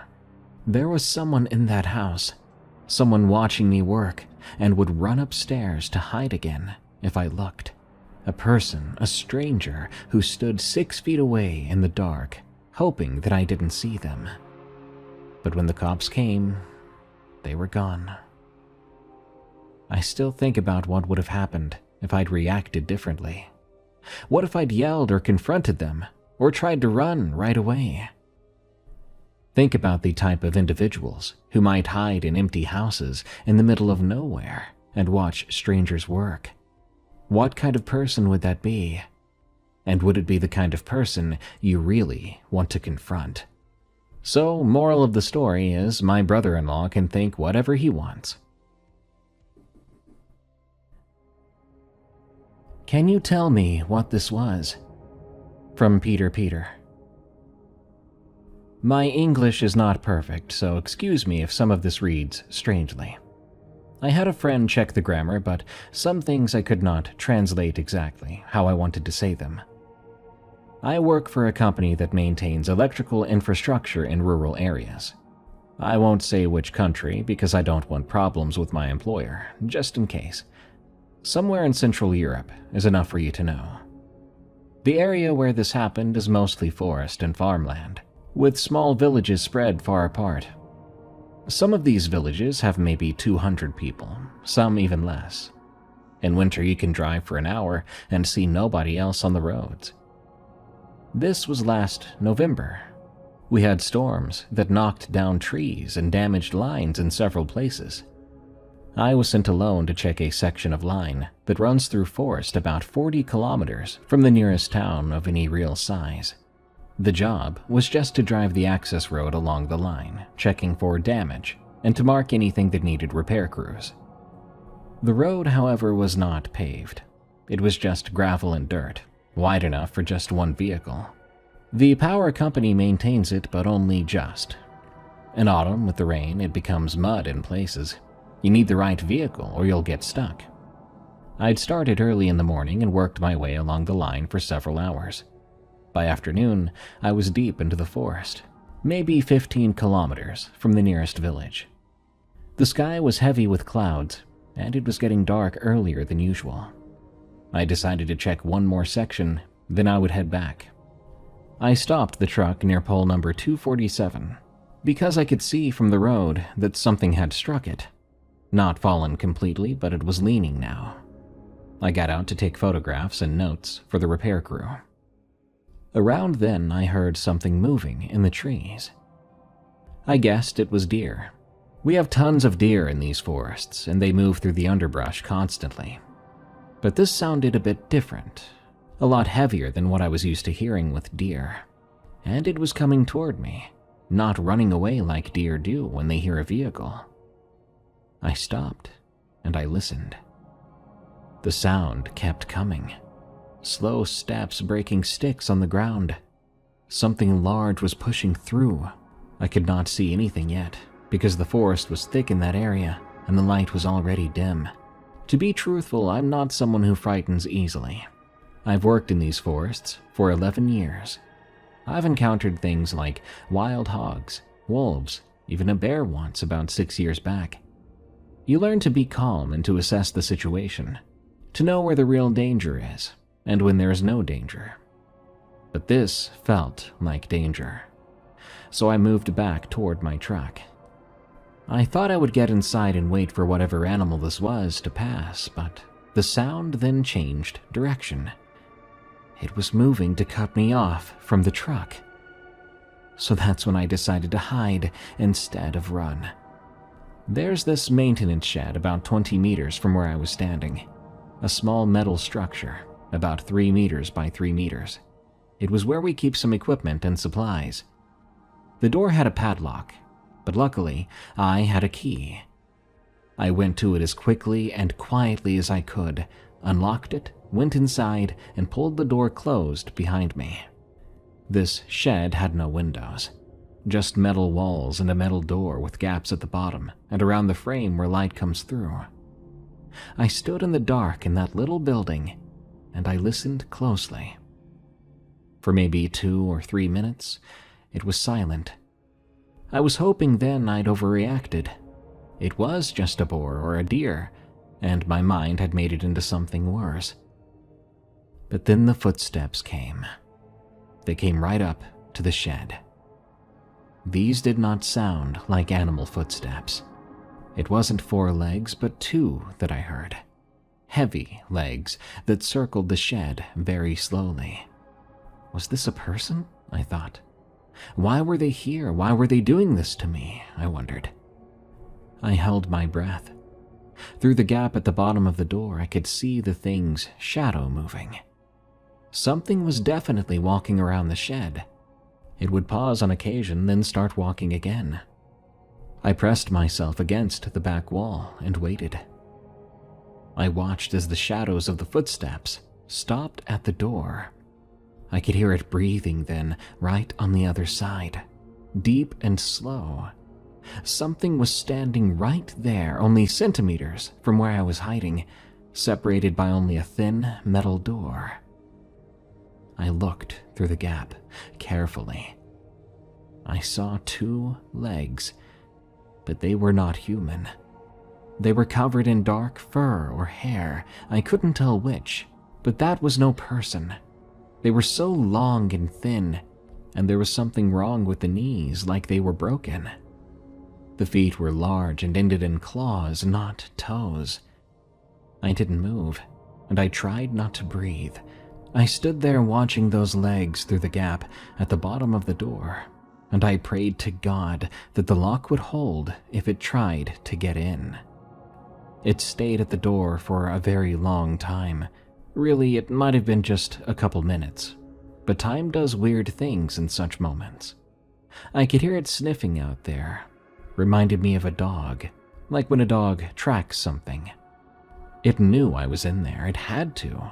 The shed smelled like me, like my cigarettes, like the coffee I'd spilled on my jacket that morning. But the door didn't open. The thing outside made a sound low and guttural, like nothing I'd ever heard an animal make. But then the legs moved away from the gap. I heard footsteps again, circling one more time, then moving off into the forest. But you know what's funny? I didn't leave that shed. Not yet. In fact, I stayed in that shed for over an hour. I stayed motionless, listening for any sound that might tell me it had come back, or that it was merely hiding a few meters away. But there was nothing. I could hear the wind in the trees and the distant sound of crows, but that was it. When I finally opened the door, the forest was almost completely dark. I walked to my truck with my keys already in hand. I didn't look around. I didn't stop. I was too scared to do that. I got in, started the engine, and drove. The access road connects to a larger rural road that eventually reaches the main highway. I drove faster than I probably should have on that gravel, not caring if I damaged the truck. I just wanted to reach the paved road where there would be other vehicles, other people, lights. I was about 5 kilometers from the junction. When I saw it again, it was standing at the edge of the road, just where the trees meet the gravel. In my headlights, I could see it clearly for the first time. Bear with me now, even if it sounds crazy. It stood on 2 legs like a man, very tall, maybe 2 meters or more. The limbs were long and thin, like I said before about the legs. The body was lean though, almost starved looking. Have you ever seen how a bear looks when it has not eaten for a long time, and the bones show through the fur? It was like that. A scrawny frame with visible ribs and spine, even through the fur that covered it. But that head did not look like a bear's. The face was narrow and long, with a snout like a wolf's. The ears were pointed and stood up from the top of the skull. The eyes caught my headlights and reflected back yellow. It was crouched over something on the ground. A deer, I believe, a young one. And it was eating. When my headlights hit it, the thing shot its head up to look at me. Its face was dark and wet with blood. The fur around its mouth and down its chest was matted with fresh blood from the deer it had just killed. It didn't run. It didn't seem bothered with me. It just looked at me as I drove past, continuing to chew. God, I could see pieces of meat hanging from its jaws. Its eyes followed my truck until I was past it, and then I saw it in my mirror, crouching there watching me go. I drove and drove and drove until I made it to a petrol station, one with bright lights and other cars in the lot. I went inside, got coffee and a snack. It helped calm me down, but this wasn't something I'd soon forget. That deer is what I kept seeing in my mind. The poor creature it had just killed and was eating when I drove past. A fresh kill still bleeding. That meant when it was circling the shed with me in it, sniffing at the door, trying to find a way in to where I was hiding, it had not yet eaten. It was hungry. I know what people will say. A bear, some sick one that had just lost its fur in patches, even a wolf that somehow looked larger in the dark. They would tell me my imagination filled in details that were not there. By now I've heard all these explanations, even in my own head. But I know what I saw. It was no wolf and no bear. It was no animal that should exist in these forests or anywhere else. I've seen pictures and drawings of what people call werewolves. In movies and old books and artwork. I'm not saying I believe in such things. I'm not a superstitious person. I go to church at Easter and Christmas, like most people here, and that's the extent of my religious thinking. I don't believe in monsters or legends or fairy tales. But if someone asked me to describe what I saw that night, the only word that fits is werewolf. But I need you to know before I end the story, I don't call it a werewolf because I think it's a man who transforms under the full moon. No, it's because that's what it looked like. A thing that was somehow both wolf and not wolf. Animal and not animal. It walked on two legs, hunted in the forest, and knew enough to circle a shed, looking for a way inside. Warning. The following story contains depictions of violence against pets. My experiences as a groundskeeper. From Not Your Willie. You ever wonder who works at graveyards? Well, that would be me. Last month, they hired a new kid to help me with the summer maintenance. He's a college boy, maybe 19 or 20, and he needed some work between semesters. On his third day, I found him eating his lunch in the northeast corner, sitting on one of the old limestone markers, like it was a bench at a park. No, I didn't yell at him because it wasn't his fault. Nobody had explained anything to him yet. I just walked over and told him he should come eat by the shack instead. He asked why, of course, and I told him it was just better that way. He looked at me like I was a superstitious old man. He's not really wrong there. But he packed up his sandwich and came with me. He didn't ask any more questions after that, which I thought showed some intelligence on his behalf. I think he'd already noticed by then that none of the other workers spent any time back in that corner, if they could help it. He'd probably noticed that we mow that section as fast as we can, then we leave. He might have even noticed that we don't schedule burials in the plots along the back fences, even though there's still space available. and families sometimes request them. You learn things when you work at a place like this for a long time. It doesn't happen all at once. It builds up real slow over the years. A little piece here, another piece there, and eventually you realize that there's this whole collection of knowledge that nobody ever discusses out loud, but everyone seems to note. I've been the head groundskeeper at this cemetery since 1987. Before that, I worked under a man named Harold Fitch for about 5 years, while he trained me to take over when he retired. Harold had worked here since the early 60s, and the man before him went back to just after the Second World War. There's a continuity to a job like this that you don't get in most places.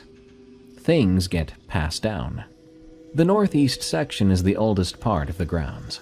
The stones back there date to the 1840s, when this area was mostly just farms and a small church with a burial ground beside it.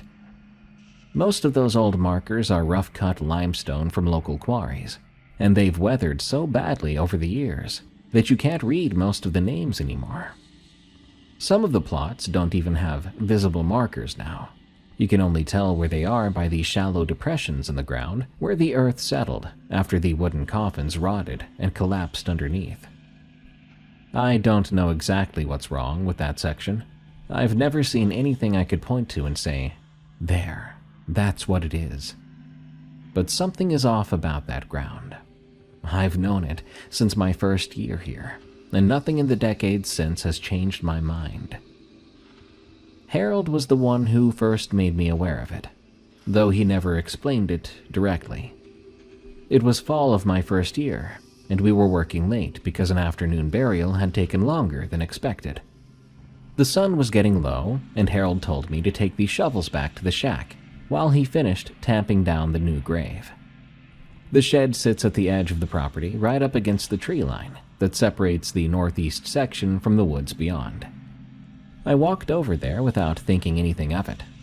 I had grown up in this town, and I'd been in the cemetery plenty of times as a kid. It was just a place to me back then. I was almost to the shack door when I heard footsteps somewhere behind me, back among the old stones. It was the sound of someone walking through dry leaves, I thought. So I stopped and turned to look. But the light was fading, and the oak trees back there were thick and old. Some of them have been growing since before the Civil War, and they cast heavy shadows, even in the middle of the day. I called out a hello, because I figured it was probably teenagers. We got kids in there sometimes looking for a place to drink or to try to scare each other.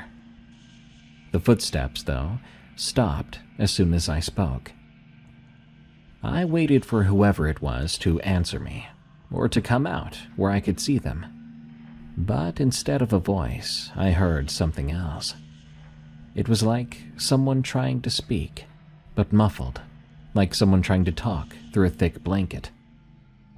I then heard Harold's voice behind me, much closer than I expected. He'd walked over from the gravesite without me hearing him approach. He simply said to me, "Come on, let's go," in this flat tone, and he took the shovels out of my hands. He put them inside the shack himself. He closed the door, and we walked back toward the front gate together. He didn't say a thing about it, and I was too afraid to ask. But after that, I did pay attention. I noticed how Harold never sent me to work in that corner alone.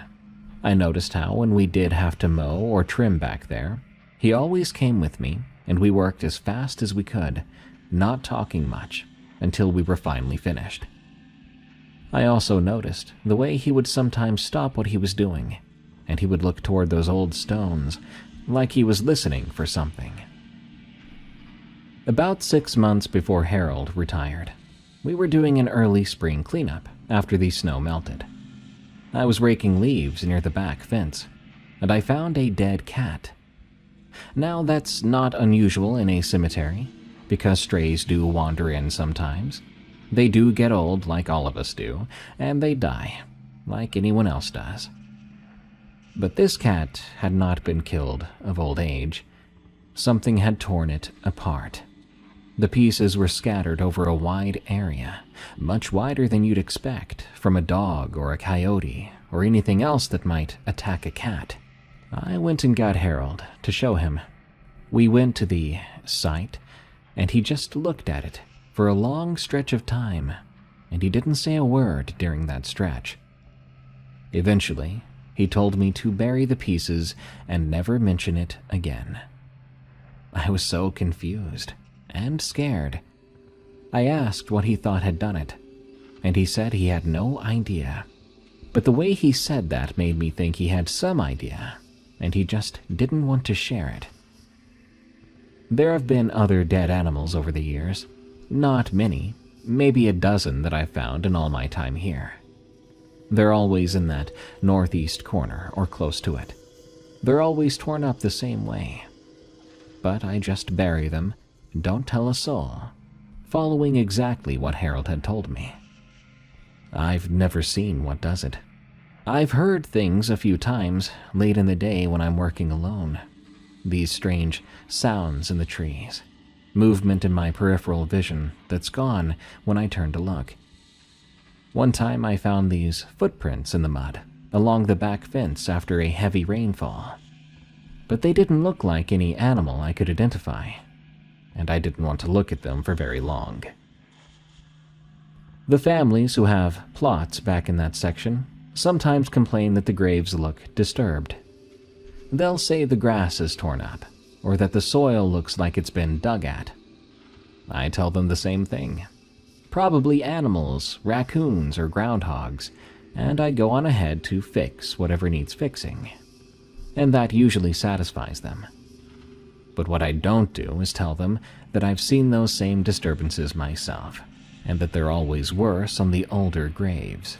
Those ones from the 1840s and 1850s, where the wooden coffins have long since rotted away, and there's nothing between whatever's in that ground and the surface, except a few feet of dirt.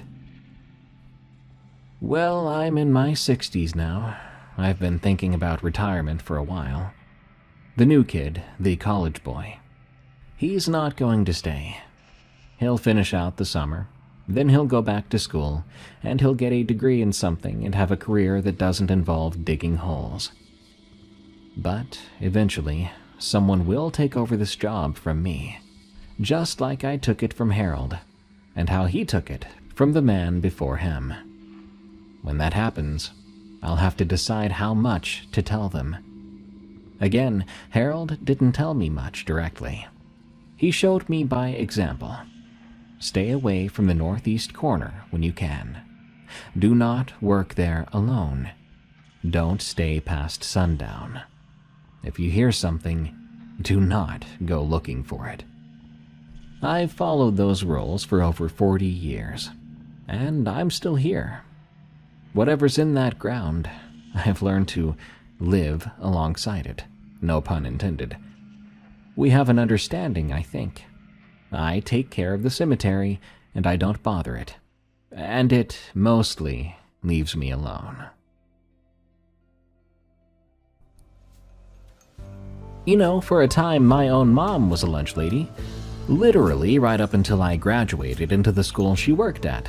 Then she said, "So long, sucker, no freebies for you." It was sad, because my older brother got all the freebies while he was there. Now, was I jealous? Yeah. So maybe I'll go find that lunch demon and ask it to go stick its nasty little toes in my brother's mashed potatoes sometime. Good night.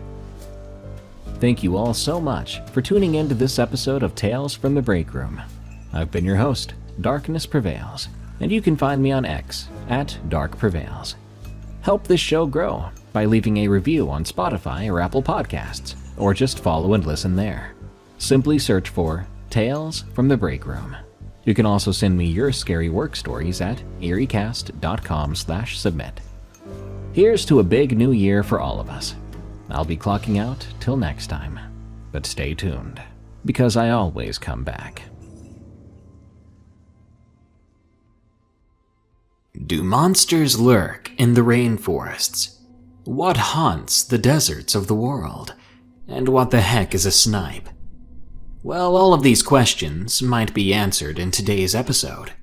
These are allegedly true horror stories that are sure to give you a good scare. Enjoy these tales, and remember, if you have your own scary experience, share it with us at darkstories.org. And like and share this video if you support what I do. Quick question before we start. What are you looking forward to most? A possible Nintendo Switch Pro, Xbox Series X, or PS5? Man, I just want an RTX 3080 Ti for my PC whenever that comes out. Now, let's begin. Creatures in the Brazilian rainforest. From SSS 12345. I'm 24 years old. I took a trip to the Amazon rainforest in Brazil 4 years ago. I was going with a couple of friends, G and F. We had managed to score a trip there, thanks to F's parents who were loaded. We were ecstatic about the trip. It would just be us 3 guys. We thought we could manage ourselves if we had the help of some guides. We'd be traveling from our small Alabama town to Brazil. The flight overall, I think, was about 22 hours. We left in the afternoon, and we ended up getting there at 3 or 4 in the afternoon the next day, and we couldn't help but sleep much of the way. When we woke up, we were already descending. We could see the Rio de Janeiro airport below us, so I took a couple of pictures. By then, I was wide awake. G and F were coming too as well.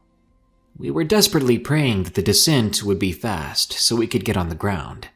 And once we had landed, we collected our bags and soon found our taxi waiting for us.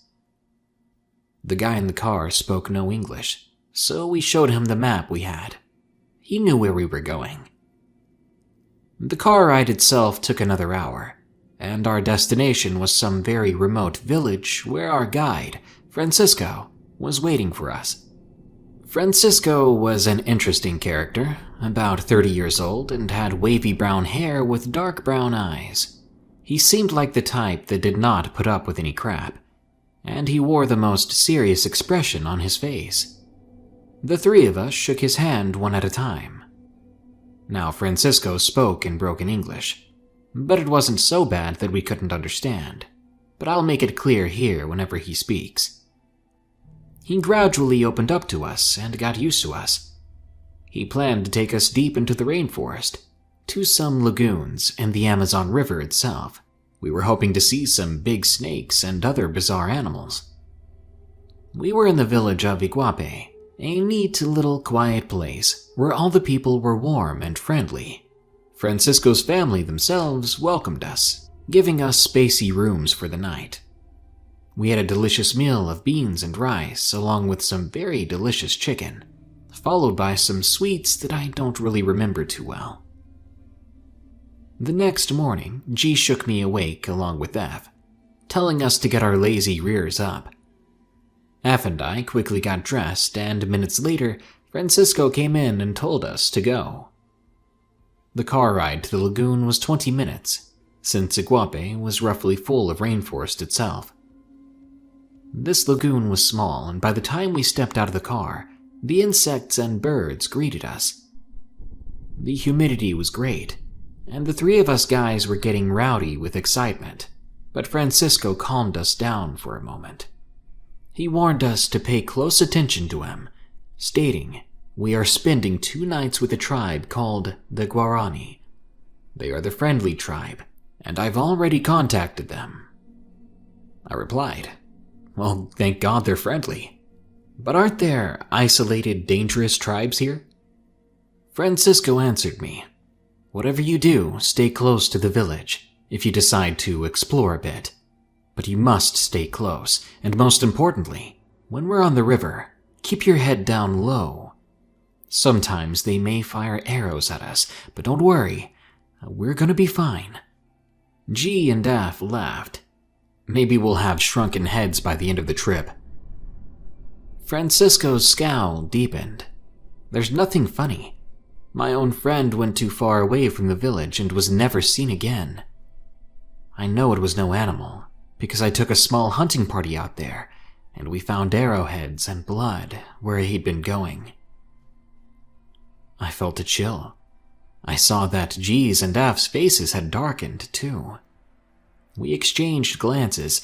I realized this could be dangerous, but deep down, I was still excited and determined to show it. When we arrived at the Guarani's village, we were surprised at their looks.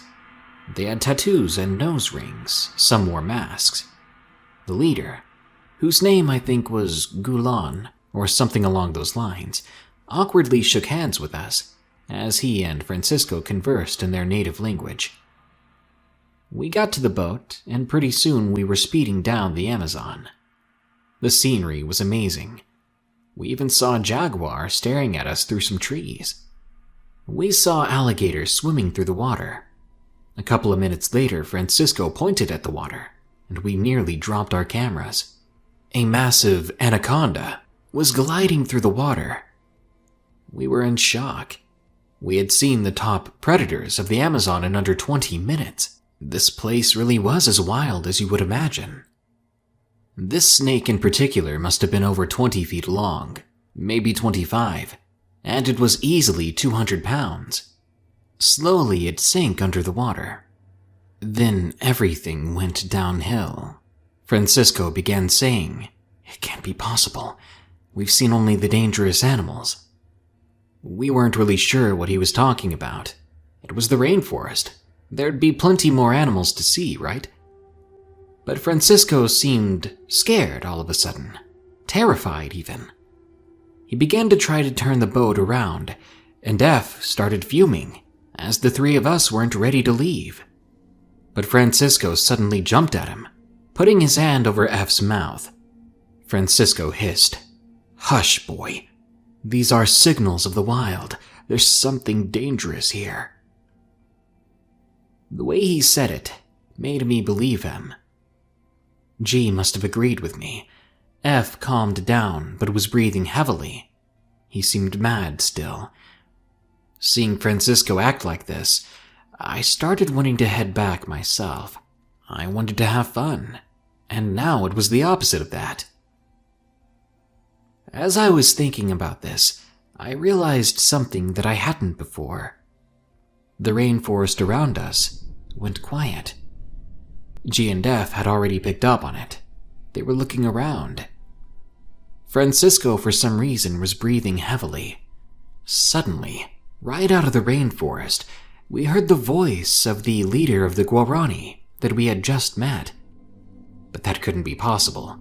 They had only had the one boat that we were borrowing, and we were definitely a good 5 miles away from the village now. The voice spoke in English. Francisco, come here where it is safe. It's dangerous in the water. Our names were spoken right after his.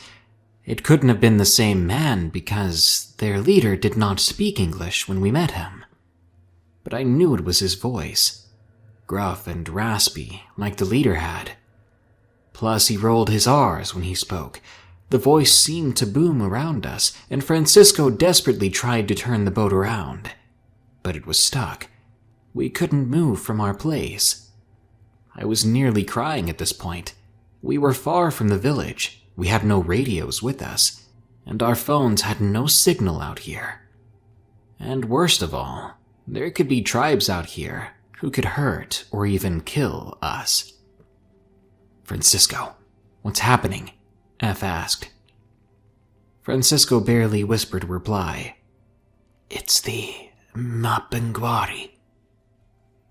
I stammered. "Well, what is that?" Something clearly didn't want us here, and it may be dangerous. "Something like your Bigfoot," Francisco said, crouching lower in the boat. I knew about the Bigfoot legend. Who hasn't heard of it? But I'd never heard stories of them making human-like voices. Francisco whispered, explaining that the Mapinguari hated for people to be in their territory.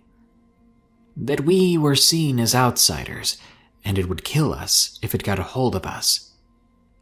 Apparently, these Mapanguari could be up to 10 feet tall, and the natives here were known to pray to them. All of a sudden, there was a large splash in the water. All of us turned toward the sound. There, I saw the most disturbing thing I'd ever seen. Some sort of ugly, massive thing was wading through the water. It really was similar to how you'd imagine the American Bigfoot to be. But instead of 2 eyes, it had only one large, menacing one. There were also 2 large fangs coming from its mouth that seemed to be about 4 inches long. Its arms were massive, like if they grabbed a hold of you, they could tear you in half with ease. This big, horrifying thing was coming right for us. G was crying, and Daff was yelling at Francisco, who was frantically trying to make the boat turn to hurry. The creature was swimming towards the boat, screaming in an unnatural way. Nothing of this world could make a sound like that. When it got within 10 feet of the boat, it sank under the water. I was certain I was going to die then. I cried and screamed myself. Then, with a stroke of luck, the boat roared to life and we sped out of there.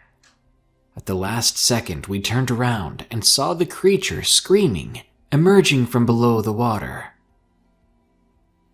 Back at the village, Francisco barely talked. He contacted a taxi to get us out of there. Back at the Guarani village, everyone seemed scared and quiet. Francisco hid us in one of the rooms, and we stayed quiet. When the taxi arrived, Francisco practically shoved us in the car. We rode away, vowing never to come back.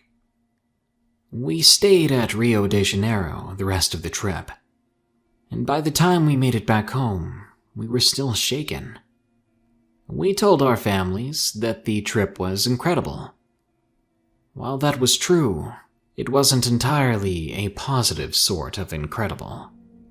That trip will haunt us for the rest of our lives.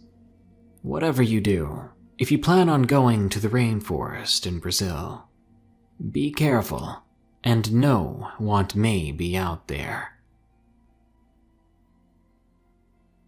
Snipe hunting. From Lilia. I was 13 or 14 years old. I'm from Utah. It's home to a lot of urban legends and strange people, if you know where to look. Life is relatively normal for me. People like me don't come across trouble unless they look for it, and that happens to be exactly what I did in this story. It was the summer of 2016, near a lake during girls' camp. If you don't know what that is, it's basically a religious activity where all the girls in your neighborhood hop in some cars and camp out in the middle of nowhere, with a handful of adults for a little more than a week. I'm not saying girls' camp isn't bad, but boys' camp is worse from what I've heard. One of the girls who had just gotten her driver's license picked up her keys, flaunting them around endlessly before suggesting we go on a drive. At first, I was a bit skeptical. Pranks are nowhere near uncommon during campouts, and the older girls are infamous for it. Even then, I already knew where this was leading. The snipe hunt. My sister had told me about this years before I ever even stepped foot at the camp. Every year, the new girls who were old enough would be asked if they wanted to hunt for snipes with all the other girls. Snipes are supposedly small, hairless, rodent-like creatures that only come out at night. Originally, all the younger girls were told to put toothpaste on their faces and other stupid things, because it supposedly attracted them. In recent years, it's become less about embarrassing the girls and more about scaring the crap out of them. But younger me, always loving to see people suffer, I decided to come with them, already knowing what to expect. After half an hour of sitting in the back of a minivan, listening to girls blabber about the latest gossip and other things, we stopped on a dirt road somewhere in the forest we were camping in. This was quite literally dense forest. Since we were such a big group, we decided being at a campsite could be too disruptive. One of the leaders of the church had some sort of license or permission to camp in the middle of nowhere in some national forest. It was pitch black. The headlights only illuminated 10 feet or so, showing us only dried up grass and gray tree trunks. The girls started talking again before, as expected, the ringleader of the group subtly slipped in the possibility of snipe hunting.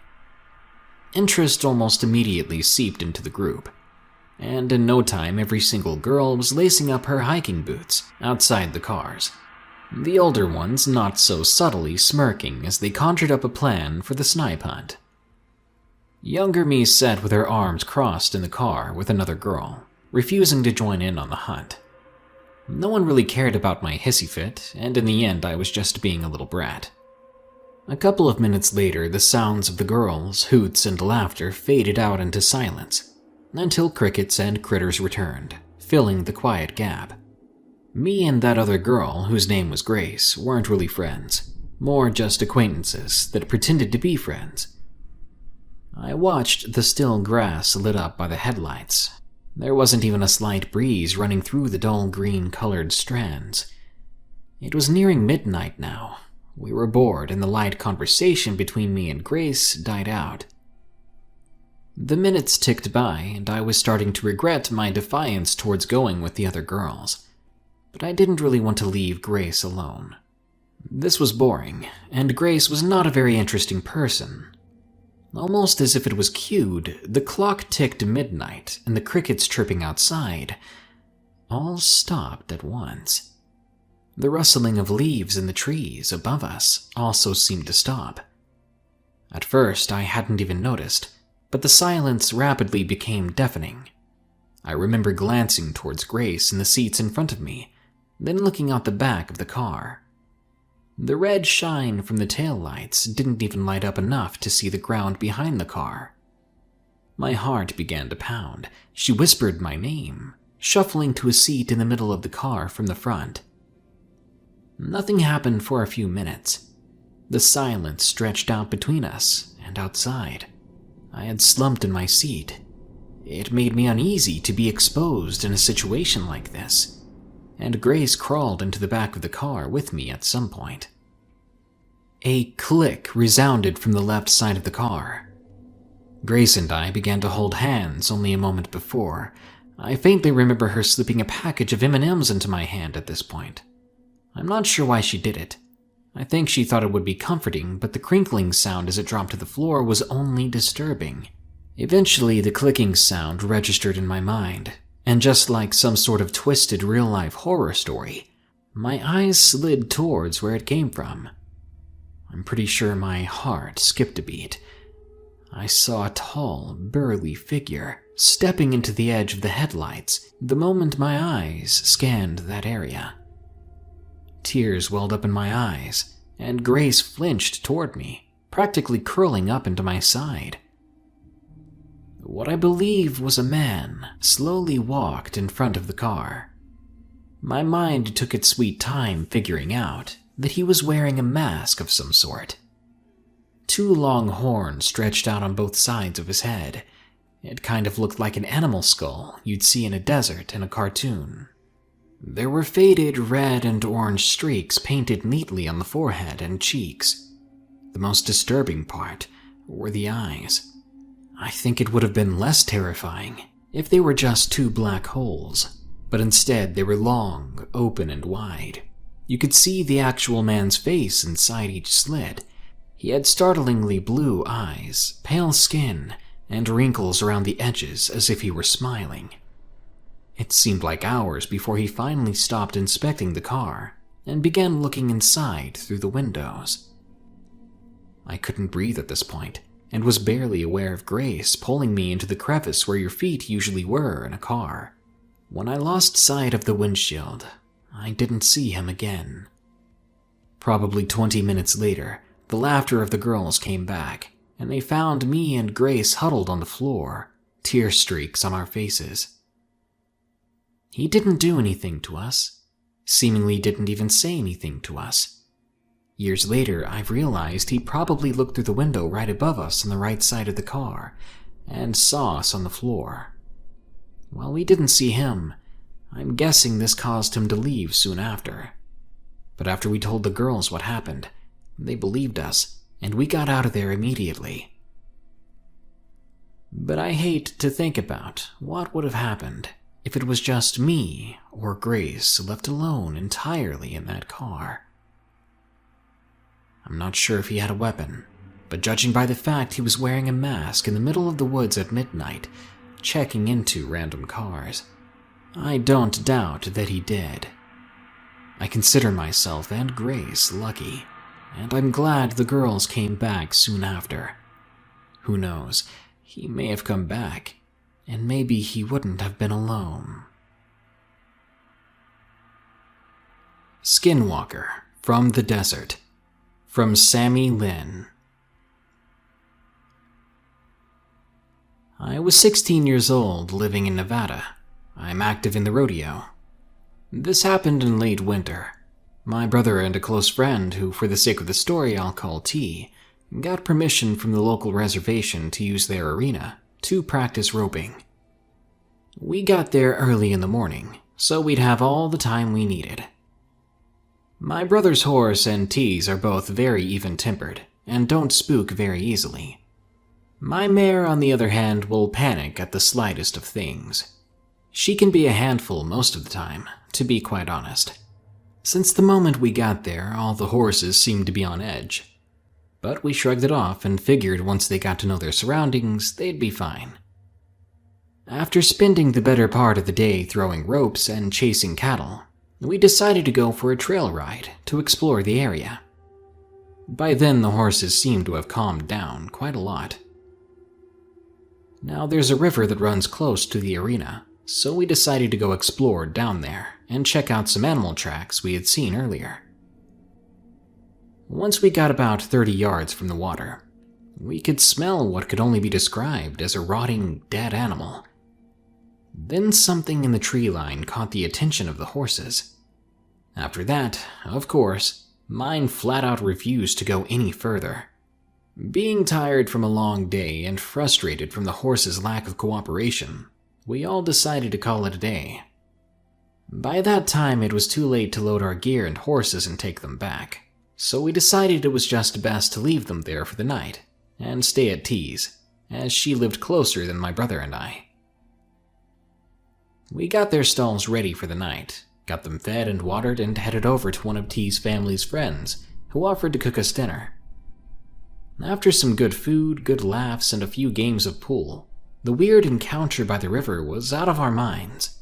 When 9 p.m. rolled around, we all wanted to get some sleep, but I wanted to check on the horses one last time. When I mentioned this, T's family friend warned me it was a bad idea to go out there alone at night. Wanting to respect that, T offered to drive down with me. We piled into the truck and headed back to the arena. It was only half a mile down the road, but the roads were very icy, so we had to drive slower than what I would have liked. Before crossing the bridge that went over the river, this feeling of dread hit me like a ton of bricks. I looked out the window just to be met with these glowing yellow eyes. They're hard to describe. All I know was that there wasn't enough light hitting them to make them glow like that. I'm normally a very rational person, but something in my gut told me that this was wrong. That's when T turned to me and asked if I smelled that awful smell, which I hadn't even noticed until she brought it up. When I didn't respond, she looked at me, then followed my gaze to see the same yellow-eyed glare that I was fixated on. We were both in terror, not knowing what the thing was that was looking at us, because from where we sat, it had to have been at least 8 feet tall. There are no animals in these parts that are that big. I finally came to my senses and hit the gas. Our truck started sliding, but we caught traction and made our way back to the arena. When we pulled up and the headlight hit the horses, the very first thing I noticed was that my mare hadn't even touched her food, and for her, that is out of the ordinary. She's a bit of a glutton and normally eats more than her fair share. The other two hadn't eaten either, which again we found odd. But being scared and cold, we got back in the truck and drove back without incident. We got back to T's at about 11, and as soon as our heads hit the pillows, we were out like light bulbs. I woke up suddenly to my brother grabbing my arm and shaking me. I asked what was wrong. He put his finger over his mouth and pointed to the window. I heard a tapping on the glass and occasional scratching. I looked at the clock and it was 3 a.m. T and I hadn't told him about our encounter at the bridge, but it was late, and I wasn't going to tell him now, just to scare him even more. Trying to be rational, I told him to just ignore it and try to get some sleep. But I was convinced it was the thing from the reservation, and it had followed us back. I didn't sleep for the rest of the night, and as soon as the sun was up, I woke up T and my brother so we could go get our horses and get home. I didn't want my poor girl out there with that thing any longer. I told T about the tapping and scratching, so after coffee we went to look by her window for tracks. Sure enough, there was what appeared to be deer hooves, but they didn't look like normal deer. The way the pattern of hooves were, it was like the deer was injured, but that still doesn't quite describe it. It only seemed like one pair and not two pairs. After that, I was even more worried about the horses. They were all fine, but the food and water were still untouched.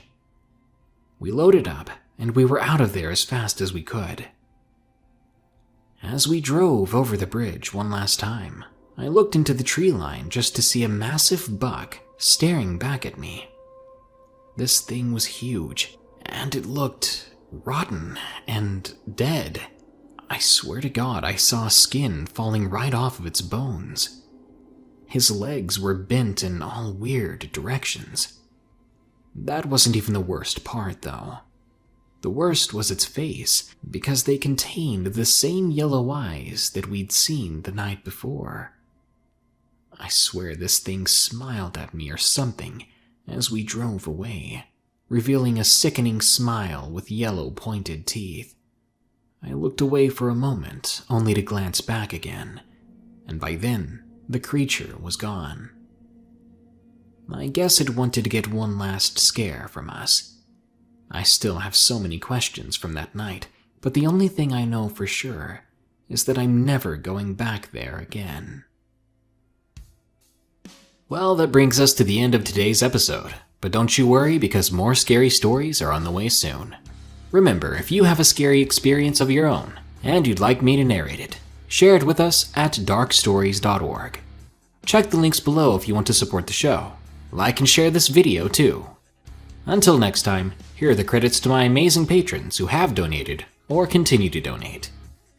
Remember, stay safe out there and stay creepy, because this world is a strange one.